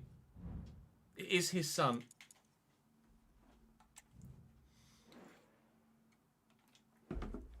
Balagizi will not start.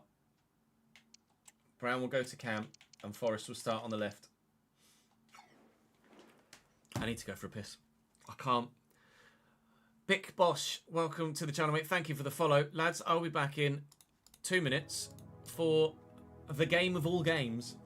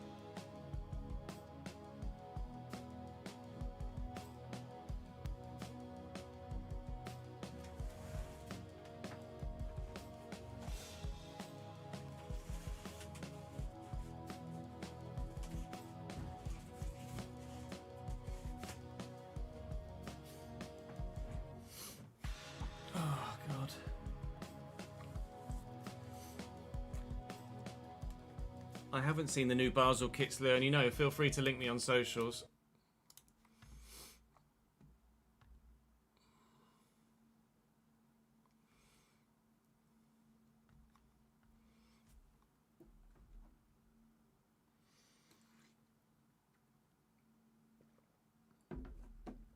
Oh, God.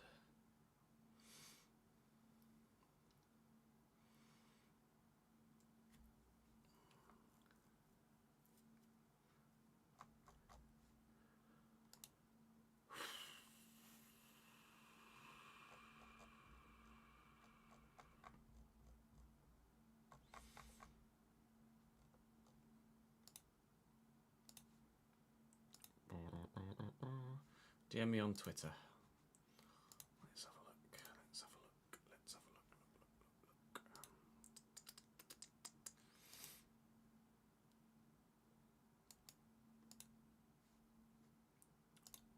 look. Oh.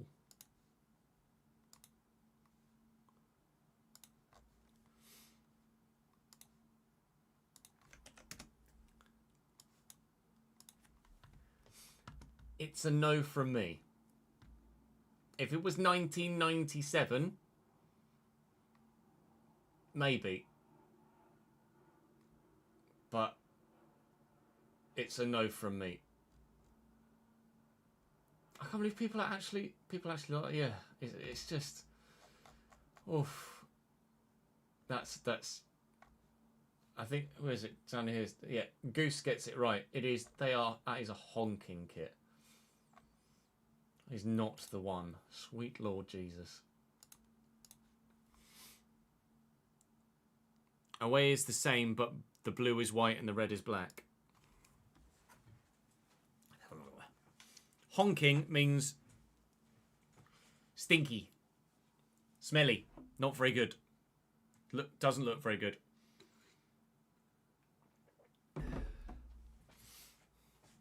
Oh, another Lego build jet. A cockatoo, nice. With his, like, movable... whatever the thing is. You tagged me in Twitter in your kit, have you?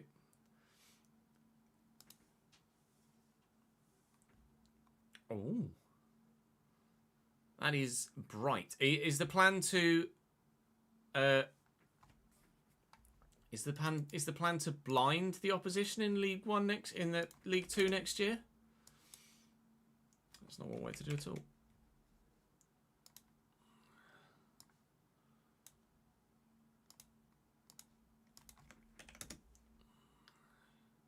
That's one way to do.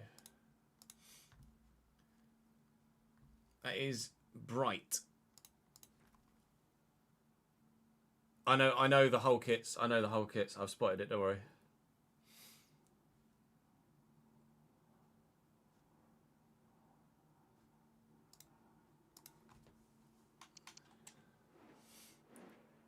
The keeper kit in purple looks nice, yeah.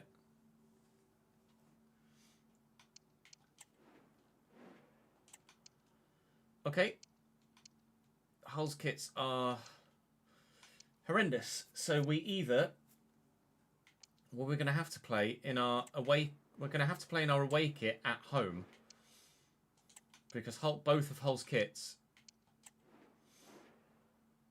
This is where you need a third kit.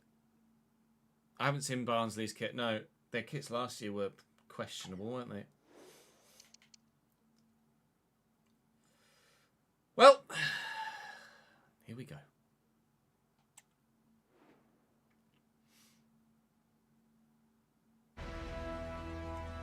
Or the game, fighting relegation, the game knows what's up. Oh, yikes. Talk about building the tension. Sweet Jesus. Because of Hull's home and away kits, both sides having to play in their away kits here, otherwise there would be a kit clash. All we need to do is beat Birmingham's result. If they lose, we can draw. If they draw, we'll need the win. We just need to beat their result. Scoreline is irrelevant. We just need to beat their result. I need to get this done. We'll keep our eyes peeled for updates. on the Birmingham Norwich City game. We are putting our faith in our senior affiliates that they will do the job we need them to do on this final day. They need the job done as well to get a spot in the playoffs. Take things slow, take things calm, and hopefully get the result we need. That would have been an unbelievable start if the ball had found its way through. Jaden Philogene is going to be a real pain in the backside, but hopefully we can cope with him.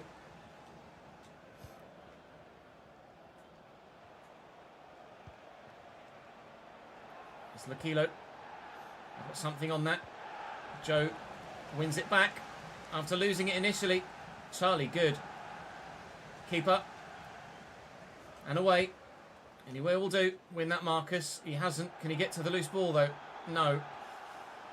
Hold with a spell of pressure. A spell of pressure we need to withstand. Jones to Barry. Well intercepted. And away we go. And actually, at some pace, please. Dodsey's going to make the run. I'm going to play him quickly before he gets offside. Dylan Dodds. It's been a bit of a hero for you guys recently in this save. And Kusini Yengi could be our hero here today. The man that fired the goals in that got us to this level may well have just scored the goal to keep us at this level. Dylan Dodds and Kusini Yengi turning up for the team when they need it. It means nothing if Birmingham win at Carrow Road. But we're doing our bit so far. We now need Norwich to do theirs.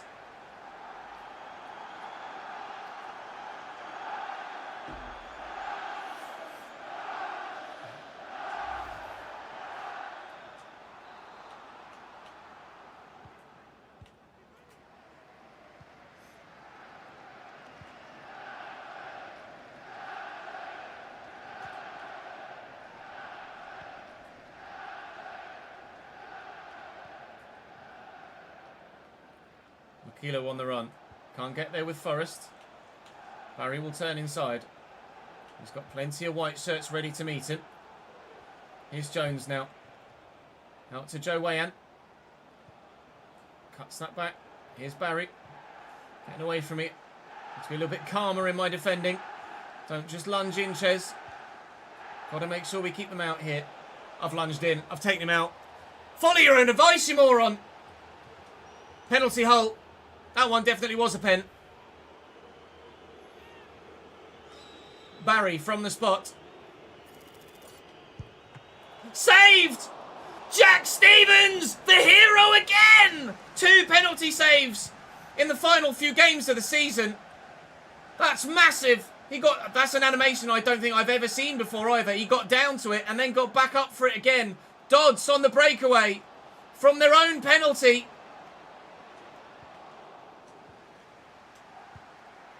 Oh, Hull City nearly go 2-0 down. Oh my Christ. I'm so lucky. Cross comes in. It's cleared away. And as far as Henderson. Just keep the ball. Oh my God. I can't believe I gave the penalty away. That is ludicrous from me. What am I doing? Dodds delivers. Keeper's going to come for it. As if the drama wasn't enough. Sørensen, Dodds. We've got the bit between our teeth. Huddersfield 1, Cardiff 0. Huddersfield are winning. Huddersfield Town are winning. But they are destined to go down, we feel, at the minute. Whether they go down in 22nd or 23rd, we don't know yet. But at the minute, they're at least giving their fans some sort of really outside hope. Well in Lasse Sørensen. That one was a perfectly well-timed tackle, and anywhere will do for us.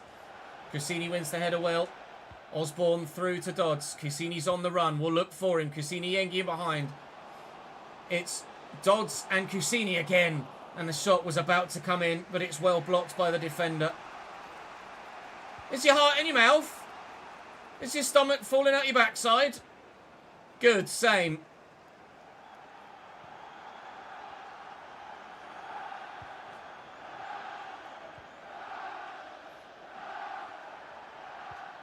Well intercepted, Forrest. Looking for Sørensen. Looking for Kusini. Oh, Norwich 1, Birmingham 1. Dembele's just equalised for Norwich. Birmingham had taken the lead at Carrow Road. As it stands, as we approach half-time, with it 1-1 at Carrow Road and 1-0 here, Cambridge United survive in the Championship for next season. But we all know how quickly that can change. It could even change in the space of this single highlight. Barry in the box, lays it back to Woods, holding it up, and tackled by Kirk Henderson. Halfway there.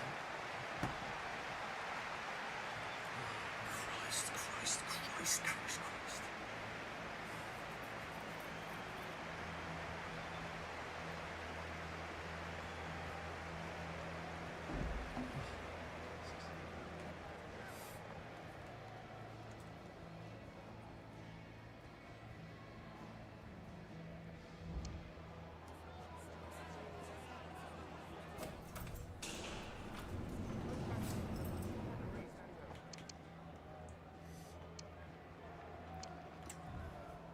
I'm so nervous.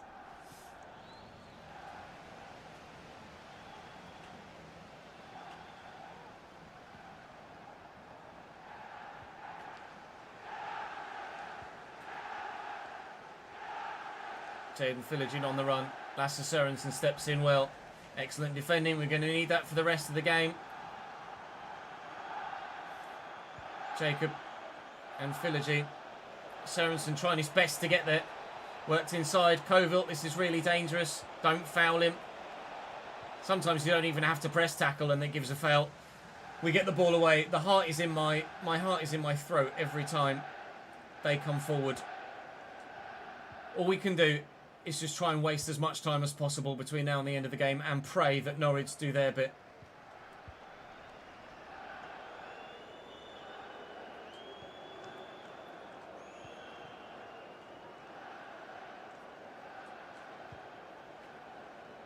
Sørensen, Dodds.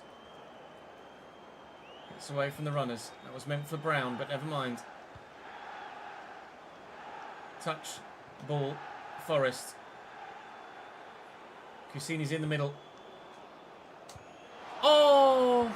So close to two. So close to two. Get in, Charlie. Get stuck in, lad. Jacob inside. Philogene, man that's now going to Aston Villa in real life, could still yet have a major part to play as a Hull City player this season. Out wide, Jacob delivers, and Mackenzie wins the header. That is vital.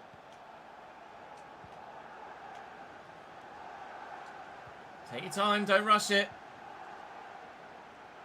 Mackenzie. Forrest, take your time, don't rush it.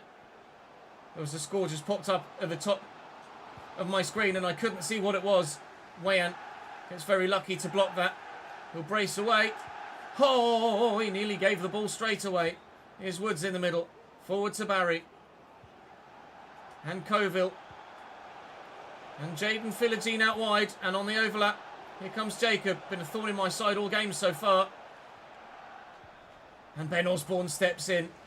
Drive inside, draw the defender, play it long and get Dodds in behind. I'm desperate for a second goal just to give a little bit of relief. Osborne and Brown. Marcus Brown. Marcus Brown still. Marcus Brown still. Mackenzie. Whips it. Keeper's ball. 20 to go.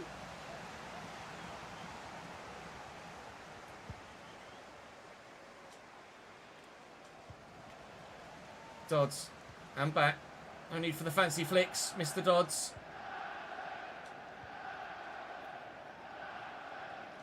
Looking for Henderson in that gap. 15 to go. Take your time. If a second goal comes, great. If it doesn't, it doesn't matter. Goal difference is not important at this stage.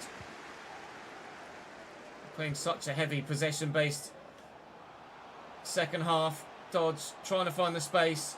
Dodds into the middle. Marcus Brown with a header wide of the target. Cardiff pull one back against Huddersfield. It's 3-1 there now, but Huddersfield are down regardless of their result today. Omur is on for them. For Woods in their midfield. 12 minutes to hold on. I don't know whether to make substitutions of my own, to be honest. Here comes Mackenzie. Yengi's with me. Here's Forrest. Yengi's in that gap.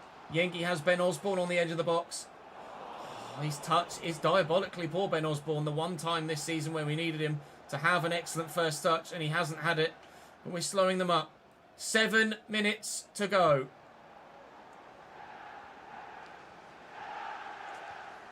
Great tackle.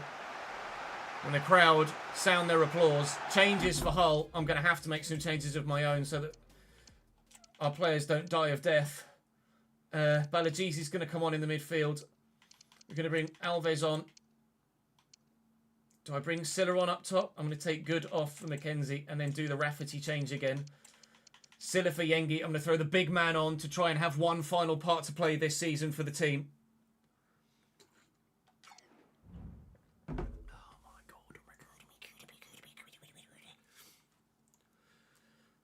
Oh.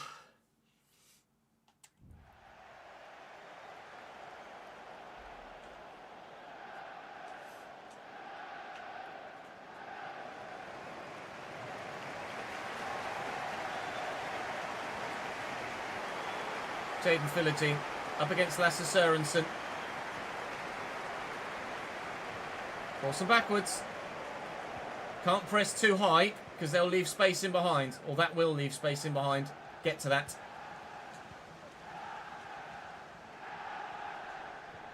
Don't rush. Don't rush. Norwich 2 in the 88th minute. Norwich 2, Birmingham 2. Norwich City in the 88th minute. Birmingham 2, Norwich 2. That last gasp Norwich equaliser might have just saved us. What a huge result that could be. The cross comes in. Alves can't get there, but the final whistle's going to go.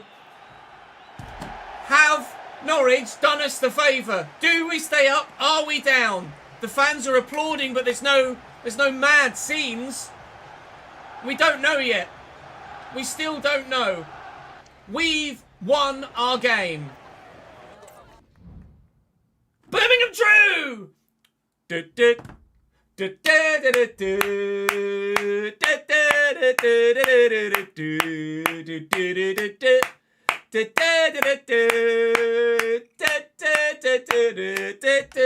Cambridge!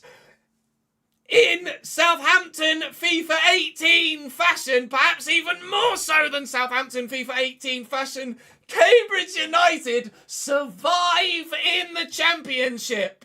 I genuinely cannot believe it.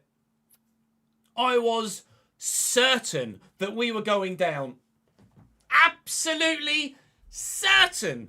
With 3 games to go, we were 5 points from safety. With no games to go, we're safe by 2 points. A giant effort. 2 1-0 wins. 2 Jack Stevens penalty saves. And Cambridge United survive in the Championship for another year. That is genuinely outrageous. I don't know what to say. Holy balls. If you haven't dropped the video a like, do so right now. If you're not subscribed to the channel, do so right now. If you don't watch the streams live to see that in the moment live with everybody that's here, follow the link in the description. Come and follow now. Episode 1 of Season 4 will join you tomorrow. But there's still a season roundup to do. But I need a couple of moments just to calm down, if you don't mind. One final press conference question comes from Leone that says, if relegation does happen, will there need to be budget cuts outside the playing squad? Well, guess what, Leone? Relegation didn't happen. The U's are staying up.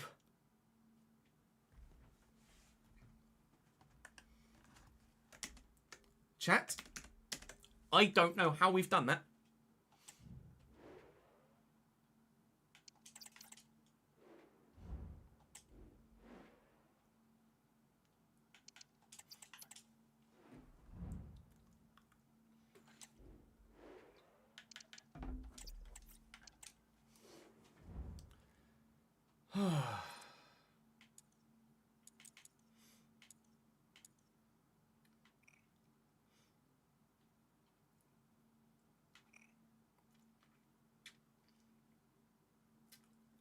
Kelland Watts is in the team of the season. Unbelievable, Jeff. That's how good he was. Is it going to show us anything more? Here you go. Vlachodimos, Doherty, Watts, Kalulu, Diakite, Grant, Barkley, Gibbs White, Wallace, Banza, McAtee. It is all Nottingham Forest, Luton Town, Everton and West Brom. And then the big boy Kel Watts at the back for Cambridge United. Remarkable. I have absolutely no way to accurately describe how I felt through that entirety of the final game. Up until the 88th minute, we were still relegated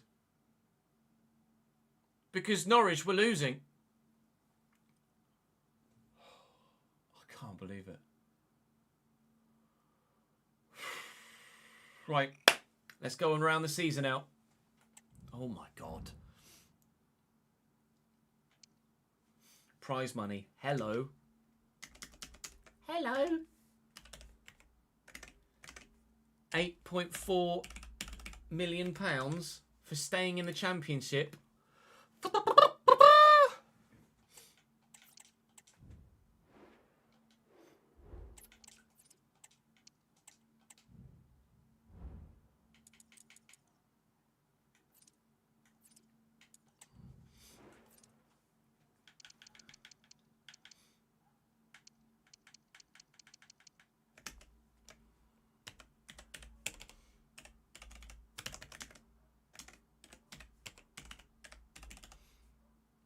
Oh, we'll get there, Jamie, don't worry.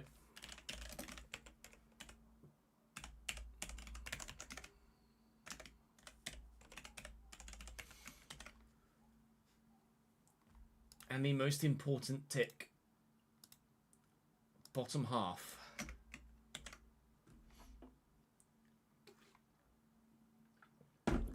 The bank balance. Oh, the bank balance. We've got £27 million in the bank. You can't quite see it because I'm in the way. £27 million in the bank.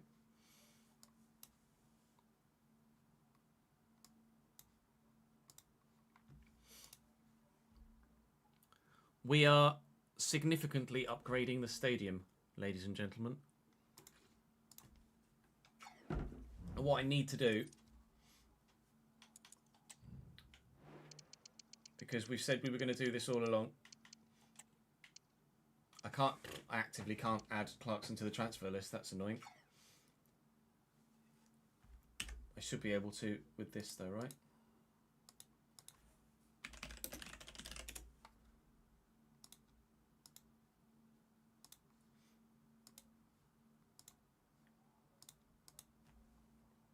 Is that a thing?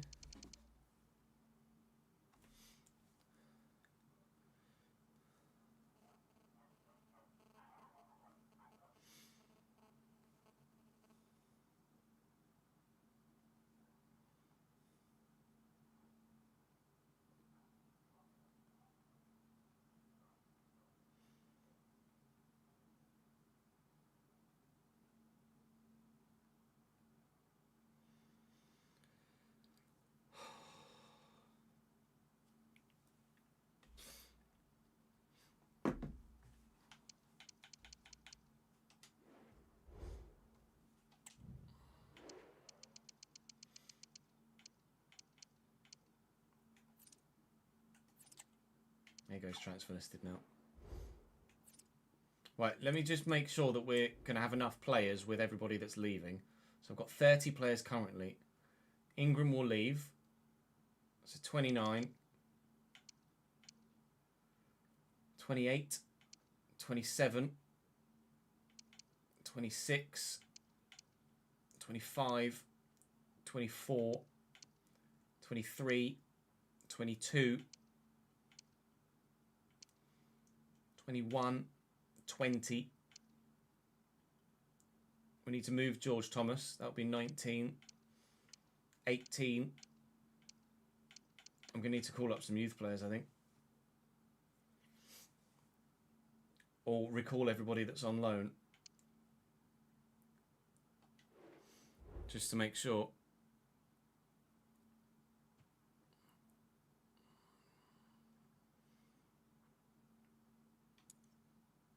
I wanted to do it before the start of the new season, Gus, before we moved on, so I knew exactly how much money I had available to upgrade the stand.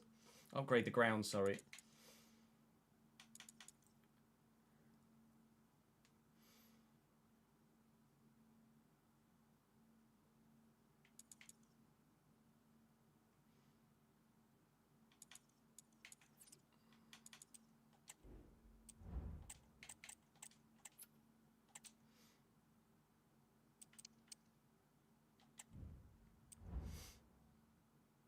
Yeah, I think it's 17 in total as well. We're going to have to call up a couple of youth players.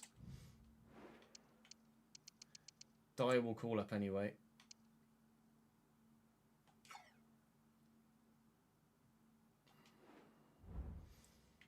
And recall the loanees.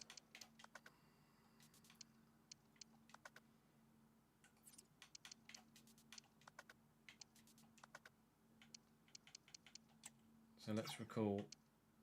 Forget the finances. This is just because of the way that the game works.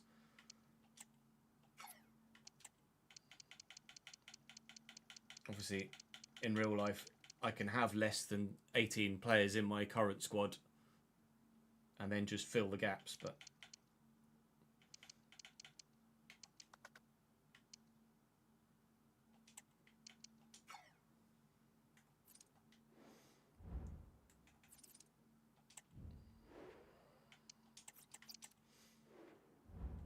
the test save will be our award ceremony save, because I'm obviously going to want to advance into the next season, but I'm going to need last season's stats for that video, but I can't record it yet because people haven't voted on who is going to be their player of the season. So let's just advance a week at a time.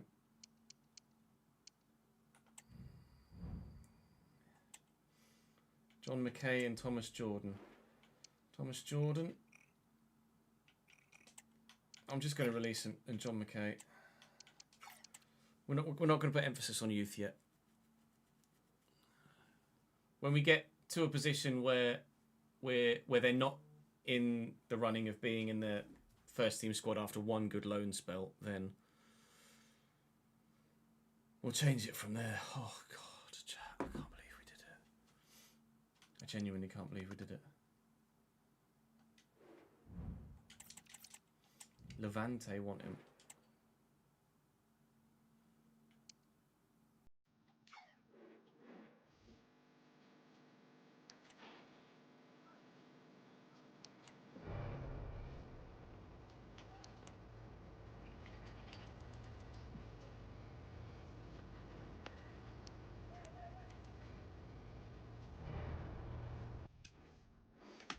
Let me add him to the list here then. Was he 63 rated? Isaac Dyer. 17 years of age. £425 a week. Don't know how long he's got left on his contract. 3 years is what it will probably default him, isn't it? And what squad? Let's double check. What squad role has it given him?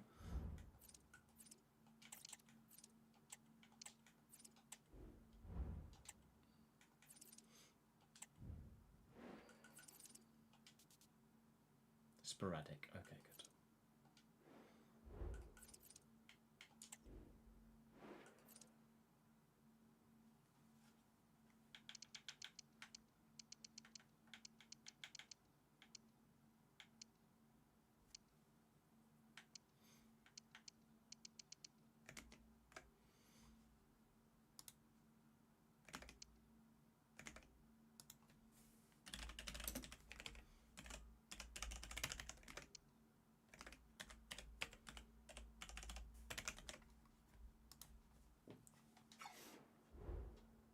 Kwesi just scored in a pre-season friendly versus Arsenal. Go on, lad.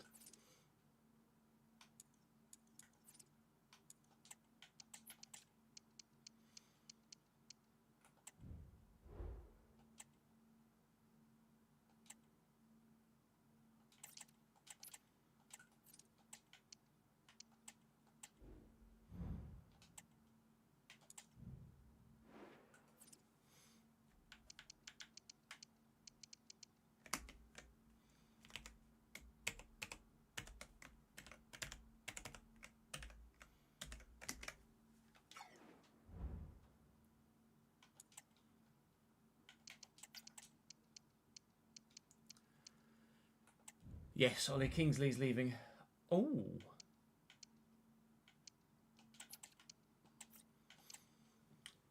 Okay, this is exactly what we anticipated happening, what we wanted to happen. Adam Clarkson is going to leave us. He quite simply hasn't performed, irregardless of the financial situation of the club. He just wasn't very good. We put 67 rated Marcus Brown out there for the final few games of the season, and he was better. So I'm quite happy to accept a £5.2 million valuation from Fenerbahce. We will negotiate slightly higher, if we can, to add some more funds to the pot. We've had £8 million, a sell-on clause of 1%. 1%! Cheeky bastards! 1%, give me 10%. 1%! I'm tempted to reject just for that. I'll accept. We want Clarkson gone. We want the money. We will be upgrading the ground in between seasons. Norwich have come in for Liam Lee. We don't rate him. He's... I'm torn as to what to do with it. Norwich are a club that would surely... he would want to go to, regardless of what we did in our season. He dropped out of our starting lineup. We'll have a look and see what players Norwich have in their current cam role. But I'm pretty sure Liam Lee would want to leave us to go there. At cam, they have no cams. They have no cams. They have wide players that are decent, but no cams. Live chat will get the call on this. Chat, do we sell Liam Lee to Norwich, or do we reject that bid and wait for potentially a different club to come in for him, or wait till next season till making a decision? Literally everybody other than one person has said sell. That's about 10 sells and one keep. All right.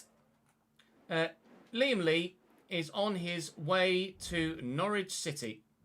We're going to have a decent amount of money to spend next year to hopefully take this squad on to the next level. I'm just going to accept the 1.4. I'm not going to make much difference in that 1.4, and it looks like he will leave us. Lee sold. He's decided to go. He has gone. Liam Lee to Norwich City for £1.4 million is a done deal.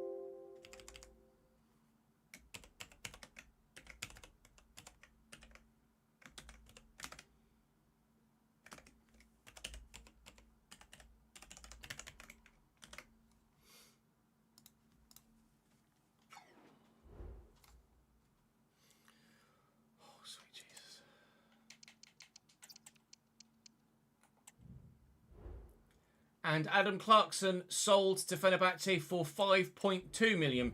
We will have significant funding for an upgrade to the ground. We got £8.4 million prize money. We've just made another 6.5-ish from player sales. The current bank balance reads £33.1 million. Weirdly, that's bugged. It might just be because it doesn't fit. It is. So we are going to have a significant improvement to our ground for next season.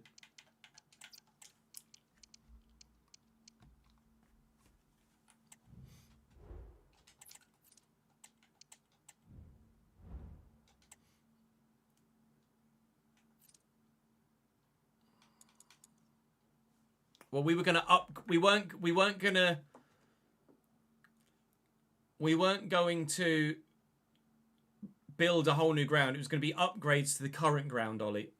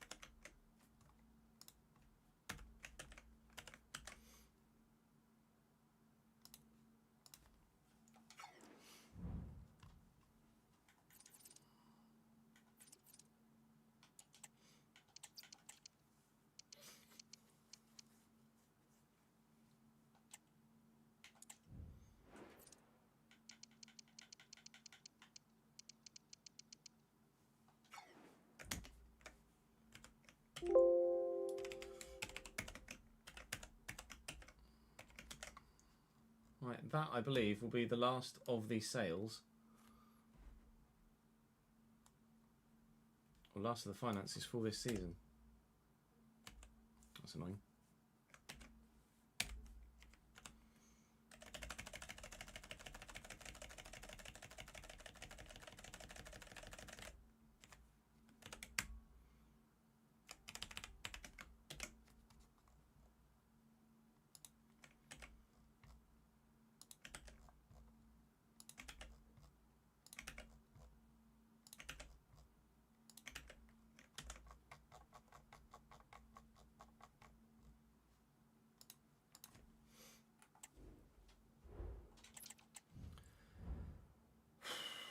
Right, I think we're in a position to do a season roundup now.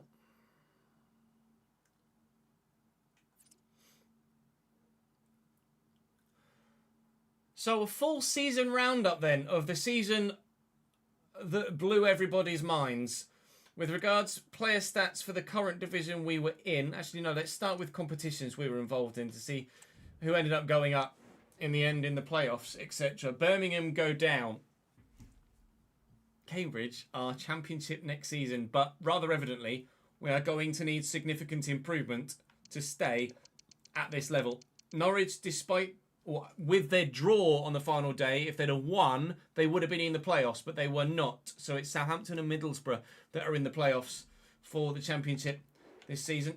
The FA Cup was won. Bloody hell! The FA Cup was won by Middlesbrough. Middlesbrough in the playoffs may well end up being a championship side with European football. Middlesbrough 3, Chelsea 1. What an unbelievable turn-up. Man City 4, Man United 2 in the Carabao Cup. In the championship playoffs, West Brom are up. So Middlesbrough are a championship side with European football. Fair bloody play. Liverpool won the European Super Cup. The Champions League this year was won by Barcelona by 1-0 over Dortmund. The Europa League this year was won by Osasuna on penalties over Leipzig. So the Spanish side's running riot in Europe, but it was the French side of Lille that got the better of Roma in the Europa League final this time around. And in the World Cup, England currently top their group. Italy top theirs. France top theirs. Croatia and Netherlands are drawing at the top of theirs. Spain top theirs. Germany top theirs. And that's how the World Cup stands right now. I will try and get the World Cup results to you at the beginning of the next season. But don't quote me on it if I forget, because I forgot with the Euros last time. By the time I remembered, it had gone. Top goal scorer in the Championship with 34 goals in 45 games, Banza. Unbelievable player. Barkley with 23 at Luton. Gibbs-White with 20 at Nottingham Forest. Forest and Everton, the ones that went up. Luton, still in this division next season. Our top goal scorer, Kusini Yengi, because of course it was 14 goals in 43 games for Kusini this season. And he's the only one of our players on that list. Assist-wise, creatively, what a season by Ross Barkley. 23 goals, 12 assists. Unreal. Ridiculous season for Ross Barkley. That's outrageous. To be fair, Kusini Yengi's our most creative player as well, with 7 assists in 43 games. There is Ben Osborne there with 6. So Osborne in the list, or on the list. And Jack Stevens with 9 clean sheets in 34 games. 2 of which came today. Those 2 kept us in the division. Jack Stevens, I think, has to keep the number 1 spot, doesn't he? Wow, Fleming got sent off 3 times for Millwall. GG, mate. I can't really argue against it, can I? With regards to other leagues, before we have a look at our own squad, in the Premier League, Manchester City win by 5 points from Chelsea, Liverpool and Arsenal. Aston Villa in 5th, Man United only 6th, Spurs only 8th. Relegated and playing us next season will be Coventry City, who rather evidently weren't cut out for that level. Bournemouth and Leeds United. They will come back down to the Championship and we will play them next year.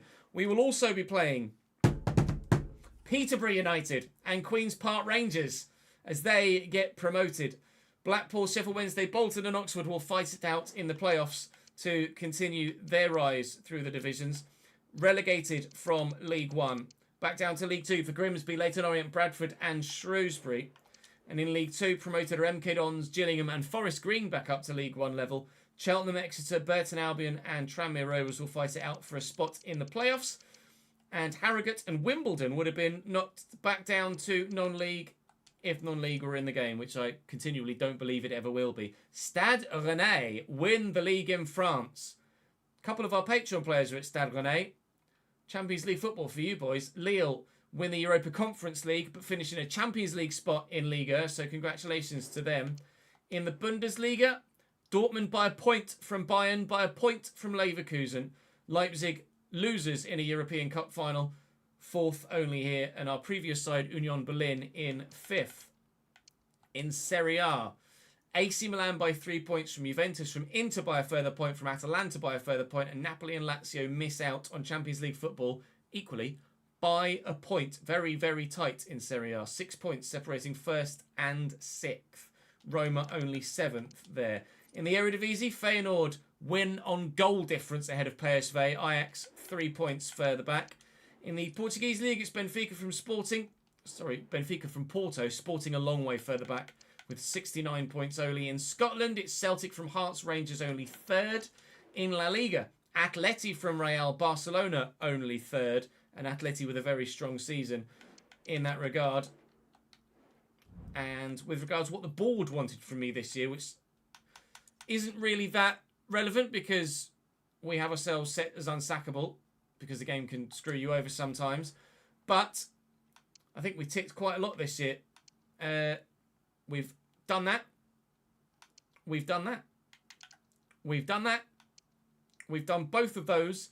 We haven't yet achieved a mid-table position, but we have 2 more seasons remaining to do so, and that is the plan next year. We're not anticipating going for a promotion bid next year, although we do have the finances perhaps to do so. Maybe.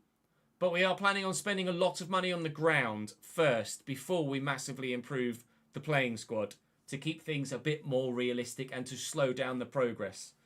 2 years in League One, 2 years in the Championship, Premier League is probably a little bit too fast a progression. We could still do it with the improvements we make in the summer, but my anticipation is that I'd like to spend money on the ground first. But we'll see what happens with regards our league position at the end of Season 4. With regards our squad in Season 3 then, we've got a lot of players that will be leaving us at the end of this season. Those that came in and did a job, those that have for 1 year, those that have been with us for a little bit longer, and those that were in on loan. We're going to see a massive changeover in the number of players in the squad to start the new season. Statistically, Yengi, our top goal scorer, but only with 14. He got 14 goals in 20 League One games. It took 43 League Championship games to get the same amount of goals, and he was the only one to reach double figures for us. But it was one of those kind of seasons, wasn't it? It was the most creative player as well. Ben Osborne with 6 assists, came in and did an absolutely belting job in that central midfield role. Very, very pleased with Ben Osborne. Kirk Henderson keeps the captain's armband though. But with regards player growth and overall ability, Ingram's going to leave us. Stevens still submitted a transfer request. I have taken him off the transfer list with regards to the editor, but it still keeps him on the transfer list. So I'm going to try and keep my fingers crossed as we move into a new season. it will take him off the transfer list, but I don't think it will. Bourne has come back from his loan at Wrexham and has 1 year left on his contract. As things stand, Stevens, starting goalkeeper, who we anticipate will not be peaked next year and will continue to grow, and Bourne will be back up, I think. Osborne is obviously a central midfielder for us, but he's grown up 1 to 72. Anderson up 2. He wants a new contract. He's only just come up to the first team. I don't think he really warrants a new contract at this stage, but we might spend some money and give him one. Kingsley's going to leave us. Rock solid for us when he played. Didn't play in the final few games, though, at your request. Charlie Good came in and did do a job for us. Pleased with his contribution. Kelland Watts made team of the season. That's how good he was for us this year. Up 3 to 71. We don't know yet who's going to show interest in our players in the summer. We shall wait and see. Zeno's going to leave us. Mackenzie will stay, and we will probably give him a contract extension as well, because he was very good. Not yet peaked and still with room to grow. Job leaves us, unfortunately for him. Rafferty was great for us last year. Sørensen improved this year, but Rafferty is going to Germany, so a great move for him at this stage of his career. Sørensen will obviously continue on. Jordan Cousins is going to leave us, and Keeley goes back to Bayern Munich. Kirk Henderson remains our captain, and because he was one of the award winners last year, he's allowed that growth by 4 this season. Marcus Brown is up to 68 now and peaked, but might well have earned himself a contract extension for another year based on his performances this season. Clarkson is obviously going to leave us. Luke Berry is going to leave us. He's very much in decline now, thanks to his drop from the first team, and it was that initial decline that saw his performances drop that made he went out of the first team in the first place. Balagizi obviously lost his first team spot thanks to an injury. Got it back, didn't have the same impact. I'm not sure what to do with Balagizi next year. George Thomas, we will move to Plymouth at the beginning of season 4, because that's what happened. He signed a pre-contract, but the game moved him too early, but we'll move him at the beginning of the next season. Will Elvis came in. He was all right. He was all right. That's all I can say. Liam Lee's obviously leaving us now and going to Norwich. The stats read that he was one of our highest goal scorers and highest assist getters, but we know that we can do better than Liam Lee. We know that he disappointed in key areas, in key moments. James Brophy will not get a contract extension, but will keep his position at the club. Sema just wasn't, unfortunately, what we needed when we needed it. Dodsley's been superb. He's up 3 this year. He will probably, almost certainly, get a contract extension, although he's very happy with his current contract. So whilst he's happy with his current contract, we might just leave it alone and spend the money elsewhere. Sam Forrest grew by 8 this year. That was out of our control with a loan spell. He's unhappy with his contract. He will get a new one. Kusini Yengi up by 2. He's peaked now, but expects that to remove itself for next year. Obviously, Kusini will be our starting striker next year. Cleary is now 72. Annoyed that he grew by 4, not by the 3 that he was previously at, but that's out of my control with a loan spell. Cleary is going to get another chance to stake his claim at the club for starting striker. Dyer's come in and he's going to go out on loan. He's come up from the youth squad. He's going to go out on loan to Levante next year for a year and hopefully will grow very well. But at the beginning of next season, it will be Yengi and Cleary again. Silla came in, scored 1 goal in the league. Was a very important goal at the time and got 2 goals on debut in the FA Cup. Just couldn't quite do it at championship level, but did more than Cleary did in the championship for me in those 11 games, so I'm quite happy with that. That's absolutely fine. So that's where the league sits right now, or the squad sits right now, should I say. With regards to Patreon players, I'll give you a quick rundown of all of your overalls here. We will, of course, update the spreadsheet at the beginning of the new season with regards to your overalls and at the end of the transfer window with regards to any moves. Liam Bennett's still on the shortlist, still first team for Norwich. I don't feel like we're in a position to bring him back to the club yet, so we won't at this stage. I've got a couple of players on my shortlist that we might still go for. Maybe Reece Bennett. We might look for someone slightly better. I am particularly keen on bringing... Where are you? Well, Pack is a player I'd love to bring in and utilise in the short term. He hasn't played every week for Birmingham. I could check his stats and see how many games he played for this year. Well, I mean, they got relegated, so it makes perfect sense for us to go and get Pack, but only if we have someone that's 74 rated. Clarkson will leave us in between season 3 in Season 4, so I think our highest rated player will be 72, meaning that Pack is still unavailable for us. Jensen Weir would probably be the player that we go for in that centre mid spot, 72 rated at 24 years of age, should I say. We also have a player that has signed for Cambridge on loan from QPR in real life, Taylor Richards, that we will probably look to loan in save as well. Looks like he could genuinely add something to the squad. So that makes perfect sense, and actually nice to see a player that Cambridge signed IRL at this stage that we're still able to get into the fold. Obviously, the remaining of you guys here on the shortlist. With regards your Patreon growth and moves, etc., we expect more moves in the summer window, and we're not going to do anything with Don Ballard. He's just gone to Anderlecht, and we're quite happy with the starting strikers that we have. So, thus ends a remarkable season finale, and a remarkable season. That year will go down probably in folklore on the channel the same way that the Southampton first season did on FIFA 18 with regards to that relegation avoidance. That was genuinely unbelievable. I think that is probably an even bigger turnaround and a bigger upset and a bigger shock to survive here than when we did it with Southampton. That is all for this third season. Join me tomorrow for episode 1 of season 4. We'll also have, slightly before episode 1 of season 4 goes live, the player award ceremony for season 3. But that is all for full episodes of season 3. Thank you very much for watching. I'm going to need your help for season 4. There's going to be a lot happening. I'll see you then. Unbelievable Hefe.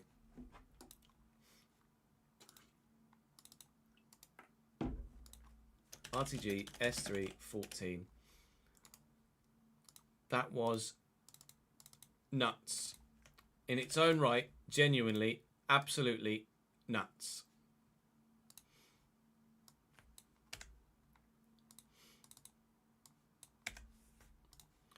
Chat, how have we done that? Yeah, Jin, not the one to have missed, mate. TBH, not the one to have missed.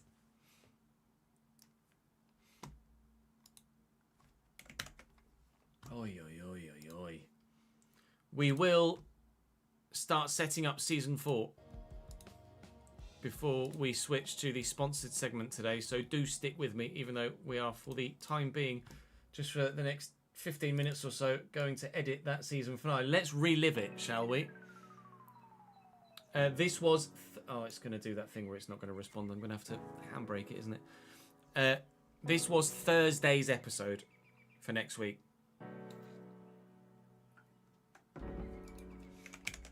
Thursday's episode.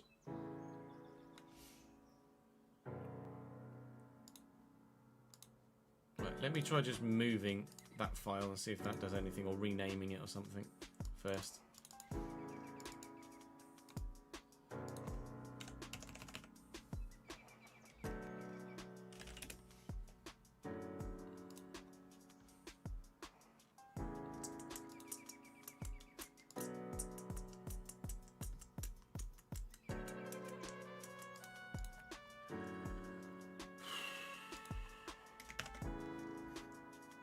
If you want to avoid spoilers, well, I mean, I don't know how much you've just seen, Jin, but if you want to avoid spoilers, feel free to... yeah, it's not going to like that file.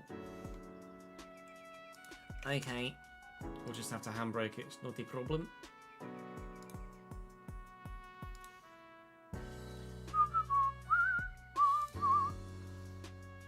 So we'll start on the spreadsheet now. Let me just get handbrake up.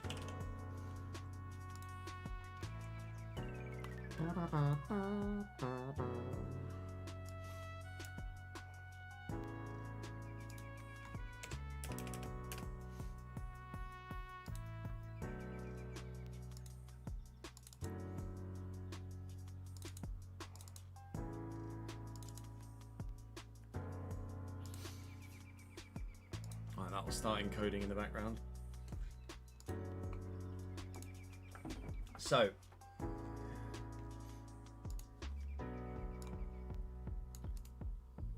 copy that. We'll have an idea of what our finances will look like. So Matt Ingram's going to leave us. Zeno and Job are going to leave us.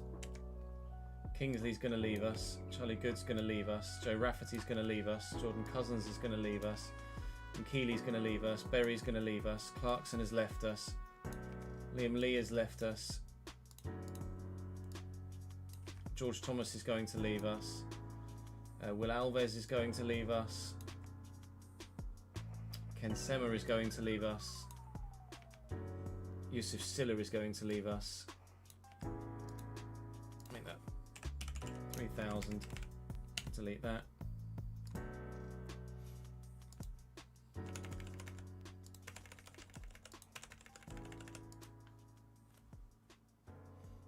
Make that 446. 2, 5, 6, 7, 8, 9, 10, 11, 12, 13, 14, 15, 16 players. I'm going to have to call up some more youth before we advance.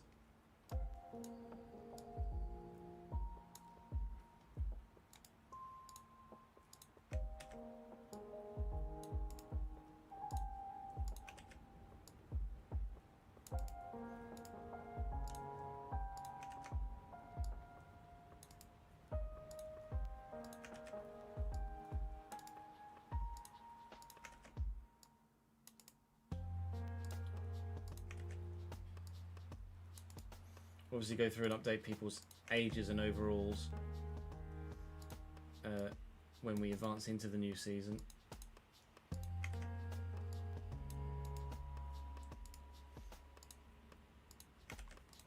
That at present is my squad.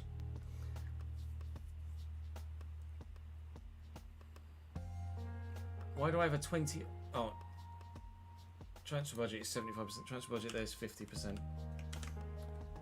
But we're about to spend. We're going to spend money on. We're going to spend money on the stadium, aren't we?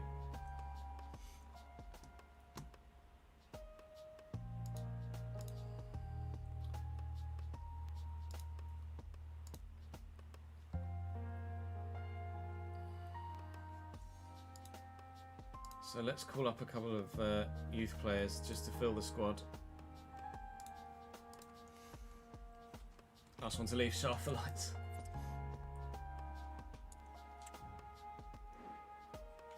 You're 17, you can come up even though you're rubbish.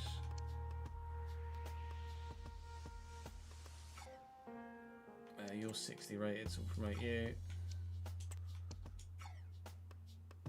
And then we'll just let these guys go because they're not very good.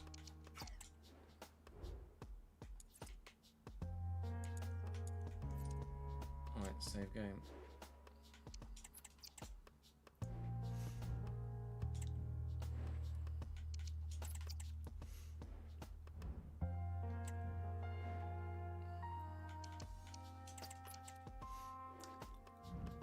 And you'll save the club sign Mohamed Besic on 15 grand a week, really? Right, what I can do now is move George Thomas. Transfer player. This is the 24-25 season, isn't it? Or is it the 25-26?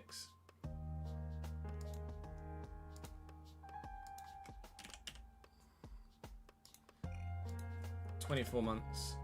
Wage was 4,700.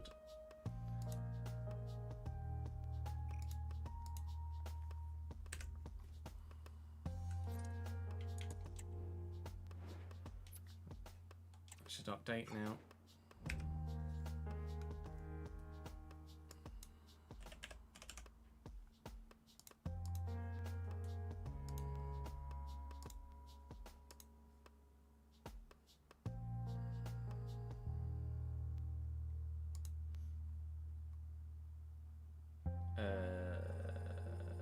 July. On a 2-year deal. So let's just double check that that's actually worked. I thought the game crashed on me then.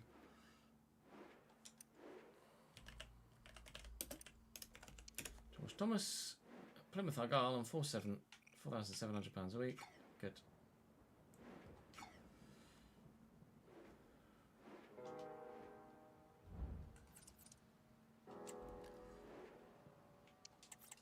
You finished 19th, did you, Daniel? Nice.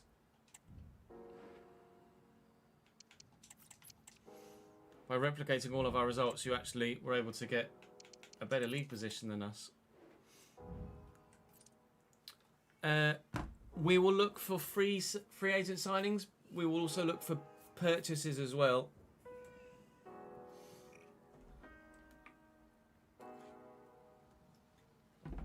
Right, are we in a position to move to the new season?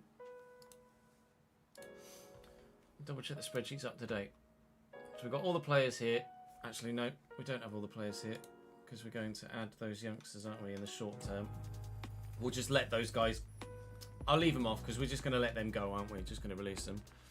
I did call up enough people, yes. I'm pretty sure. I called 3 up.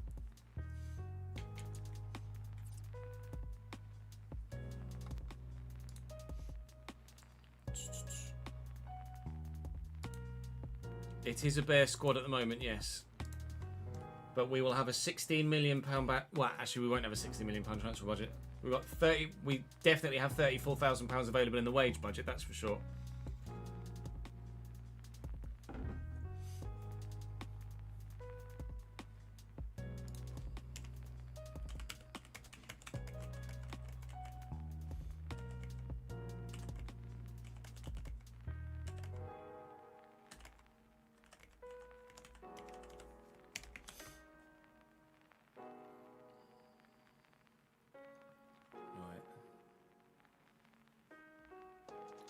We'll update ages and ratings when we get to the new season. I haven't. No, Leone. Feel free to, again, tweet.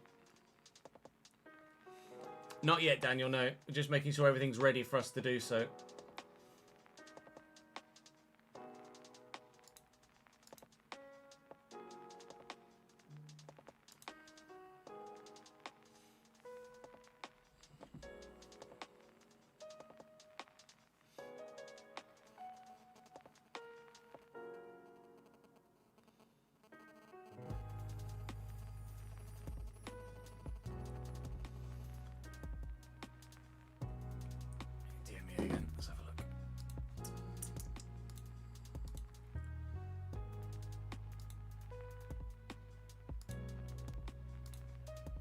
Is also punchy.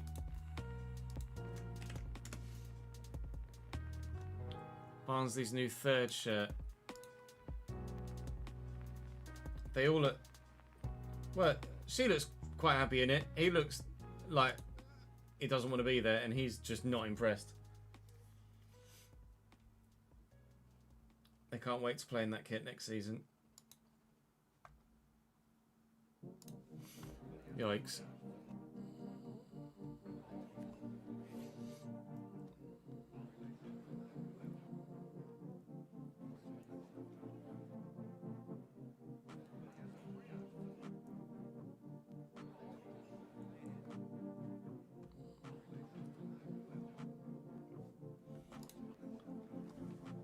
I think we're in a position to progress.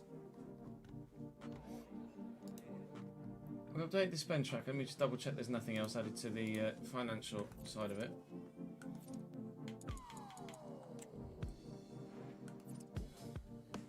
No, we've got all of that.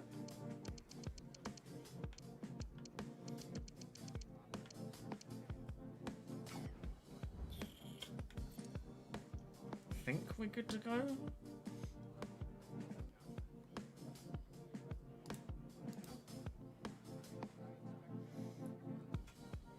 I did save in the test file ads, yes. Because I'm going to want to come back to this point anyway to record the award ceremony episode. But we're not going to be able to record that until the end of next week. I'm going to have to record that on like Thursday to then upload it Friday before episode 1 of season 4 goes live. Thank you for the follow, What the Word.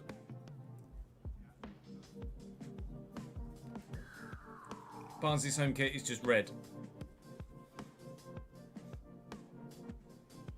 I still think Cambridge's new kits are the best ones I've seen so far, if I'm honest, and unbiased.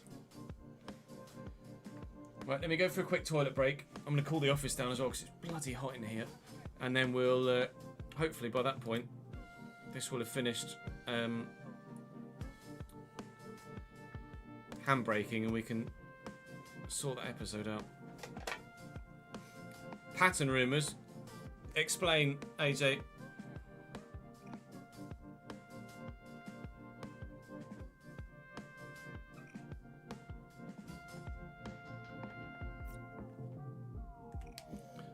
Just go for a quick toilet break, lads. BRB.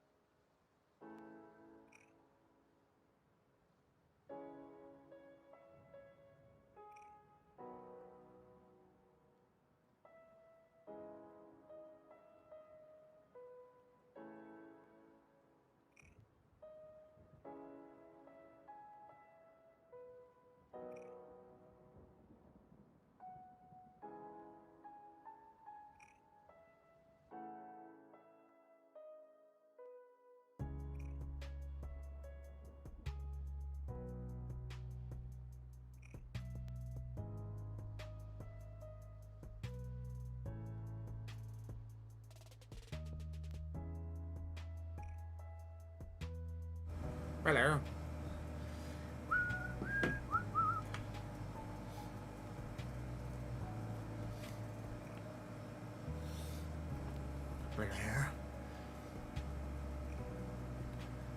Who's Ruari Patton? I don't know as I know who that is. AJ.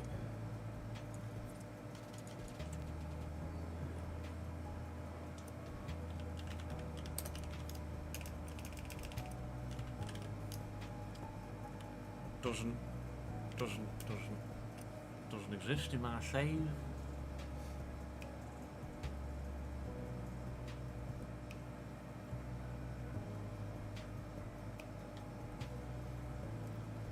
Is he not on the game? Yeah.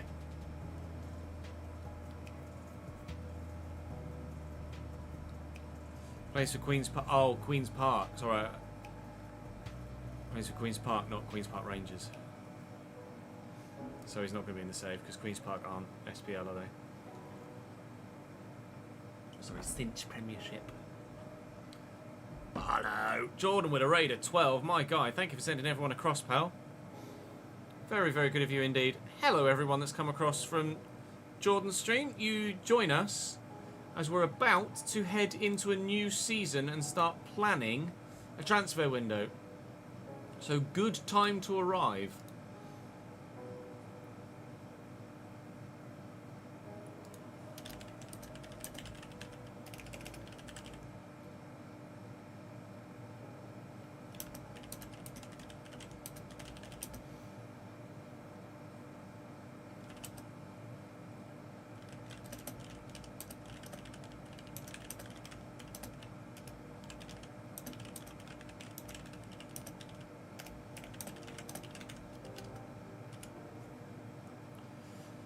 Do do do do do do do.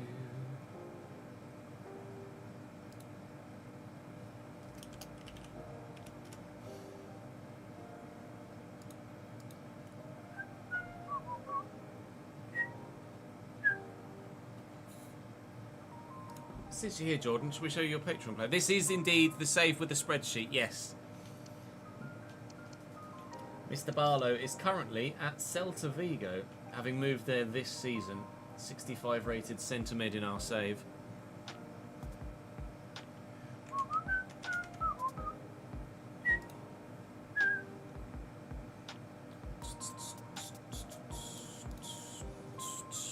What a baller. Wish I was 28. You telling me? You and me fucking both, pal. You and me fucking both.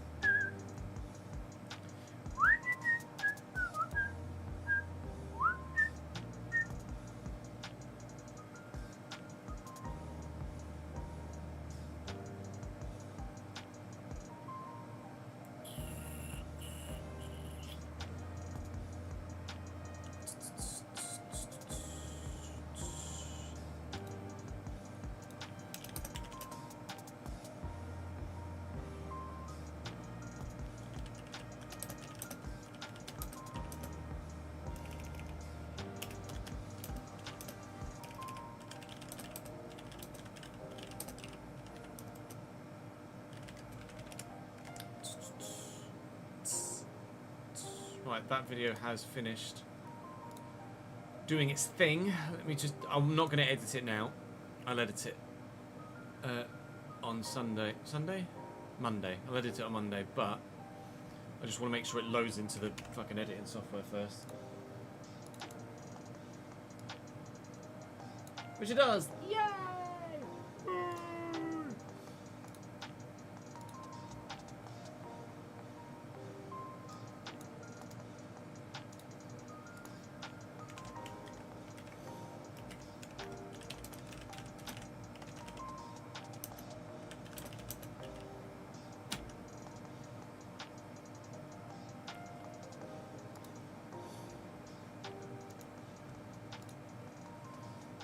Unbelievable, Hefe. Let me have a quick Google.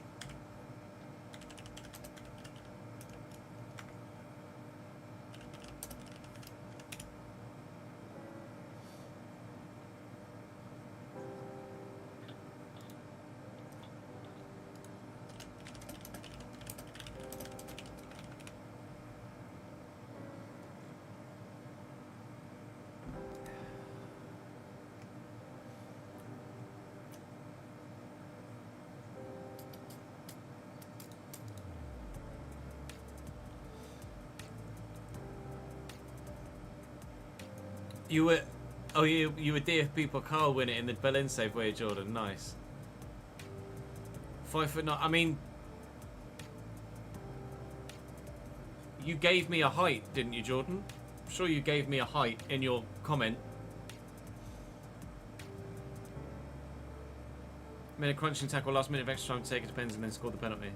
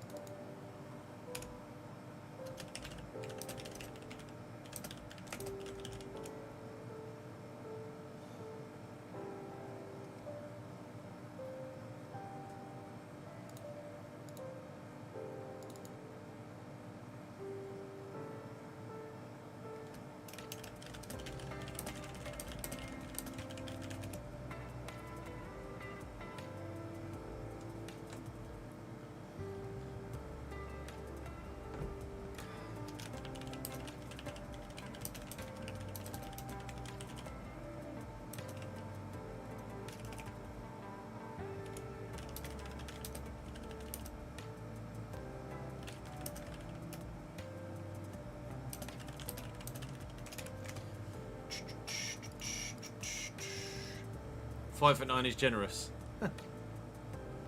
Right. I think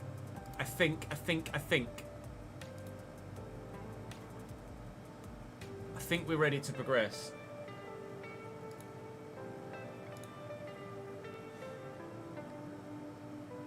I think we're ready to progress from season to season. I'm nervous though because I don't want to get anything wrong. You guys are going to actively have an input now on what happens with our stadium upgrade.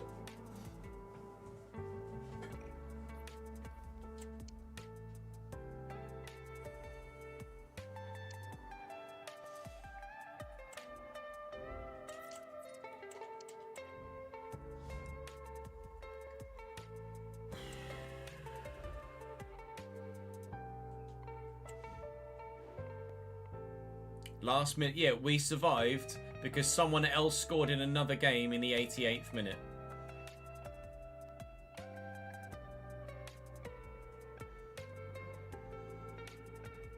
That was ridiculous. Absolutely ridiculous. Bye, mate.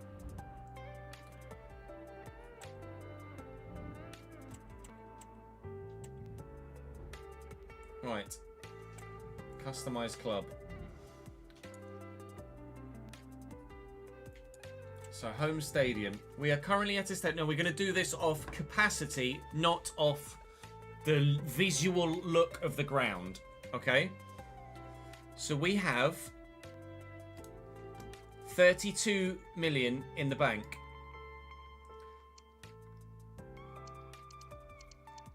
Now I don't. Obviously, we want to leave the opportunity to grow yet further. So we could go to Court Lane. Malta Road is a bit too one-dimensional, I think.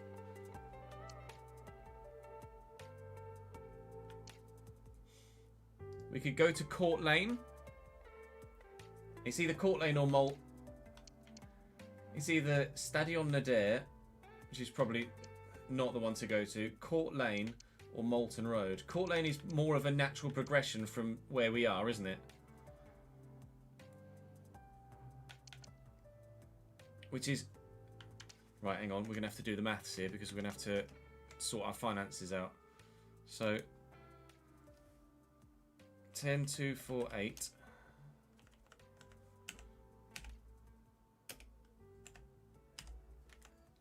And Court Lane is 1967. 19677. So this is going to cost us 9 because we're under 20 mil still. It's going to under 20,000 still. Sorry, it's going to cost us 1 million per. It's going to cost us 1 million per 1,000 increase. So if we go to Court Lane, it will cost us £9,429,000. Are you happy with that?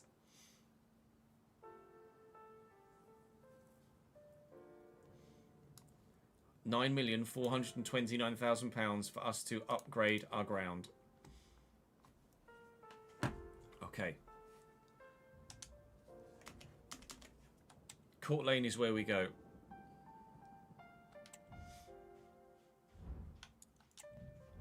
Stands will keep the same. Pitch.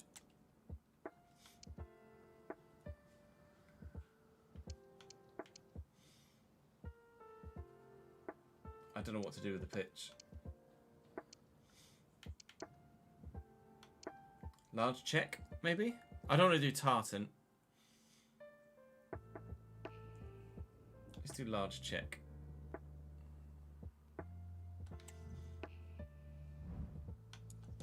And the nets we will alter.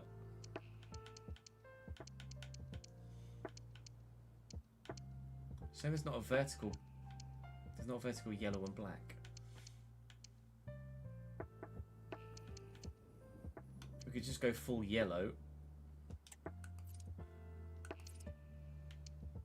I like the hexagon meshing.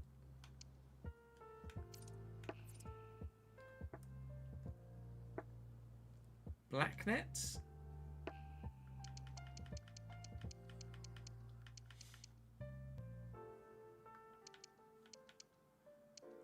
We We could go diagonal yellow and black. That's very Dortmund, isn't it?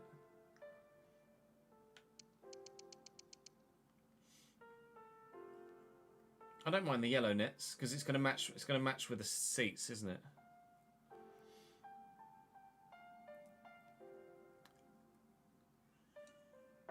All right, we'll go diagonal. Diagonal black and yellow nets.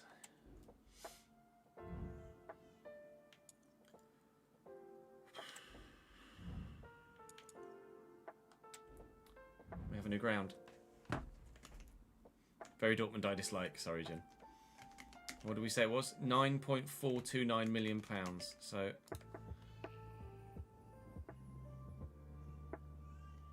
let me put that in season 3 as well, actually.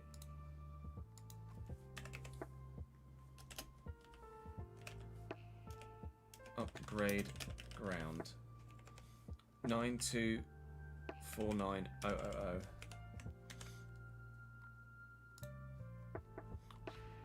Which brings our balance down to 23.5 million, which means we will have 11.7 million in our transfer budget.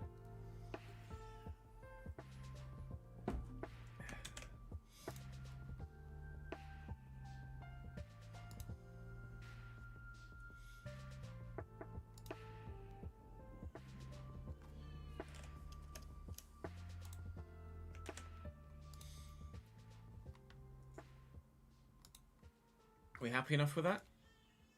11 million is a significant upgrade on the previous year, isn't it?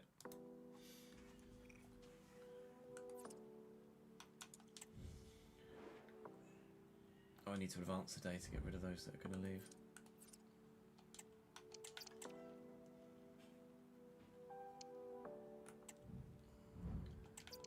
Clark's Buxley. We should have like 19 or 20 players, I think. 19.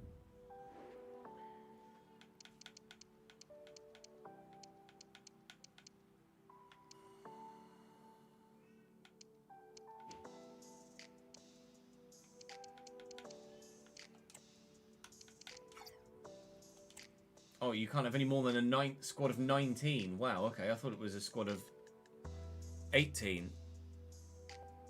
Why 19? I thought it should be 18, shouldn't it?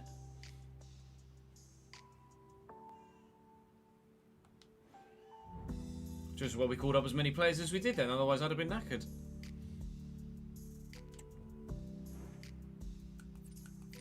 So Stevens has still peaked, annoyingly. So Stevens will only grow to 69 this year. Actually, let me update. We can update this now as well, aren't we? So 2868.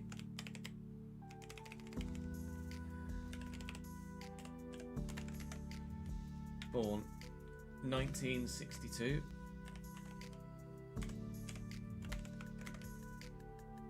Mackenzie 2569.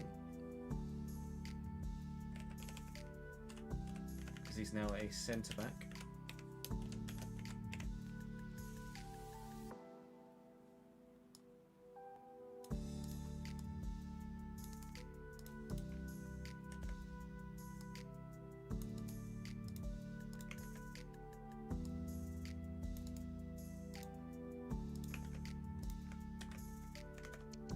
Barry Anderson, 1858.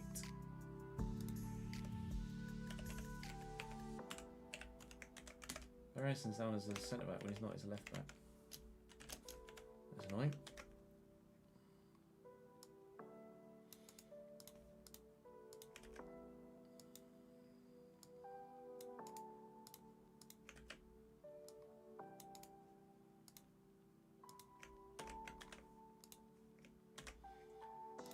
We've done Watts 2671,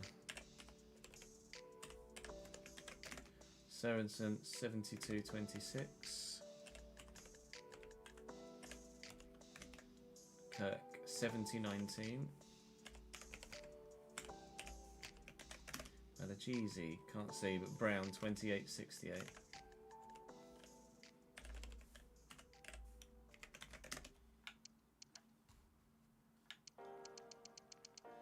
Jeezy 2265.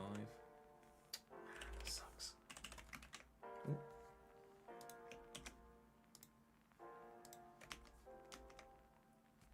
Trophy 31.67.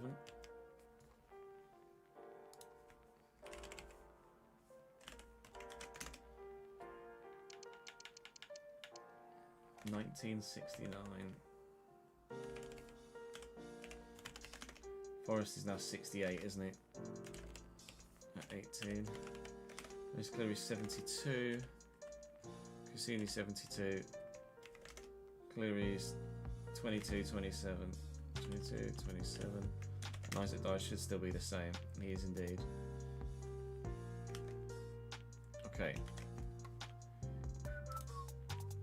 So, Stevens has peaked. Osborne's peaked.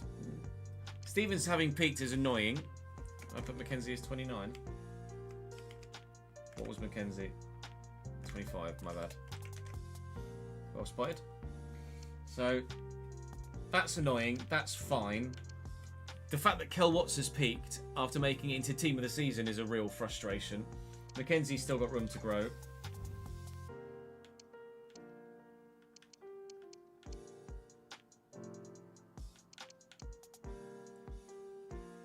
Try using defensive centre-back. Sorensen's peaked. Henderson is obviously not, which is good.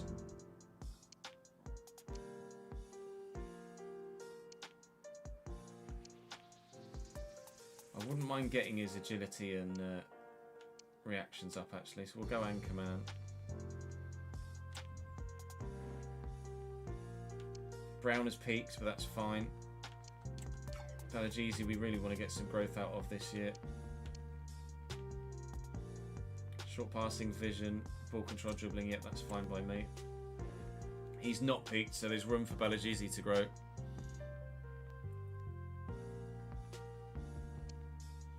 Gross has peaked, these two we don't care about. Dodds. Dodds is obviously not peaked. I'd like his short passing to come up though, if I'm honest. Balanced is 38 weeks, 26 weeks as support winger, but they're the stats that need to improve, so do that. Forrest on balanced. His dribbling's really good, Forrest.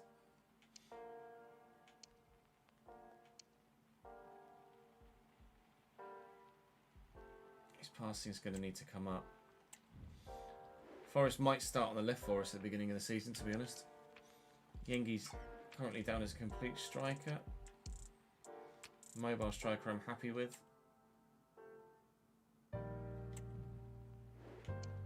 Cleary. Cleary's only going to go up by like 1 or 2 this season, then judging by that 30 odd weeks. His ball control and reactions up, that's going to be important.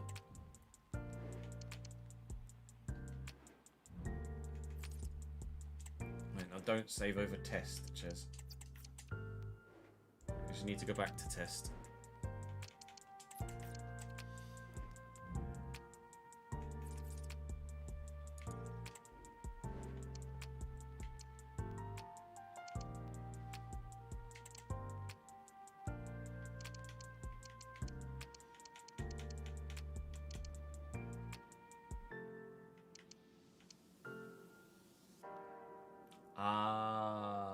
It's because Isaac Dyer's out on loan, that's why I can't.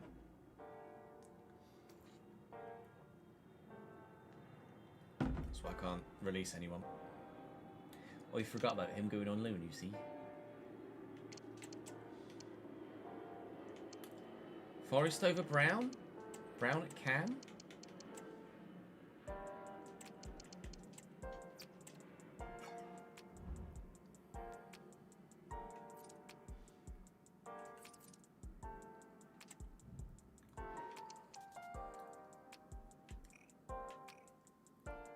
I'm good, thank you, Liam. How are you, mate?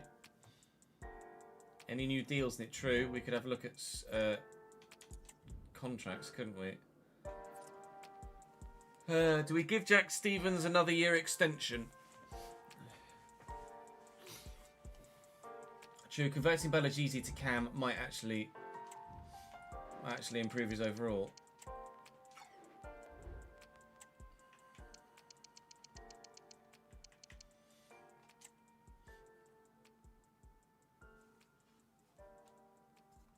Oh, Ollie, your subs run out. Okay, Ollie, hang on. Where are you? Ollie Windle, Ollie Windle. Okay, Windle. 12th. That's weird. Well, let's update that to say 14th. And gift you a sub. Thank you for your continued support on the Patreon, Ollie.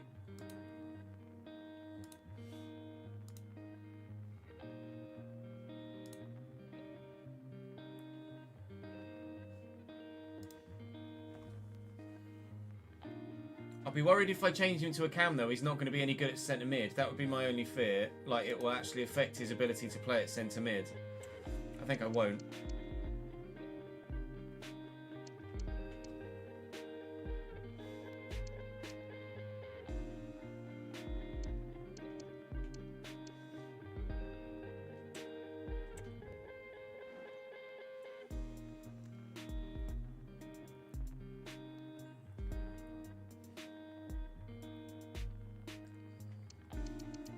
So Stevens, we will offer a new deal to.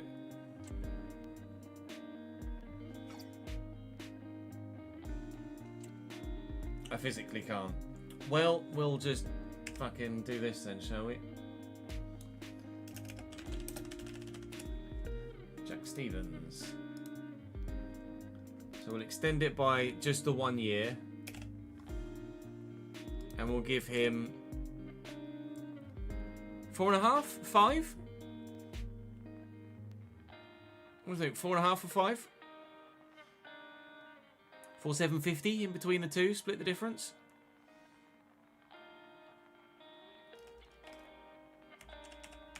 $4,750.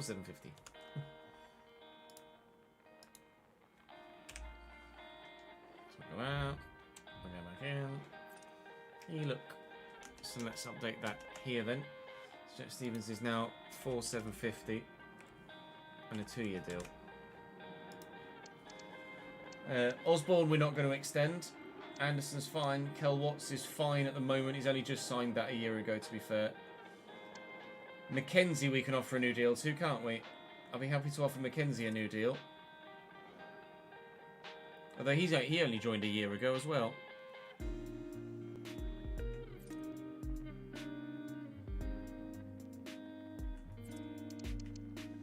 Bourne wants a new deal too. Okay, quite happy to give Bourne another year. Spreadic's fine. 1 year extension. 4 years.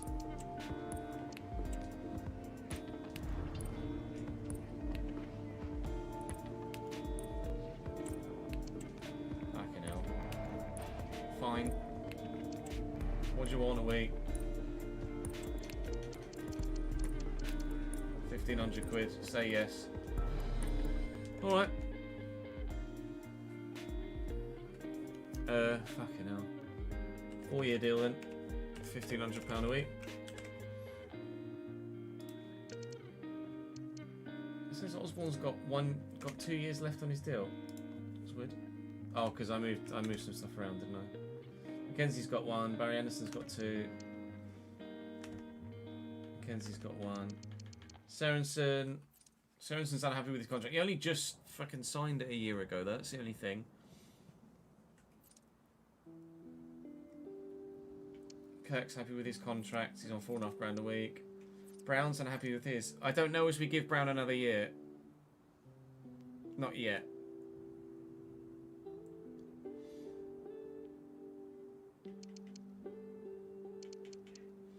Balagizi, still got 2 years left. Broths, I'm quite happy with him as he is.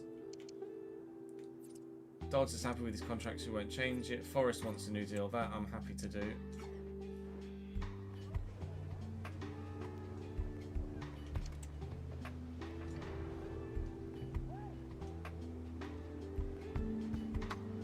Just give him an extra year.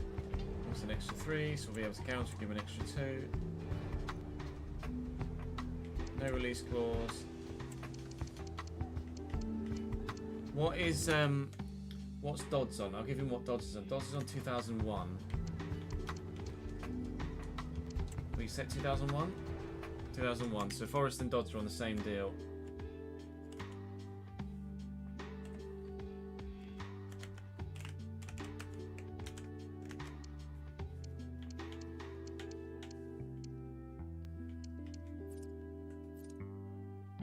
how can you still be unhappy with your contract? I just fucking renegotiated with you, you weirdo. Everyone else is happy. Yengi's still got 2 years left on his deal, that's fine. Dodson Forest's potential? I don't know, let's have a look, shall we?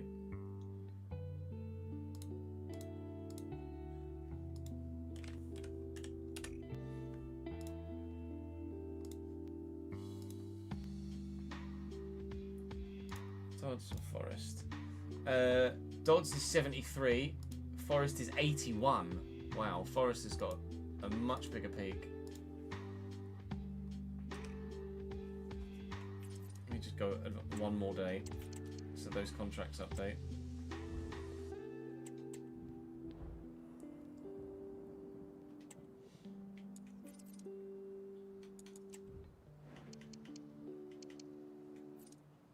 How can you still be unhappy with your contract? You've literally just signed another one. Fucking baffling.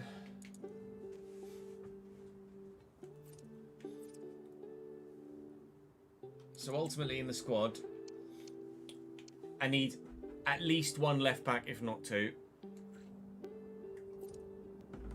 And send Anderson out on loan, unless we put Mackenzie back to left back. I guess it depends who's available. There weren't any defenders on the... You convert Forest to left mid.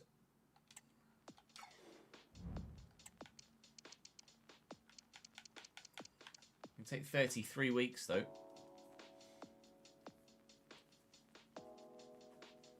He'll shoot up in rating though, I would imagine, because of his shooting's not quite so good.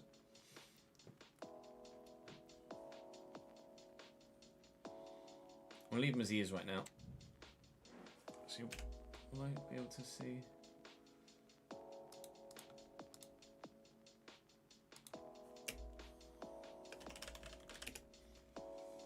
Sam Forrest as a left mid. He'd be 60. That would be 68 as well. All right, fair enough. His overall won't change. None yet, Mike. No, we're not gonna be signing anyone today. We're just gonna add names to the shortlist. So let me make a note. We want a left back. We want at least 1 centre back, or 2 if Mackenzie moves.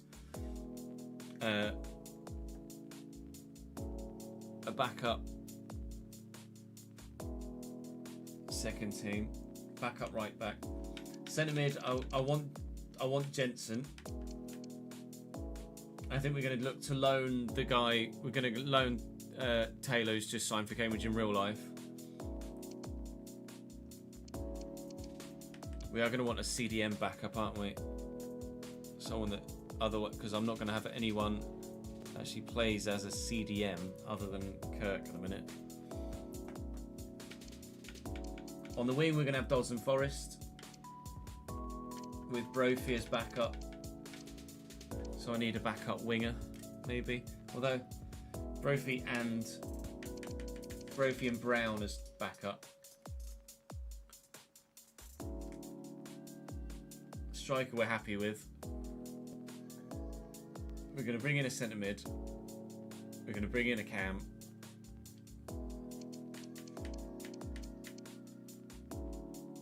I think I'm happy with it how it is. Let me just go and check on my dinner quickly. Otherwise I think it might have burned. BRB.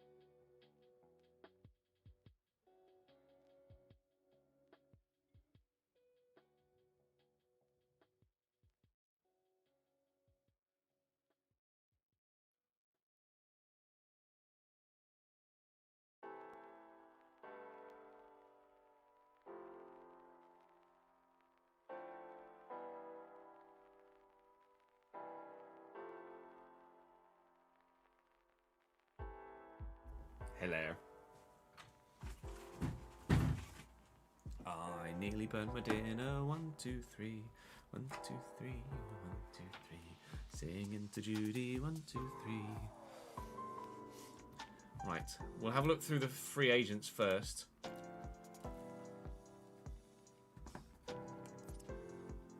Happy with contracts. Happy we know what we want from transfers.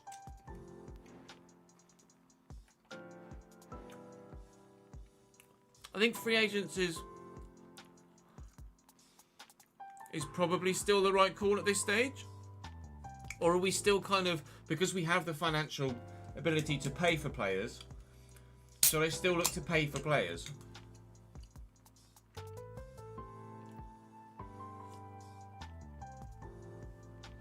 I'm not looking for a goalkeeper at the moment, Meow.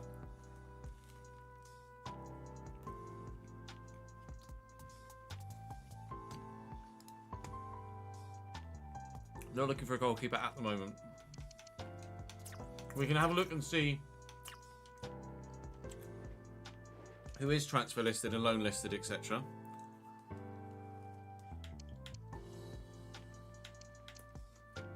$72 is the highest we can look at the minute. I've got nobody higher rated than 72 right now.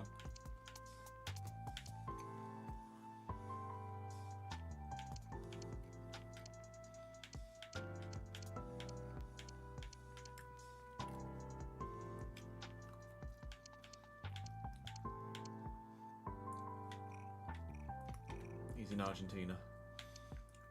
We're not there yet. Not scouting Argentina yet.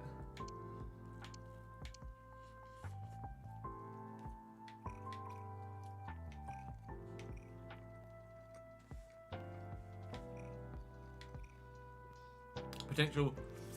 God. Ketchup on machine.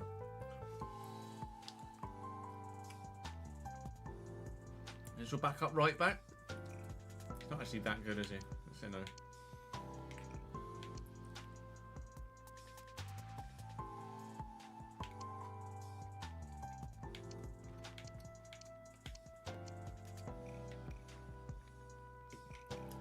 Jose Arnaith looks decent.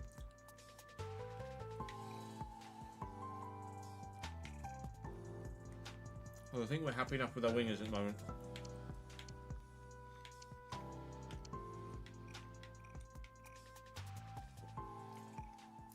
Kellerus would be a good player. He's 34 though.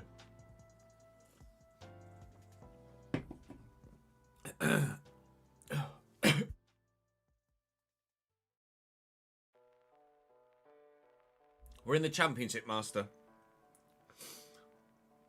Kellerus is a backup for 1 year.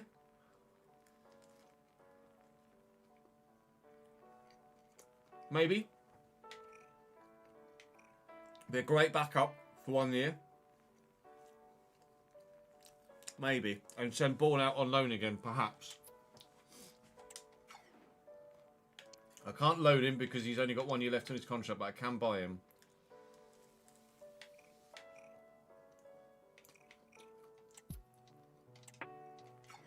Luis Fiorini is transfer listed.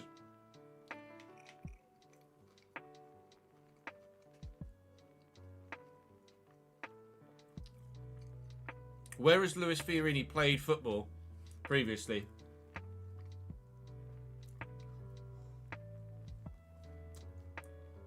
Wage would be huge, yeah.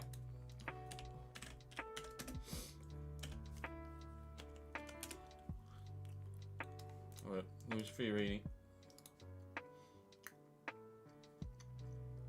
He's moved to Stockport in real life. Was on loan in League One at Charlton. Stockport have just joined League One via promotion, and he signed for a League One side, IRL. So I'd say that is absolutely doable. We'd have to make the decision between Fiorini and Jensen Weir.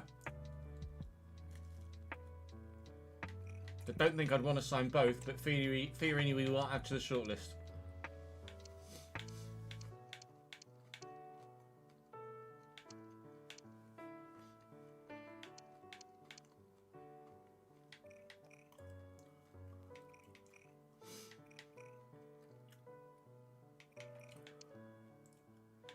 very distinct lack of CDMs, isn't there?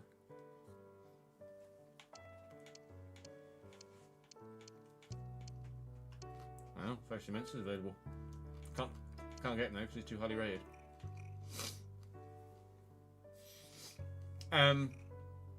Valentino Lazzaro was first team left back. What are we saying? I know he's 30, but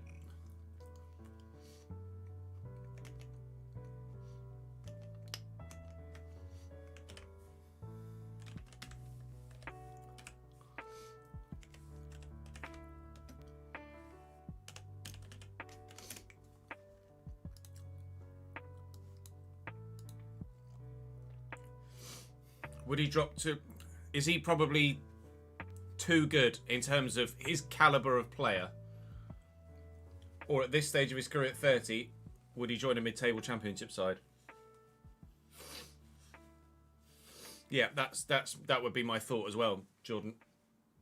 He's actually got too much of a reputation. His rating is fine, but actually in terms of calibre of player, he's probably too good.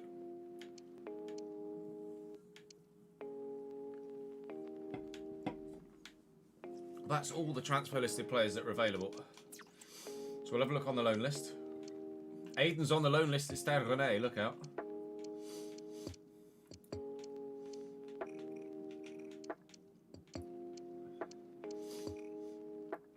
Ben Nelson on loan at centre-back, 69 rated. At Toulouse.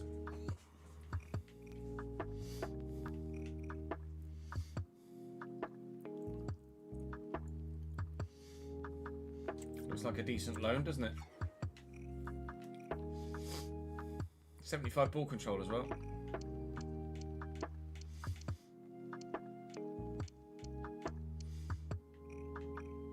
Facundo Gonzalez, I don't think so yet.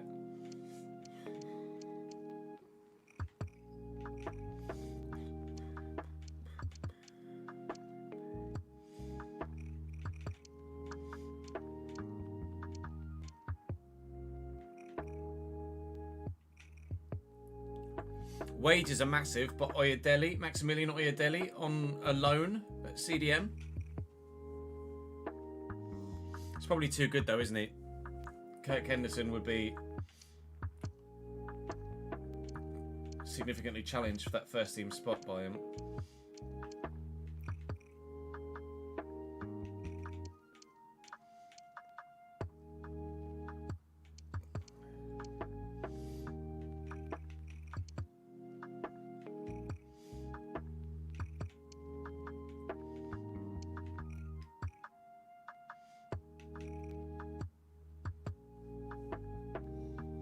I wouldn't want to start him. I wouldn't. Where'd he go?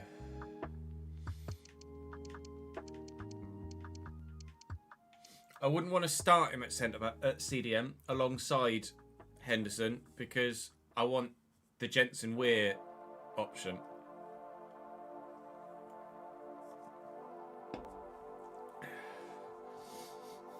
Osborne to Cam is not something I'd look to do. Osborne to left back is something I might look to do.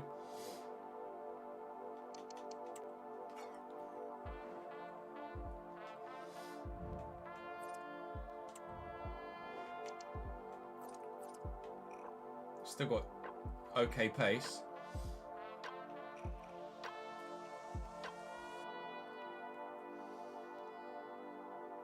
Ben Gibson retired at the end of the last season, Jamie.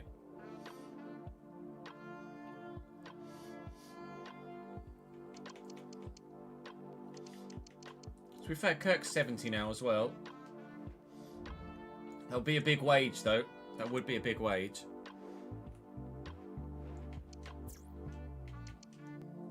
Right, when it comes to free agents, we don't have time to delve into that right now.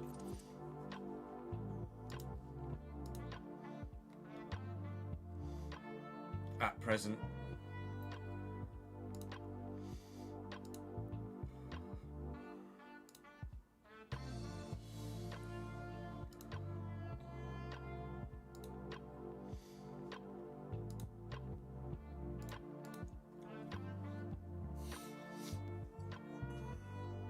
Osborne to Cam is an option, I guess. But we're wanting to loan in We're wanting to loan in Roberts, aren't we? Richards, not Roberts. We're wanting to loan in Taylor Richards. At Cam.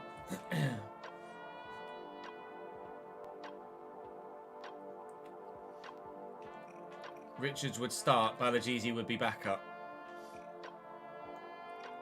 And we'd train his finishing. We could look to buy. I mean, he's loaned in real life, but I could look to buy him. Then we're looking at Jensen Weir for centre mid. He's just well-rounded. 80 long shots, 76 long pass, 70 short pass. Stand tackle 69, slide tackle 67. He's just an absolute all-rounder. So I think I want to buy Jensen Weir. We'll probably look to loan Taylor, but if he impresses, I'm absolutely happy to buy him. Pack is too good at the moment. We don't have a 74 rated player. Fiorini is basically Jensen Weir, but Jensen Weir is, I think, better.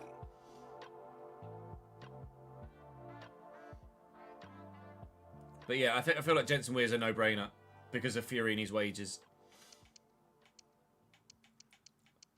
So as things stand right now, I just need to go and quickly, for 2 minutes, set up and get ready for the sponsored segment of the stream. So don't go anywhere. I will still be exactly right here. But I need to just go and change a couple of things around. So I will be back in literally 2 minutes. Don't go anywhere.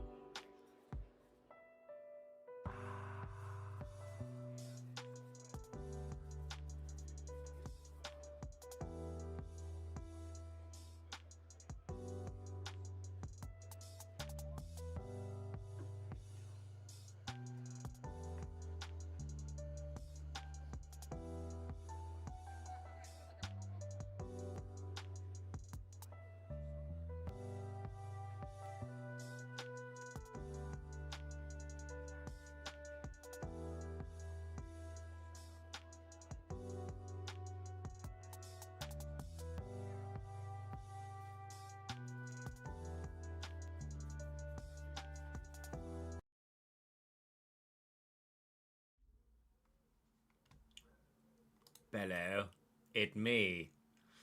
Welcome to the sponsored segment of today's stream. As you hear the build-up in the background, we are currently waiting for the Mercurial Speed Games to begin. I can quickly show you actually what's going on by switching here to give you the lowdown. The Mercurial Speed Games are on the way. This part of the stream is sponsored by Nike, so obviously a big thank you to them for sponsoring us. What's going on at the moment is there is a build up until we go, or till they go live in Berlin for the Speed Games, the Mercurial Speed Games. Basically, it's a set of speed challenges for some of the up and coming players in the world, and then you guys will get the chance to vote on the competition.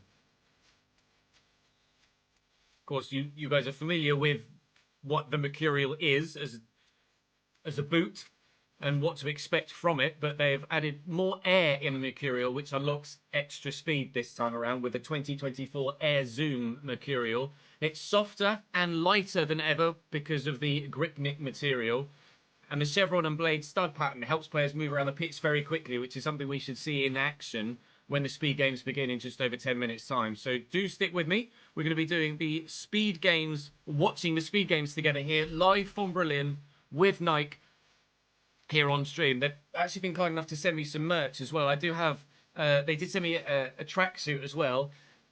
It's 28 degrees in my office right now, so I've elected not to wear the tracksuit, but I am donning the tee they sent me, which actually is emblazoned with a Jordan's little motif. I love my Jordans. I don't actually have any Jordan 1s. I do have a set of Jordan 3s, I think, the high tops. Yes, that is indeed us done with FC content for tonight, Ollie.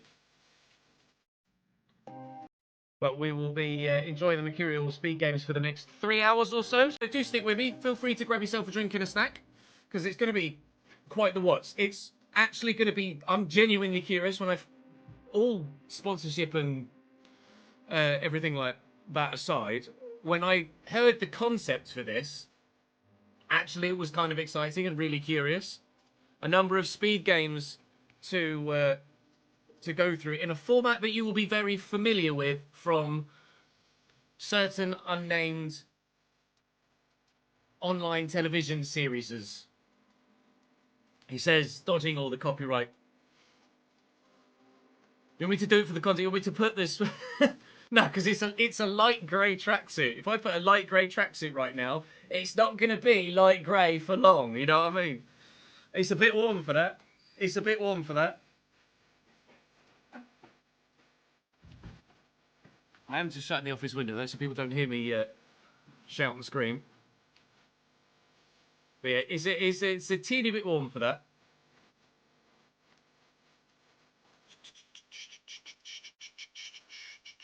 Yeah, bear with.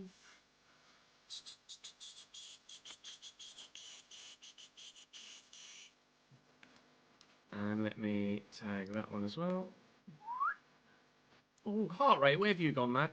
Actually, to be fair, we probably don't need the heart rate right now, do we? I don't need my heart rate to watch the speed games.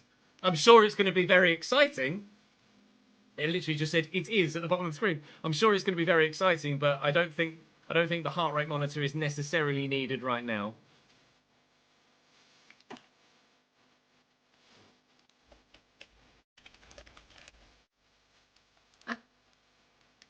I need an F1 driver suit when I play F1. Not so sure about that. That sounds like Sweat Central as well. I was indeed, Richard. I actually said, you guys know I love a pun. I was Mercurious about the Mercurial Speed Games. Oh, that's punny. That is. That's very punny. Richard +1 respect, sir.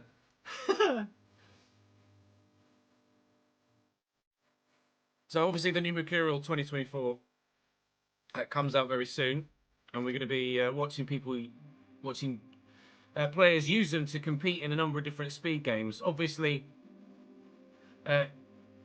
They're going to be pretty unique in terms of the nature of the speed games.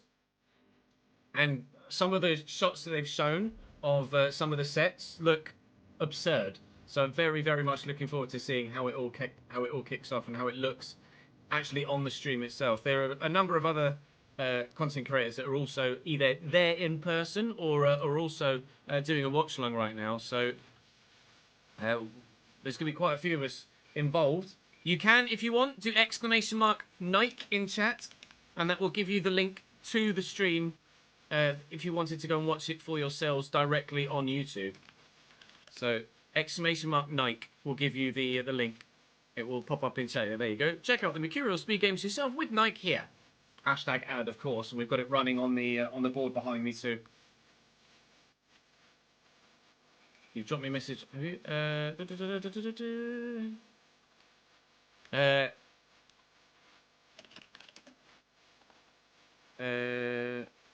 To a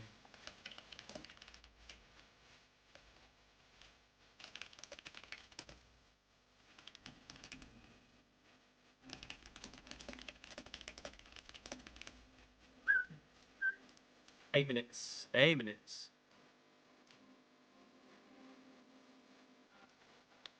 Yeah, I'm not sure about a driver suit, to be completely honest. As cool as that would be, as unique as that would be as a concept and for content, don't know. Because then where do you stop? If you put a race suit on, do you put a helmet on? Do you mic up inside the helmet? It's sweaty enough as it is in the office. Playing 100% race distance stuff.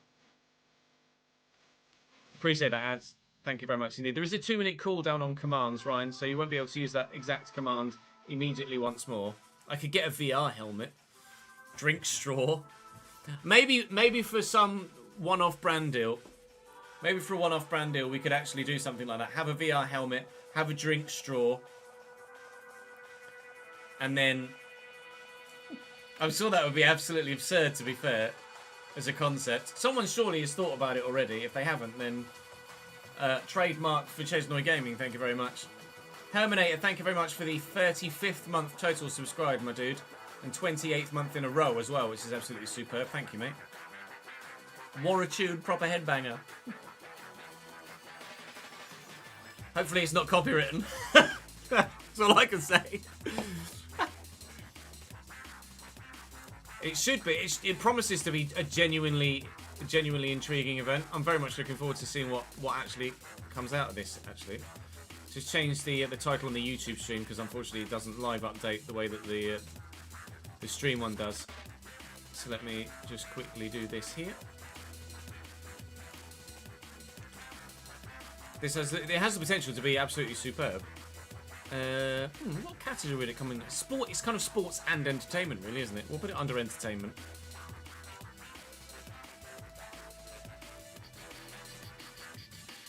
Actually, let's do this. We can use that just as a thumbnail for the YouTube stream.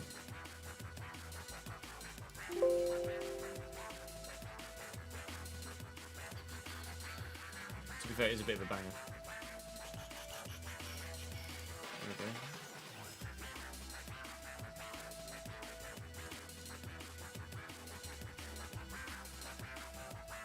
I haven't seen Tom's renders for his new studio. Tom's renders for a studio. I have seen those. He's not actually done anything yet, has he? But he did put a couple of pictures out, didn't he? It was a while ago, right? A few weeks ago. Thank you for the follow, Spits and A's. Welcome to the channel, mate. It was a few weeks ago, wasn't it? When Tom put a couple of pictures out showing what he was planning on doing for his new studio and his new house. I could probably take the heart rate monitor off now, can't I? Have that still strapped around my chest. On a scale of 1 to 10, how did you enjoy that season finale? Those of you that were here to watch. Because it was pretty bloody mental. It was pretty blooming mental.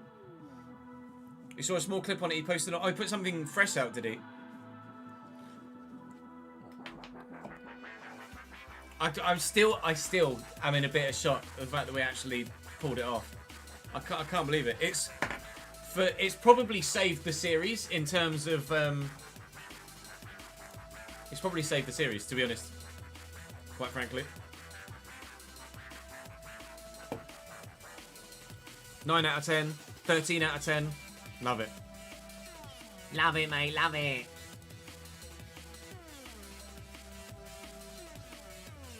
Let me just actually make this so you guys can see the whole screen rather than have some of it cropped out by the banner. There we go. Not long to go. That's because then I can whack on the subtitles so you guys can see exactly what's being said.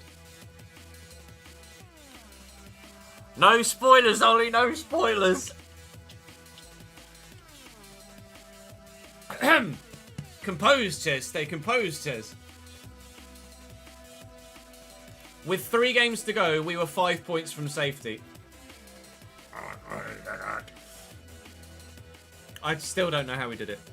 Really, really, genuinely don't know how we did it.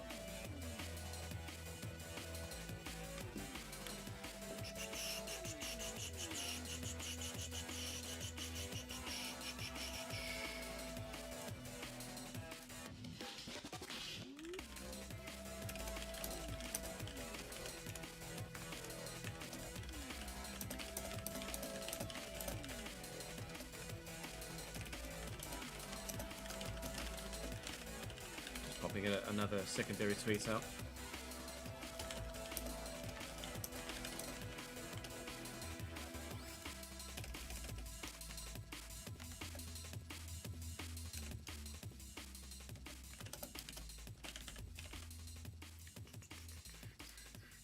Oh, you know when the music starts to power down, you know it's nearly game time.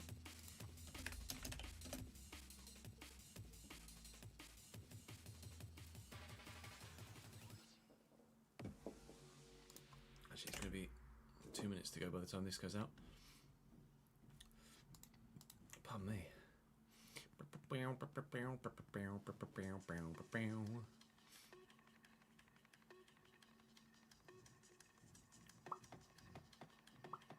Yeah, exclamation mark Nike is the command if you want to join the watch along for yourself. It is live on Night Football's YouTube channel right now, so if you want to watch whilst you watch, if you know what I mean, then you're more than welcome to do so. Is the audio levels okay? Well, obviously, it's just the music at the moment. When the actual speed games begin, you guys will have to give me a little bit of feedback on whether you think the audio levels are okay with the watch along, and we can adjust it accordingly. If it needs to go up or down, if it kind of overpowers my mic audio, or it's a little bit too low, then do let me know and we can adjust it on the fly. Again, a reminder just as we're on our way in with less than 2 minutes to go now. The Nike 2024 Air Zoom Mercurial is set to be launched. I imagine that's what they'll be using in these Mercurial speed games. There is more air in the Mercurial, which in theory unlocks the speed that is going to be available with the new shoe. Of course, it's softer and lighter than previous Mercurials with the new grip knit material, and the chevron and blade stud pattern should give the players the ability to use that speed in various different directions. Rather than just, I'm quick in a straight line, with that chevron and blade stud pattern, they should be able to twist and turn and change direction very quickly, which is what we're going to witness when the speed games begin in 1 minute 10 seconds time. FC interviews are broken. You drew 0-0, and one of the options to choose was this. Yeah, that's just the nature of it. Unfortunately, it's been like that for a while. Hopefully, it gets fixed. I'm sure it will do. Less than a minute to go. Honestly, some of the pictures that they showed me yesterday when we had a briefing call, it looked sick, and it looked like it's on quite a scale as well. Quite genuinely quite a scale. Let me just move these over here. Very, very quickly, because I want to open something and I don't want it to go on show on there. Basically.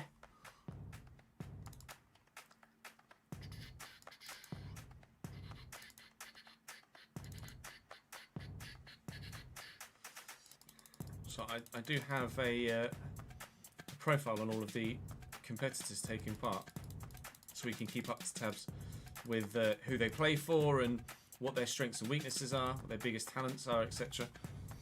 And we will obviously, I'm sure, start to gravitate towards a certain favourite once things get underway, which they are doing right blooming now.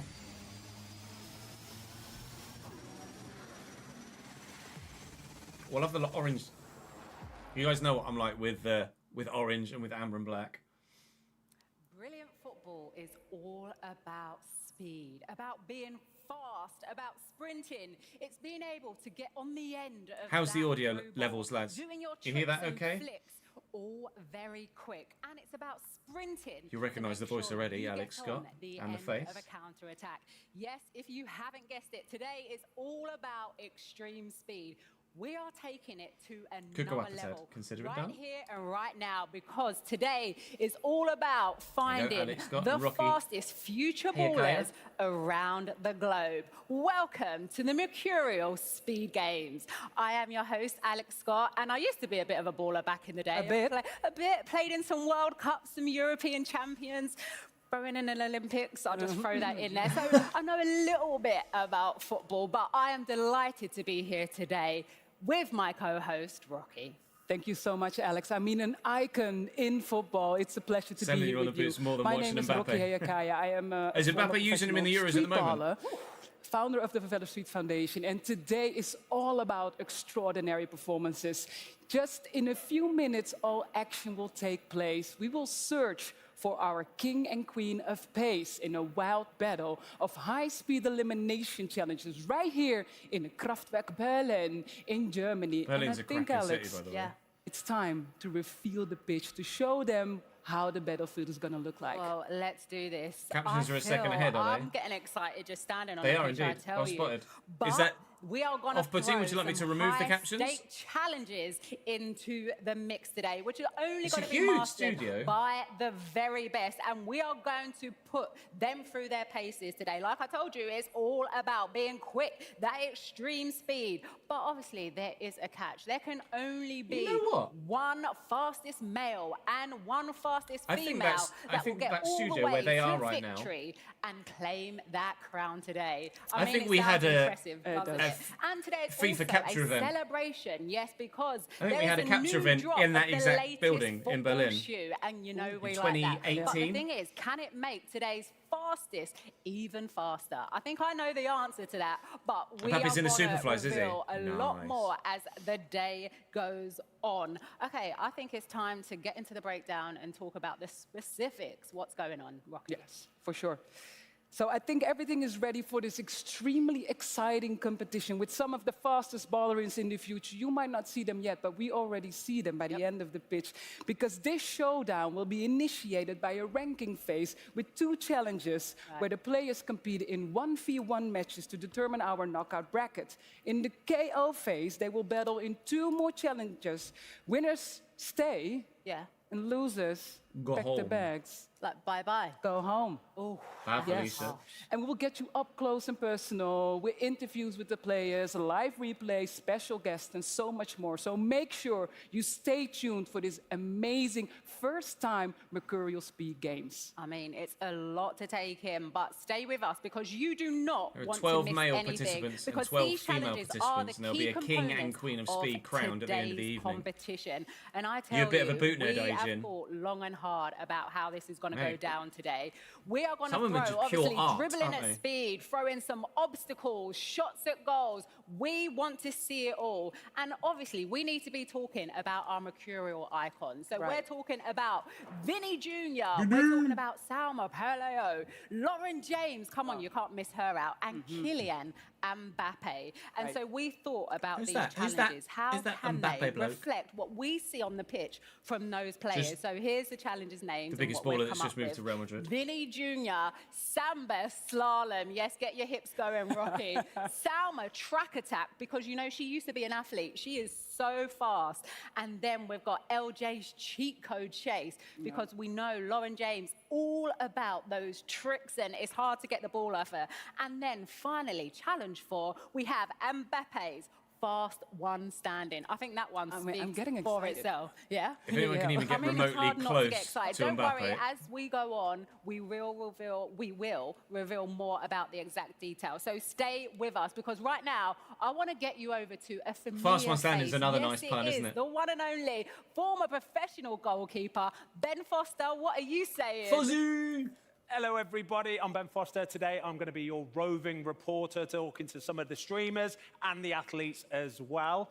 We're going to start with, though, Sydney and Bilal. Boys, how are you doing? We looking forward to it? we're doing great. We excited? Of course, of course. Who are you going to be rooting for today?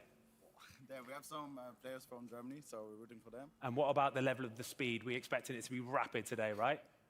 There's one player from PSG. PSG. So that's who you're going to be supporting today, right? Yeah, I hope the German player doing good. So yeah. Well, we'll see how it goes. It looks like, I've seen some of the athletes already. They look rapid. 16, 17 sure they're years old. absolutely When you were that age, what were you guys doing? berserk.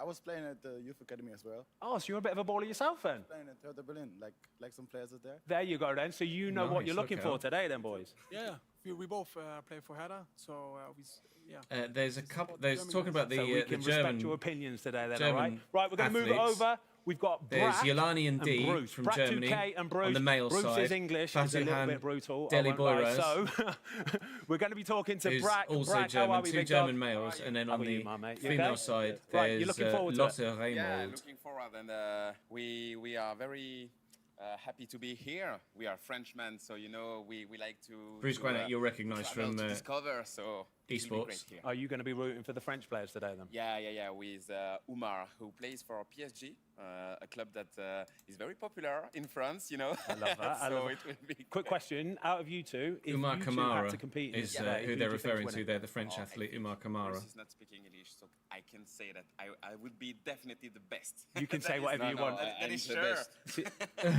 Easy win for me. Bruce can talk English. He's got you. You can't give him bad mouth He because he knows. can talk when I'm teasing him. So And if you had to pick one athlete, Yeah. the whole world of sport to compete against you today, just you, who you yeah, picking? just against us. Yes. I think Killian.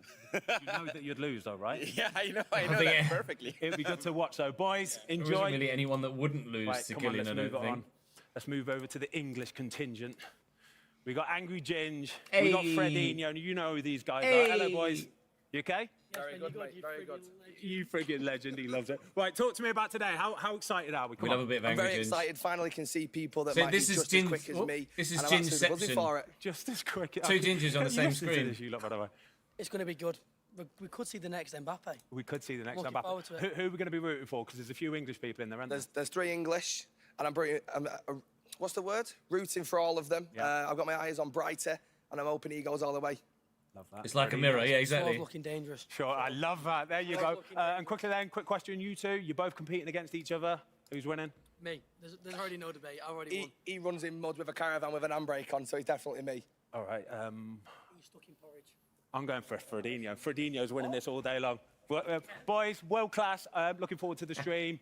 Back to the girls. English contestants are Ben, Gabriel thank you Schluter very and much. Oh, Alexandra the Borges. excitement is And building. Bright I Shaw can for the UK feel on the male side, and on the tension. female I side, there's think Frankie we need to Breeze, stop talking Lola about the Brown. explanation and bring out our we go. contenders because it is all about Some of the them youngest up-and-coming rocking. Okay, athletes. let's walk right So, now. for because example, as we Umar mentioned Kamara, who the before, French there are 12 duo males, were 12 referring to, females, and out plays of for, the PSG's under 24, 19s. only 2 of them will go 17 years of age, away with French that Mali crown, international. that title of Games Champion.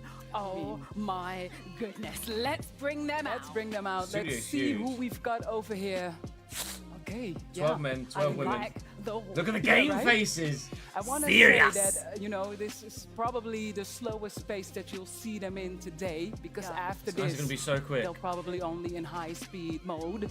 So take a good Okay. look to all of these players. Okay. I can feel the tension, the eyes looking at their opponents. Everyone ready? All right. Thank you so much for being here with us. Everyone's in the zone, let's aren't check they? in with some Not- of I've you. not seen a smile how yet. you're doing. There are I your see they're new a bit Mercurial nervous, but 2024s. Shall I start with you? Hey, you good? Let me see. I need to get a mic before. Is there anyone? We need a Because, mic. we need a mic. Oh, to, look, Ben. I Ben think it's coming coming. in Here we clutch. go. Thanks, Ben. How are you? I'm good. Good. Feeling fast today? Yes. Yes. Your name? Amma. Amma. Okay. Where are you from? I'm from Berlin. Berlin. Okay. So this is a home game for you. You're Yes, here of in course, the house. yes. You're gonna win. Oh, this is Inshallah. Inshallah. Okay. Alma Nice. Numitz. Thank you. Let's see. Can I go over to you? What's plays your for name? Hertha Berlin's under 17s. Sophia. How are you feeling today? I'm feeling quite good, and I'm just going with the flow. Okay. She's just Oh, going she's with chill. the flow. She's chill. Where are you from? There you go. And where do you play for? SK Sturm Graz. SK Sturm Graz, very nice. Thank you, so good to have Sophia you here. Ament. Maybe let's move over to the next before I go to Alex, because I see you standing somewhere there. Let me see. Français? German. German. German, Oh, okay, oh, I'm look sorry. out. How you feeling? I'm feeling good. Are you better than the other ones? I hope so. I hope so. That's the Okay, game of the good game. luck. Game of the Let's game is see, to be because better I than the see, other ones. Alex, you're standing with, I think, the coach, right? And Oh, you actually saw him in Berlin, did Come you, over Jen? here. Look how fast. Yes, we are here with our Speed Games coach, AK. AK, what are you looking for? What have you been talking? What's like the motivational talk that you've given everyone? Looking for the guys and girls to execute a lot of speed, but at the same time to be extremely technical. Oh, I get it. Anything more? And the best man and best woman win. Yeah, that's what it's all about. Let me come over here as well, because we got referee data. Wait, no VAR today, no? Well, I don't know. Maybe that's what we hear. There might be really? some challenges. I will look at the line for sure. Okay, Oh, looking look out. down the line. I'm looking down the line at you, Rocky. Yeah, because do you your already VAR know out. what you can win, what the prize is for today? No? Actually, Okay, no. but before we go to the prize, we want to show you a quick video from someone you might know. Let's have a look. Is it Kylian Mbappe? Olá, No, sejam Ronaldinho bem-vindos ao Mercurial Gaucho. Estamos aqui em My busca do favourite jogador footballer de of futebol all mais time. rápido do Of futuro. all time. Nossos competidores já foram selecionados por suas habilidades e velocidade extrema. E através de uma série de desafios eliminatórios encontramos os dois vencedores finais. Somente os mais rápidos terão sucesso. Agora vamos jogar. Okay. What a video that is, please. Ronaldinho. Anyone loves Ronaldinho? Ronaldinho. Yes, good player. You're a bit young, but you Stepovers, you back know. in the day. Oh my They'll days. know who He had Ronaldinho is. so Everyone many knows who skills Ronaldinho and is. tricks and Oh, everything. mate, The goals that Ronaldinho he in the used Prem to would have been score. insane. Yeah, so Ronaldinho gave you a welcome, but like I said, I wanted to reveal the prize to you What are they playing because you for? can win an incredible prize. If you win today, of course, you have the title King of and King Queen. or Queen, but you will also travel to the Nike headquarters in USA, Portland, to customize, create your own Mercurial boot. So that's also something that you can win today. Can I enter? Can I like now? No? Yeah, Creating your own I boot don't is know. pretty sick. I Makes you don't feel know, like I a don't know about professional that. athlete. I don't know All if of the you professional want to athletes look at these. have like their own I tell ya, customized I boot. lost my So the speed chance as soon as I to retired. replicate Same that here. already. Same here. Like I take think we that, need to take that boot through release your them career. and let them go That'd be back. insane. Let's get down to business, everyone. Good luck. We'll see you all very soon. Oh. Rocky, the tension. It's like they don't know where to look or who to look at. Oh, we've seen a smile. We got a smile. We got a smile. She's my favourite already. Yeah, let's go over here. I mean, can we talk about the amazing venue as well that's added It's to intense, the I get it, but atmosphere? Kraftwerk you gotta enjoy here it. In Berlin. I You gotta enjoy it. absolutely love it. Rocky, I can't contain my excitement. It's all too much. We are moments Alex Scott's away enjoying it. from our first challenge, and it's a special one. It is, yeah. It's the first one, and I think we've seen the lineup of competitors. I mean, anything can happen with these future pro ballers. I'm sure it can. Well, let's get into our first challenge, right? Yeah, I think It we is should. time to talk You can about literally it drive there, can't you, because Jen? We've been saying it's a special one. It's all about speed. That would be You sick, may to have be fair, remembered- Reese. Wait, actually, if you're only just joining us, where have you been? Don't go anywhere where we're about to get into this first challenge. We need to be fast to keep up with the aura that's going on here. But let's go get into business. Yeah. Okay, right. It's time to get started. The first challenge is Vinny Jr. Samba Slalom. That's going to be technical twists, surely, for Vinny. Yes, this is a special one, and it consists of three main Oh, you got Vinny's face at the elements. end. Yes. You have the Do they have to slalom get through poles, Vinny? which our contenders will need is to that- be oh no, fast they come out and through rapid Vinny's face. as they get through that. And then it's the It's just a high dance competition, speed no. dribbling. You got to be twisting head and down turning. at pace. Come on, we want to see Is those this against the dribbling clock? skills. And then we get to the classic at the end. It is your classic Ooh, shot speed trap. on goal. They got Not speed just traps on in there goal, and Rocky. everything. We want to see that ball hit the back of the net because it will help you and help your time in a positive way. Oosh. Yeah. I mean, When was Vinny's again, birthday, I Jen? don't think I want to do this because I'm not that quick anymore. But you know, let's see how they do it. But These Wait, guys are probably going to blow our before minds, we aren't do they, that, with how quick they I see are? someone standing there. Is that one of the contenders, or can you tell me who that is? No, but I don't want to get into it. But I know two people that are going to tell us more about this mysterious figure Okay. I see down there. Let's get over to Who dis? Anita and Aaron. You recognise the eyes? I don't recognise the eyes. Thank you very much. Thank you very much, Rocky and Alex. Wait, hold up. I'm